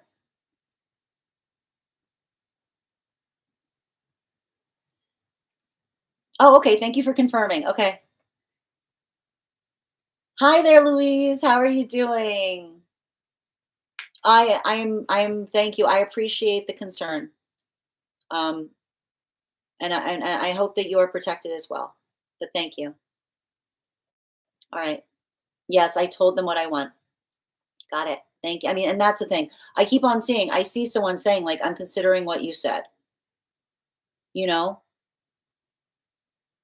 like, and that's the thing about, I keep on hearing, remember, like a surplus isn't a plan. Having a lot of feelings is not a plan. Being ready to admit how one feels is not a plan. Change is a plan. A plan is a plan, is what I keep on hearing. All right. All right. We're reading right now. What do I need to know in my personal and work related life? Okay, a little bit. So we've got 3 cards. So what I'm going to do right now is I'm going to draw 1 card on personal, 1 card on work, and 1 card on advice going forward for both. Okay, because it's a lot to cover with 3 cards. You're asking for personal and work. It's hard to split a reading up with 3 cards in that way, but we'll do our best. All right. Can I get 3 cards for a little bit, please? Highest priority messages from Spirit. Also, for those joining us, we're at 40K likes. When we get to 50K, I will be gifting a reading back to the collective. And if anybody else wants to get on the list for today, you'll be the next person read for. And we've only got 2 spots left for today, 2 spots left. So if you'd like to secure that reading, go ahead and send the donation. You'll be added to the list.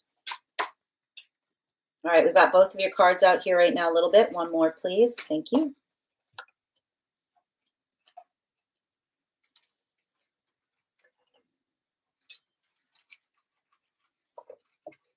I feel like there's a lot that's like the thing about it is it feels to me like there's a little bit of similarity right now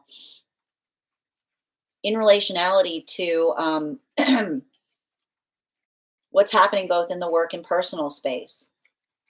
And there's so much that I'm seeing here to a certain extent that says to me it's really valuable and important at this time, for you to advocate for yourself, right? Like it feels like there's some kind of space that is requiring you to be able to speak up for yourself. And it's also giving me like some kind of volunteer energy. It feels like having to raise your hand. Like it's feeling like having to step up in a way and like tell someone that you're ready for something new, right? Like it's almost saying it's like and here's the thing about it. They're not saying that it's aggressive. They're saying that I can see someone saying, "I like your spirit," right? I keep on hearing the worst thing you can hear, right? Like when you volunteer to do something, like what's the absolute worst thing that you can hear is no. But they're saying that, to offer to do something, I keep on hearing you offering to do something. It isn't about the yes in the moment. It's helping another person recognize. And it says, like, remember, you offering to do something and hearing no plants the seed. They're saying it plants the seed, right? And they're saying like they're saying you have to run towards hearing no because they're saying that in the moment that you hear no, not and I hear it's like remember, no means not now, right? No means not now. And often in those moments that you offer, it allows for the opportunity to say, I want to take you up on the offer, right? They're saying, look at you offering not as an immediate yes. Even if you hear no, remember that that might be a yes that you've planted. Because in the moment that you offer to do something and another person says no, you're actually giving it a moment for them to germinate. Like you're saying, like you're letting something germinate.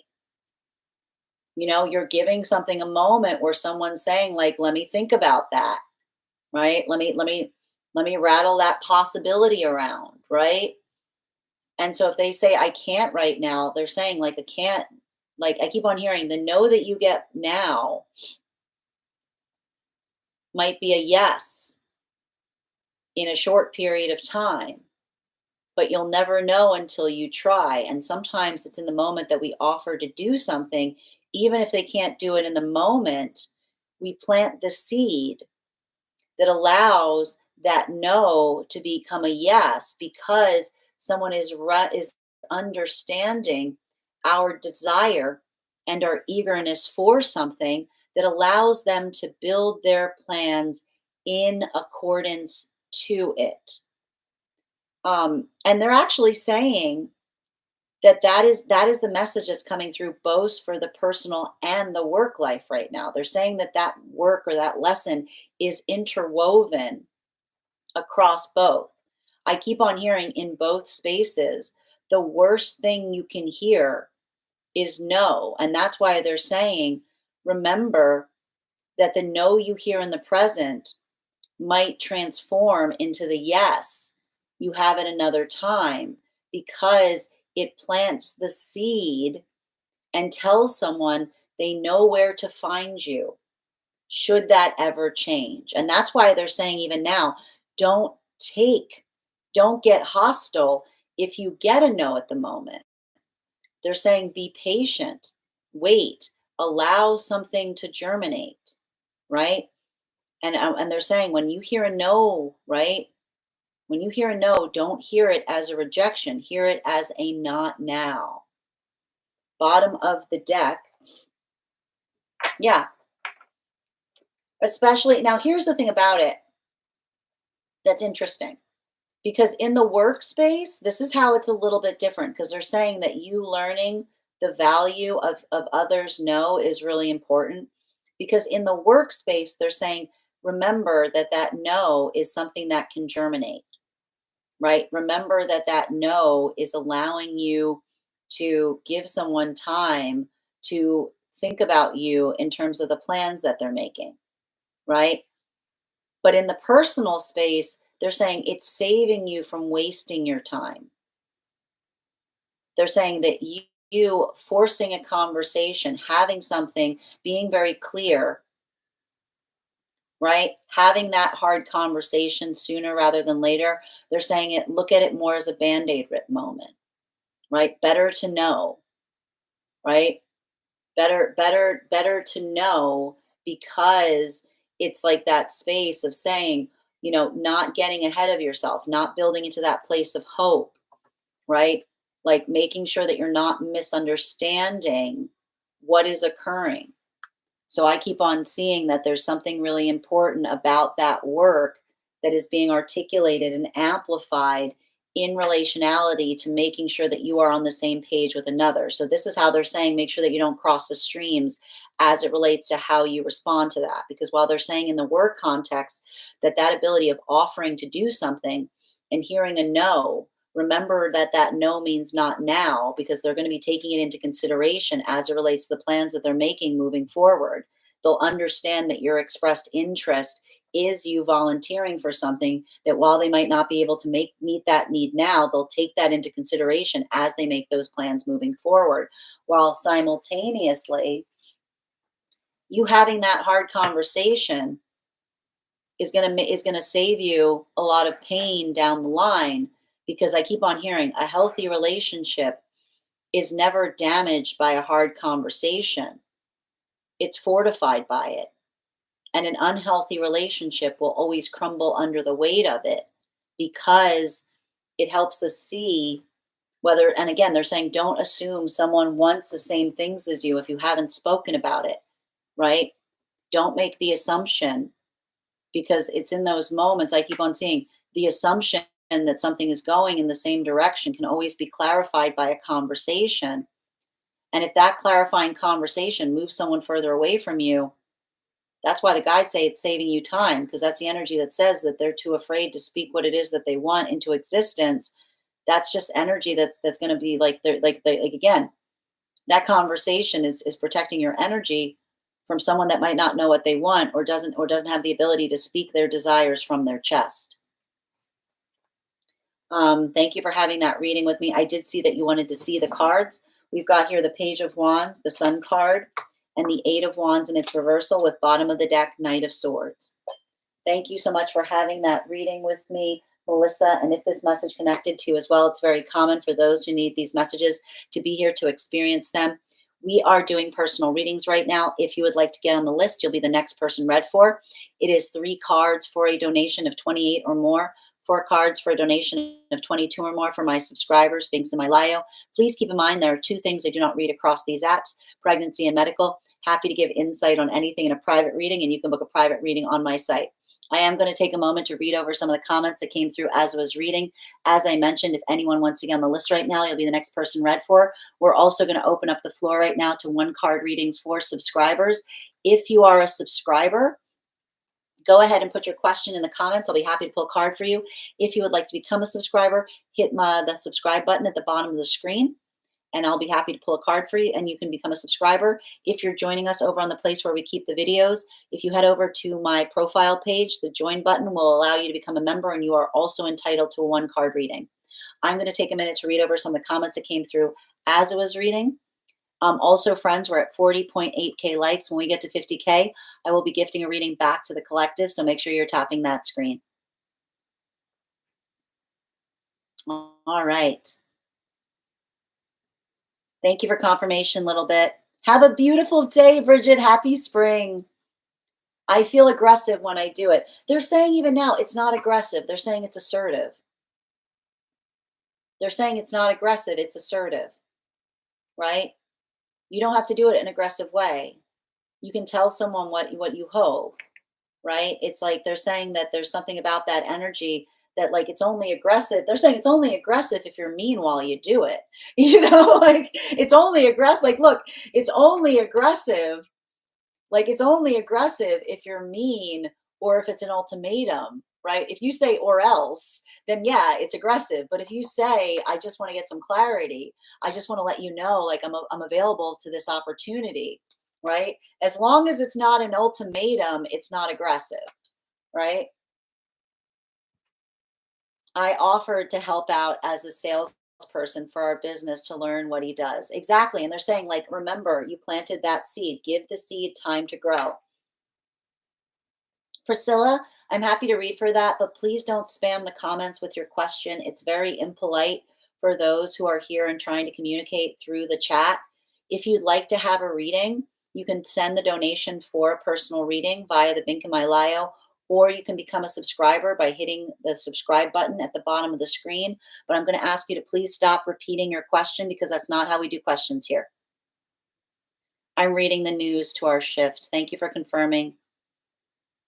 Relationship, I keep pestering. It's no right now. It's not right now. Irony, you say that. And that's why they're saying it's different when it comes to relationship, right? Because they're saying make sure. And again, if someone says now's not the time, say when is a good time. Make sure someone's not continually pushing that off into some unknown future. Because I keep on seeing that clarity of understanding. Everyone enters partnership with the ideal, right? It's not that someone doesn't know what they want. We all know what we want. It's the ability to articulate upon it is the gift to one another. And thank you, Tyla, for the follow. Hi there, Holistic. How are you doing? Tyla, I'm sending you so much support on that journey. If you'd like to have a reading done, I'm happy to do a reading for you. We are doing one card readings as well for subscribers right now. If you'd like to get on the list is open. But I'm sending you so much support on that journey, and I'm holding you in the light. Tate, thank you for getting on the list, dear. You'll be the next person read for, and I've got one more spot available for today. If you would like to get on the spot, you'll be the next person read for. All right, one card for Ruby. Can I get confirmation on that situation? It's taking, I keep on hearing it's delayed a little bit. Keep on planting seeds. It's taking longer. It's taking longer than expected. Bottom of the, but here's the thing. They're saying even now, there's something about you preparing for it that's helping you build, that's helping you build upon your energetic toolkit, right? So continue to do that work, bottom of the deck. Yeah, because I keep hearing no work is lost right now. Everything that you're doing is like, it's working in that space of like building upon the self.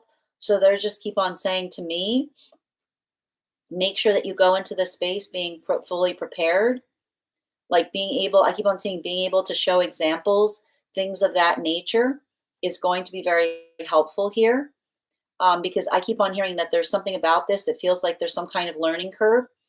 So this, they're saying like, don't get frustrated if the timing is off on this. Keep on planting these seeds, because I keep on seeing you're going to have some kind of options in relationality to a choice. It's not going to be the only choice available to you. Thank you, Ruby, for having that reading with me, and thank you for being a subscriber. One card for work path for Chrissy. I've got 3 cards coming out for you right now. And a lot of this here, I feel like there's some kind of feeling of aid or giving someone support in some kind of way, shape, or form. It feels like some kind of path work in giving someone assistance. Bottom of the deck on this reading. Yeah, I keep on seeing doing something for someone in a way that they can't do it for themselves.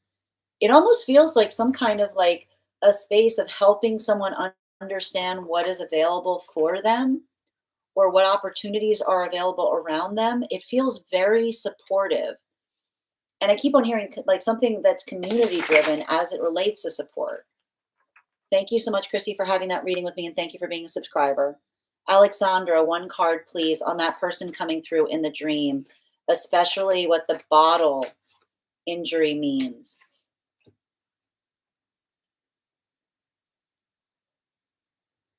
It was they're saying to me that the bottle dream is the description of the wounding that another gave you in the past. It's like saying to me that it was showing you some kind of like karmic wound made real in a way that you could actually see it. And it was comparing, and I think what's interesting about it is I don't know if this person had issues with vices, you know, like something about someone apologizing for being in a state and not being in control of themselves. I keep on seeing that there's something in relationality to that. Um, yeah, I didn't know what I was doing, right? Like it feels a lot like someone that um it feels like some kind of expression of someone that did not have control over themselves in some way. But I need to point out, like, that's why they're saying, like, when we recognize, like, it's not about us having control, it's knowing what has control over us versus something that makes us feel powerful, you know? It's speaking a lot in the space of vices. All right.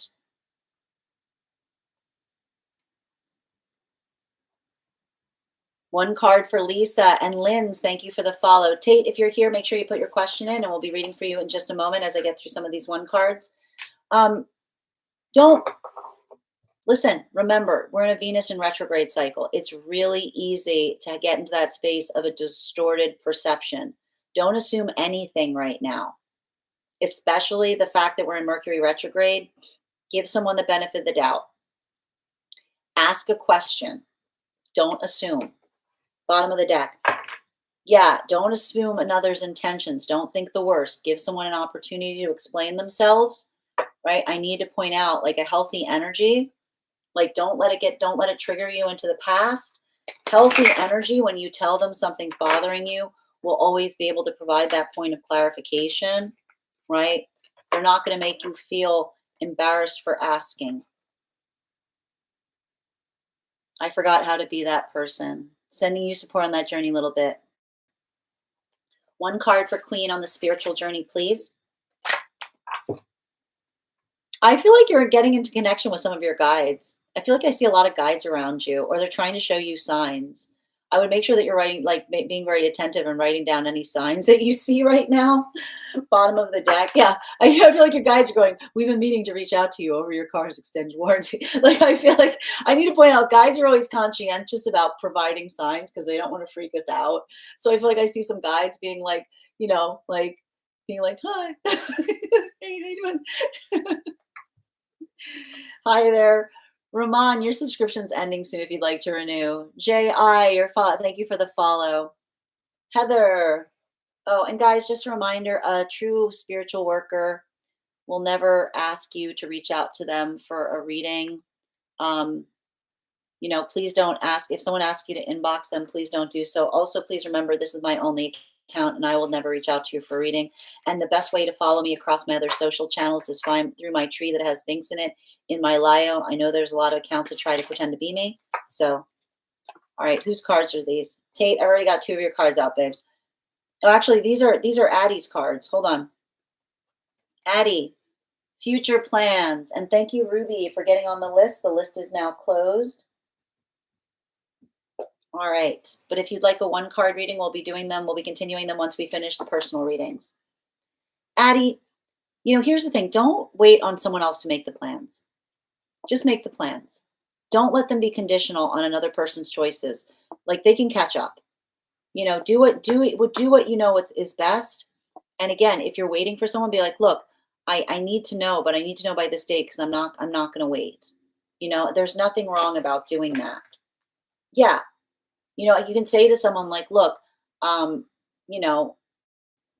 like it's a lot of that space of saying like, you can say to someone like, look, like have those productive conversations. If there's someone that you're trying to build plans with, you might want to start having like planning dates, like dates to like sit down and say like, what are our goals? What are our aspirations? How can we integrate these and move together?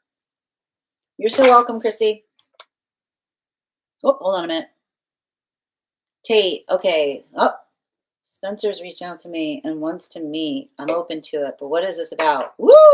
You always bring the tea, Tate. You always bring the tea. You always bring the tea. Always bring the tea. Can I please have 4 cards for Tate?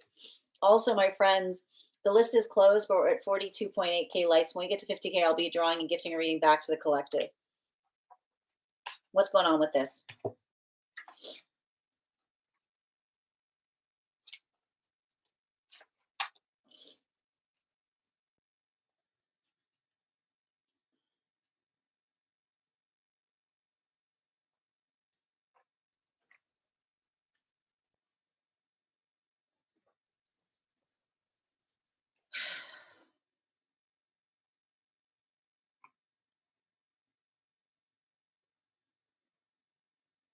I mean, it's giving me some kind of energy of a clean slate.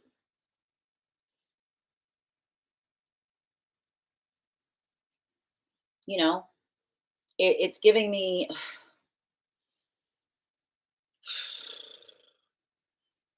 it's giving me like,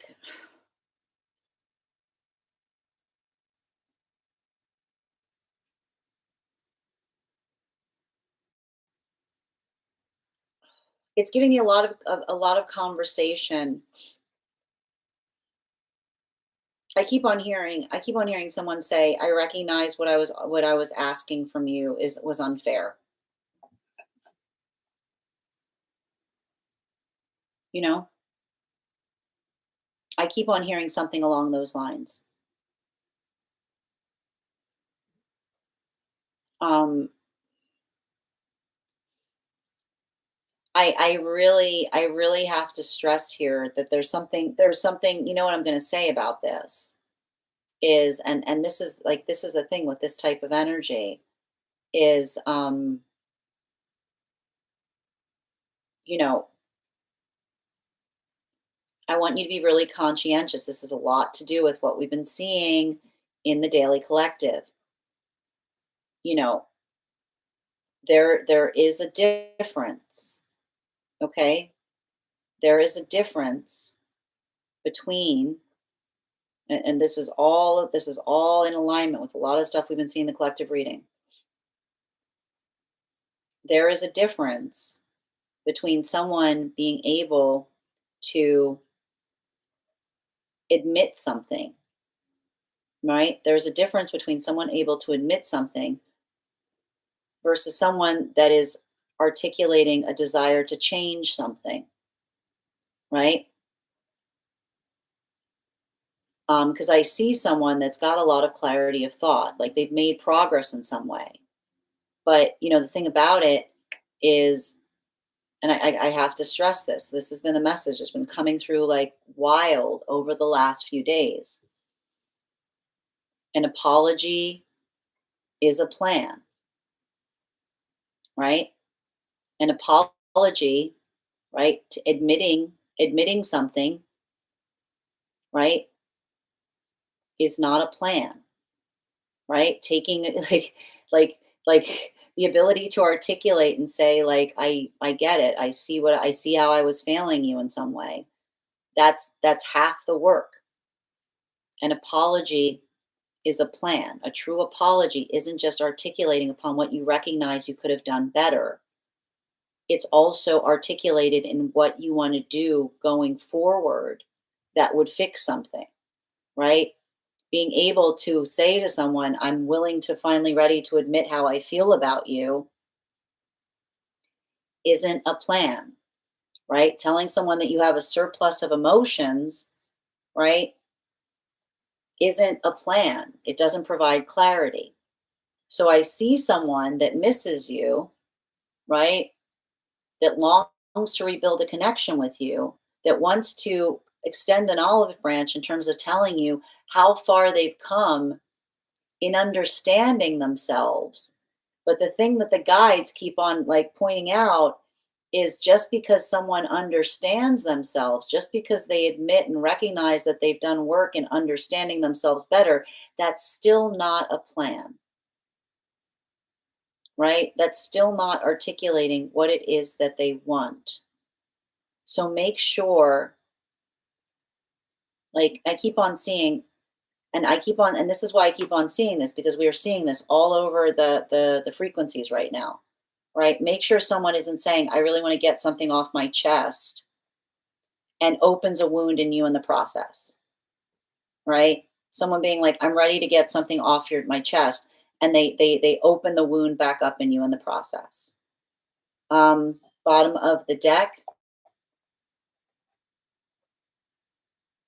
Yeah, because I keep on, like, it feels like, again, I have to point this out. When we're in a space of true apology, we were talking about this, there's a lot of energy moving into divine union that comes into divine union, and they hold those apologies sacred. They hold them within, because it's understanding that if we're not bringing an apology with a plan to another, that sometimes in those moments that we want to express something, we might accidentally open something back up again, right?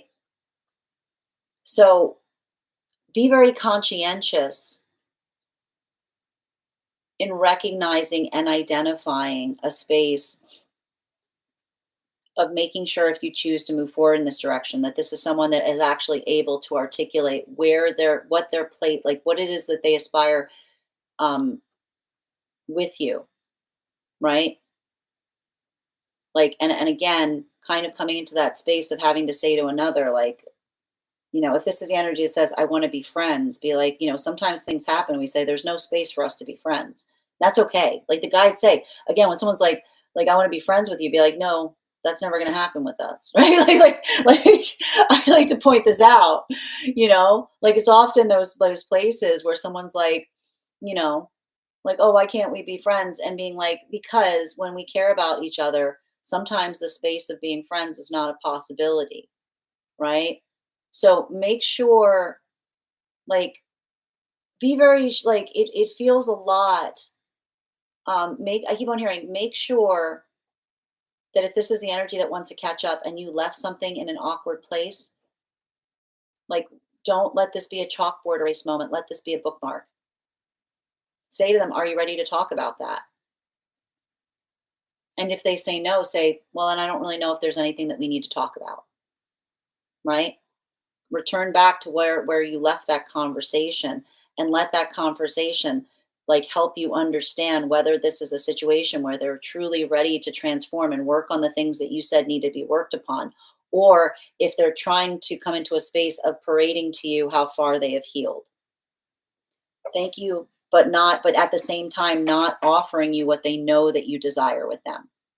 Thank you so much for having that reading with me, Tate. And if this message connected to you as well, it's very common for those who need these messages to be here to experience them. We are doing personal readings right now. If you would like to get on the list is closed, but you can book a private reading on my site. Next person we're reading for today is Ruby. Also, we're at 48.6K likes. When we get to 50K, I will be gifting a reading back to the collective, so make sure you're tapping that screen. Our vices can make us feel powerful or powerless. Absolutely. Couldn't agree more a little bit. Often both at the same time, right? Alexandra. Yeah, it did seem odd. They handed it to me, but it had blood on it. Wow. Yeah, because it's saying, and it's saying, like, it's like I keep on hearing the wound I give myself, right? Makes sense. It was related to vices. Thank you for confirmation, Alexandra. One card for Sunny, please. We're doing one cards right now, Grace. Um, I'm seeing this a lot across the energy right now. Like energy being like, like a lot of this energy being like, I want things to be good with us. You don't have to make it good with everybody, right? Like a lot of this, I keep on seeing a lot of this, like, I just want to clear the air, being like, it's not about clearing the air. It's whether someone wants the same things as we want. Make sure someone isn't trying to get something off of their chest that would upset you in the process. Bottom of the deck. Yeah, I need to point this out. When we're in a space of healing, We don't parade it around to others around us. We don't go running off to say like, I want to come I want to come show you how far I've come, right? We sometimes like we work in that space of being mindful about when we like whether like again a true apology is a plan, and that's why when we're healing we don't go around parading around our healing to others. We hold it sacredly. Message from spirit. Thank you. Whoop, got you, Grace. Hold on. And Ruby, can you let me know if you'd like a general reading or if you have a specific question you'd like me to answer? Hold on a minute. Was Grace, was he pushing me?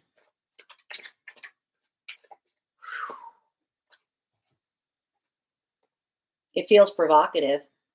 It feels like someone that was trying to get under your skin. It feels like someone like again, when we're clear, when we're in a space of clarity, we see everything, right? And suddenly if someone's trying to provoke us, it's like we were like, why are you acting weird? Right? It's because someone's trying to get under our skin. Yeah. You're not, it's not working anymore. I keep hearing it. It's like it's not working anymore. Like it's like when that's the thing. Like often when it's not working anymore, someone's like, "Why are you acting weird?" And they're like, "Oh no, it's not working anymore." Like, guides. So the guides. I mean, some guides have a lot of like. I'm telling you, a lot of the guides have a lot of humor. Like, you got to have humor to be a guide, man. You gotta have some humor to be a guide. Thank you for those targets, Addie. You're so welcome. Thank you, Addie. Spicy tea. Yeah. Vic Marie, these are for subscribers. If you'd like to become a subscriber, I'm happy to pull a card for you. And we reached our 50K milestone. Oh, I've got you, Heather. I'm sorry about that. One card for Heather. Okay. Concentrate on what feels like. Here's the thing, what's in the light of day. Love exists in the light of day. I keep on hearing love exists in the light of day. It doesn't require secrecy. It doesn't require trying to like investigate and understand what another's intentions are. Just write it down somewhere. Love exists in the light of day. You come towards me with like you come towards me with intention or you do not come towards me at all. Yeah. We heal when we see someone, when someone's acting clumsy, it does not become romantic. It just becomes unnecessary, right? Remember, attention is not intention, right? We are brave in the space of love, which means that we find the confidence and courage to say how we feel instead of leaving someone constantly guessing. Ms. Millie, love your reading so much, Gray. Even when it's not mine, you care so deeply. I do my best, Ms. Millie. That's my job in this. Thank you for sharing your gift. Oh, you're so welcome, dear. And thank you guys for being here and being a part of it. It's a collective effort. An apology is a manipulation tactic if you're not actually sorry. Well, Zara, what we've been talking a lot about here is a true apology is a plan, right? It is saying, it is taking accountability and then articulating what one is doing to change. And it's not conditional as to whether another person receives it. Thank you as well, Kissed. It's not, dear. I believe it's from Etsy. Tate, there's definitely more clarity on him. I feel it so strongly. I don't want to open up some sort of romantic connection. So one of the things you might want to do is say to them, like, be very clear about what your boundaries are, and say, like, look, before we're meeting, I just want to let you know, like, this is where I'm at. If you're okay with that, I'm okay with it. I'm happy to hear what you have to say, but that might kind of help avoid what might feel unhelpful. Hi there, Ruddy. All right, we're doing a spirit led for Rudy, for Ruby, and then once we do so, I'll be doing the 50K giveaway. Can I get 4 cards for Rudy? Sorry. Can I get 4 cards for Ruby? Sorry, guys, I've been on for a while. Can I get 4 cards for Ruby, spirit led, please? Highest priority messages from spirit, please. Thank you.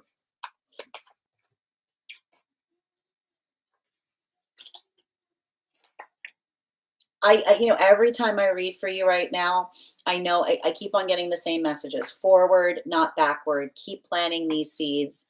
Um, I keep on hearing blessing in disguise. Blessing in, like, it's actually moved away from planting these seeds to blessing in disguise. Like, I keep on seeing that there's something here that um is occurring, that's moving you into a space that's going to feel more balanced. It feels like it's moving it into a space that's feeling more collaborative. But at the same time, and this is why I keep on seeing, like, there's something about this here that makes me a little, like, frustrated, is, you know, it's the same message of being able to recognize the difference between attention and intention, right? Like, just avoid provocation right now. Like, avoid, and I feel like avoid weird things. If something feels like it's strange, you don't have to entertain it. I keep on hearing, you don't have to entertain another person's weirdness, you know? You don't have to entertain another person's weirdness. And it feels to me, I don't know why, I keep seeing someone that had some kind of experience with you. Like, there's somebody around you that really felt like, and we've talked about this. Energy that is seeking attention without intention will act really weird. They'll do weird things. There won't be a reason. The reason is attention, right? The reason is to captivate us, is to confuse us, it's to make us feel like we're digging around. And then when we're trying to dig around to get to understand what's happening, they'll say, "Look, that person's obsessed with me. See, I told you, they won't leave me alone." Right? So they're saying, like, be very conscientious to someone who's, like, doing weird things that don't have an exact, like, a reason, for no other reason than to make you curious, so that you start, like, trying to get to it, and then they go, "Ah, look, you see, I told you, they're obsessed with me. They won't leave me alone." Right? There's, like, this type of energy drives me wild, because they're like, they go, I told you, they go around telling everyone that they're obsessed with them, while at the same time they're doing weird things to everyone, right? And as everyone's trying to get to the bottom of it, they're telling everyone else, "Oh yeah, it's so bad. I'm the victim. That person's obsessed with me. This person's obsessed with me." I don't know why they won't leave me alone. They're leaving out the part that they're doing weird things, and everyone else is just trying to figure out what's going on. Don't let it affect you. If it's weird, they're weird. It's weird. That can be your closure, right? And they're saying that if there's anything that what someone keeps doing, it feels like someone keeps trying to do weirder and weirder things around you to get you to, like, start, I keep on saying, to get you to start following them, specifically so that they can tell other people you're obsessed with them. Because it feels like it feeds into something that they were telling someone. So don't, I keep on hearing, don't take the bait. Don't take the bait. Like, I keep on seeing shrug, be like, they're weird. Like, again, like, I keep on seeing, like, you know what they're saying? Your guides are saying, you saying they're weird is its own spell. Like, they're saying you saying they're weird, it's your own spell. There's your spell, right? Like, them just being like, someone trying to be like, I keep on hearing someone trying to be ubiquitous, and you being like, you're not being ubiquitous, you're just being weird. Done. So let that be. Don't go putting on your detective hat. Don't go searching around, because all you're doing is, I keep on hearing, you're filling your voice with their sound. You're filling your voice. I keep on hearing, you're filling your voice with their sound, right? You're doing exactly what they want you to do. Just go about your business. I keep on hearing, go about your business. You saw it, no, you didn't. Whatever. Be like, you're like, that's weird. You're weird. And let that weirdness let that weirdness be your energetic protection, right? Because I need to point out and I need to stress this, like we've already talked about this here, okay? We are not responsible for any feeling that we generate in another, except for one, except for one, confusion.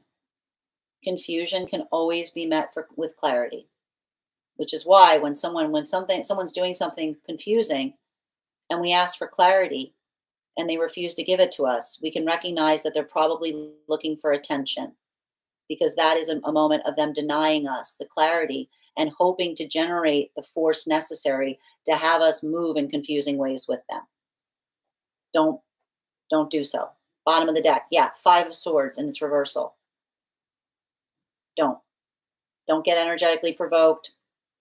Um like, don't let someone try to I keep on hearing, don't let someone try to rewrite the history of what occurred between you and them, right? Like forward, not backward.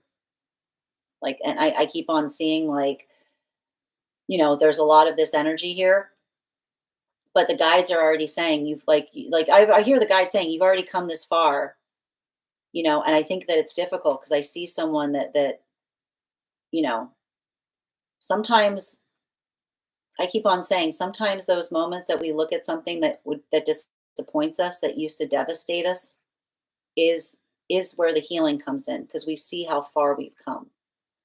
And I keep on seeing that there's a big shift that's happening for you right now. And that's why I keep on hearing blessing in disguise, because I just see that there's a lot of balance that's coming through. But the guides keep on saying they had to get rid of a lot of imbalanced stuff in the progress, in the process. So they're saying like, please, please be patient as we make renovations.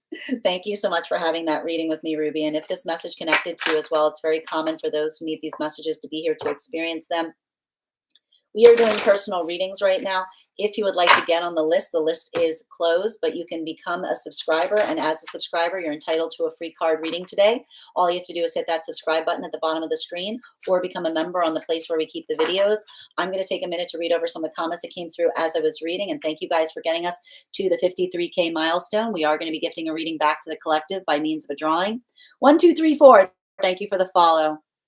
It might be nice to just be in a place where I'm tying up some things. And here's the thing, like the guides are clear on this, Tate. If you feel like it would be closed, it would provide closure for you and not reopen a wound.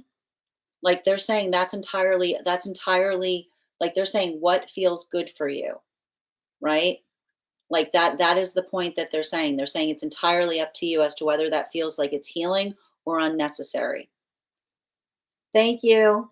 You can absolutely get a card, Kath. Got 2 cards coming out, Kath.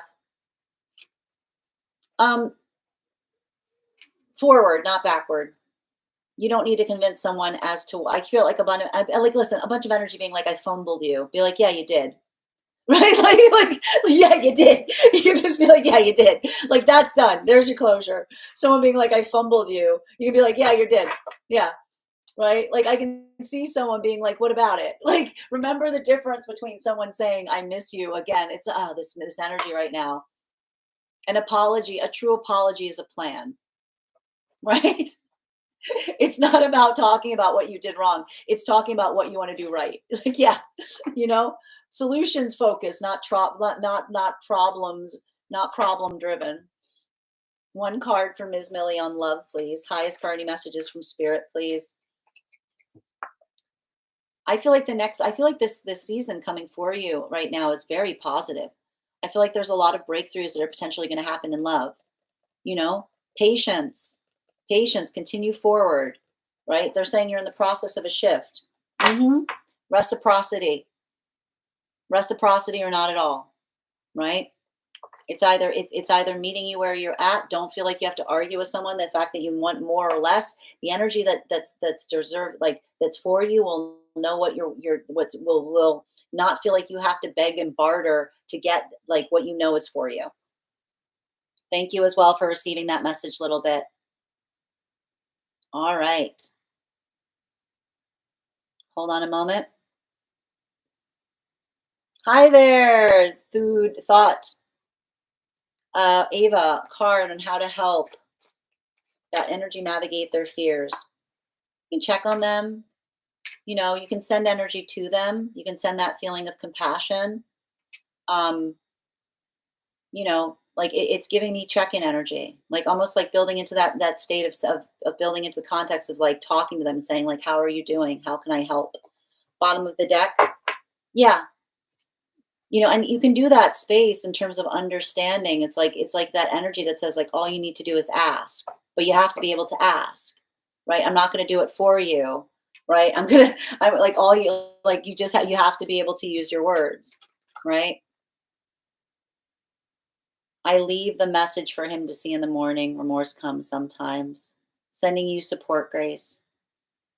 Spirit guided for Heather, please. Um, you know, how someone chooses, again, your another person's feelings for you are not your responsibility unless they're confusion. Like unless they're confusion, unless someone says I need clarity on something, it's not like that's the thing. Make sure someone is not like putting that at your feet. Yeah, and I keep on seeing this energy saying it's like woulda, coulda, shoulda is not the same as will. I keep on hearing woulda, coulda, shoulda is not the same as will. So make sure they pay attention to that as well. Thank you, Molly. Oh, Oasis yelled yay when you said we reached 50K. Oh, hi, Oasis. I love that. Oh, thank you. Hi there, September. Thank you as well for receiving these messages, Natalie. Avoid weird things is my motto for the spring. Tap to claim, Addie. Attention seeking, tap to claim. That kind of energy is irritating. It's exhausting. The attention without intention. It's exhausting, actually. Yep. You're so welcome, Natalie. They're super weird. Sending you support, Dream. Like the wolf chasing the girl in the forest. Beautifully said, Addie. I've been calling them freaks in my head after the whole note thing. That's the thing. You just leave it at that. Be like, I'm not impressed by it. It's just weird. It's just weird. You know? This is an exact dynamic, and I feel sad recognizing that. She expresses interest, I respond. Freak behavior. I like that. I like that, Ruby. Oh, look, someone is obsessed. Yeah, and that's the thing about it. It's like, you don't drop like that's the thing. You drop breadcrumbs and then you're surprised when someone's obsessed and being like, like it's not that space. And I need to point this out.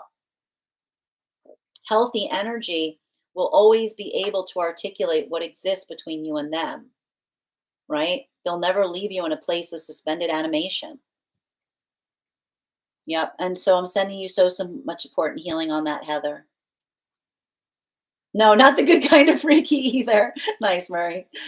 Rainbow, the idea that is so they can tell others I am obsessed. I hope that's not true. I hope that that's not the case as well, Heather, but sometimes that is what is occurring. Gotta calm the wolf down. Healthy wolves only. Has felt like a shift in the last couple of days. I'm trying to be very restrained. Continued again, healthy anchors right now, Heather, through this energy, right? A lot of amplification with these eclipse cycles. Let's anchor through it. Thank you, events. I'm trying to get rid of subscriptions right now until after my trip. No worries, a little bit. No pressure. You're so welcome, Kath. Yes, they did. They did fumble. There's a bunch of energy that's going to feel like they fumbled you big time, Ruby. I'm telling you, I'm seeing it a lot right now. You're so welcome, Ava.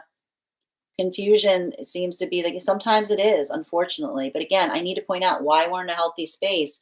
We don't create confusion around us. We try to be very clear, right? Hi, Mav. So good to see you, dear. Hi, Ryan. I'm doing well. All right. A friend from the past reached out too. I'm very happy to hear that, Ruby. I told you it's a time of reintroductions, right? All right. So we've reached the 50K milestone. What I'm going to be doing is I'm going to be thinking of a number right now between 1 and 65. The first person I see that posts a number will get the free reading. The first person I see, not the first person that posts it. Sometimes I see things in an order than different than you guys post them. No, no, no, no, no, no, no, no, no, no. Oh, Catherine. Hold on. I know we've got a couple. Everybody stop. I know we've got a couple Catherines here. Hold on a minute. All right. Cat's meow. Congratulations, dear. Thank you so much. You've got our reading for today. We will do that. Thank you again for participating. So, Catherine, if you could let me know if you'd like a general reading or if you have a specific question you'd like me to answer. All right. And just a reminder, we are also going to be doing final call for 1-card readings for subscribers if you haven't had a card pulled yet. If you'd like to become a subscriber, you can just say my name at the bottom of the screen and hit that subscribe button. All right.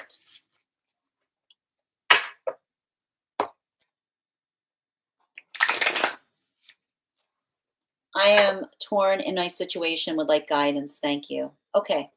Can I please get 3 cards, please, for Catherine? Highest priority messages from Spirit, please.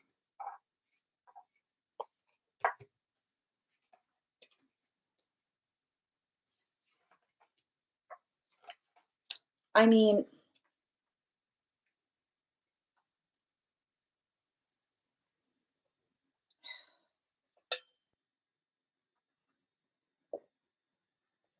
I got to tell you right now, the thing you have to recognize about a situation or circumstance, like I'm just getting the message overwhelmingly. A healthy manifestation does not require you to disassociate from your feelings in moving towards it. Your feelings are valid and sacred as long as you're doing that work in not just putting the emotions on another like a burden they have to carry, as long as you're bringing with them in the expression of emotions what the prescription is, telling someone what you need. If someone's telling you, like, and this is why when someone says, I'm sorry you feel like that, but I'm not going to do anything about it, you know, like that's sometimes we have to have those moments and recognizing that we want different things, that we're on different paths. And I see this here. This is really painful. I see you in some kind of connection with someone. It's not due to a lack of feeling. It's entirely due to different destinations. And sometimes, like, listen, I know it's pain. This is some of the most painful journey work we have to experience at times, because we look at a situation and say, like, look, I can love you profoundly, and realize at the same moment that we want very different things. And we can and I can and in those moments we say to each other, I can love you from a distance. I can love you from afar, because healthy love gives us wings. They don't clip them. Healthy love gives us wings. They don't require us to clip them to move towards it. And this is why we sometimes see situations where someone says, like, we talk about healthy separation, right? We talk about those moments that we see someone that even in separation, they're in beautiful connection, because often it's those moments that we understand and we amplify and we look towards one another and we say, like, look, like, we did not come into separation due to lack of love. Our separation is actually proof of our love, because it's that moment or modality that we realized that we reached an impasse, and we didn't want each other to feel like we were preventing one another from moving towards what we know is for them, right? So being able, they're saying, like, don't, I know how difficult this might be, but work in the space of not feeling energetically triggered, but think of very clearly about what feels like it is best. Because I keep on seeing there is a pathwork here. There is an energetic solution, right? Something is not ending. I keep on hearing something is not ending. Something is profoundly changing. And in that moment that we recognize, and again, the nice thing about it is when we are speaking to each other in a space of love, when we're speaking to each other in a space of clarity, all roads become possible, right?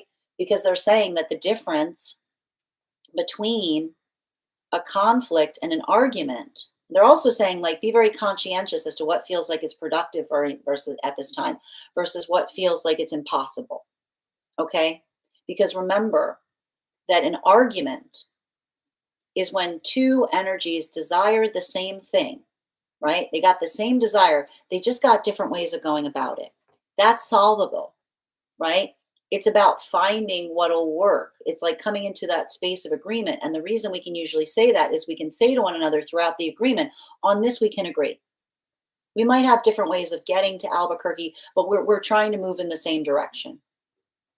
A conflict is a crossroads. It's a juxtaposition point. One person wants to go in one direction, the other wants to go in another. Nothing we can do, right? Feels like it is going to find a middle ground because it feels like whatever happens, one person is going to have to resign themselves to something that they don't desire. And again, I need to point out in healthy partnerships, we always make those small concessions, right?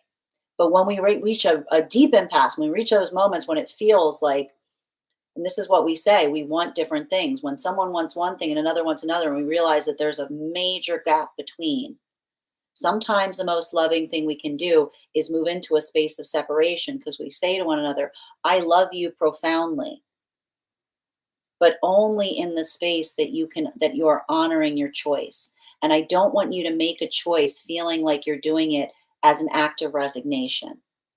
I want it to be a moment of joy. And if there's something that we're doing that is requiring a choice and it doesn't feel like you're moving towards that direction with joy, we can also love each other in that moment of understanding that we're coming into that space of separation. But it's hard, it's difficult. So I want you to be, I keep on hearing, solution focused, not problem oriented.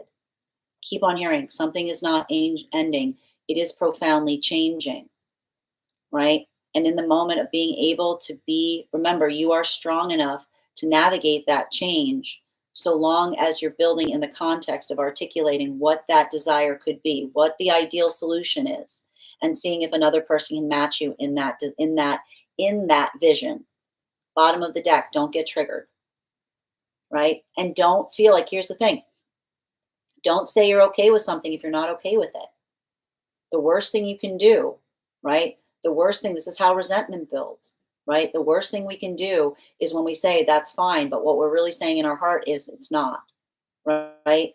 Sometimes we have those moments that we say, I wish I could be fine with something, but I know that I'm not. Like often that moment of coming into that authenticity and saying, like, listen, this isn't what I signed up for. This isn't what I truly desire. And I feel like I could say yes, but really my heart is saying no. That is the gift we give each other because it's in that moment that we say, I trust that you're coming towards me, not with an aspiration of what you hope you would feel, but truly knowing how you will feel. Thank you so much for having that reading with me, Catherine. And if this message connected to you as well, it's very common for those who need these messages to be here to experience them. We are doing personal readings right now. If you would, the list is closed, but if you are a subscriber and have not had a card pulled today and would like one pulled, just go ahead and put your question in the comments. If you would like to become a subscriber, just hit my name at the bottom of the screen and hit that subscribe button. Also, if you're joining us on the place where we keep the videos, your membership will entitle you to a card as well. Erica, I'm happy to pull a card for you, dear, if you missed it. You're so welcome, Catherine. I hope that helped, and thank you again for winning that reading and wishing you the best of luck on your journey. All right. Have a lovely day, Grace. All right, one card for Crystal Hetty on their person, please. Highest priority messages from Spirit, please. Highest priority messages from Spirit.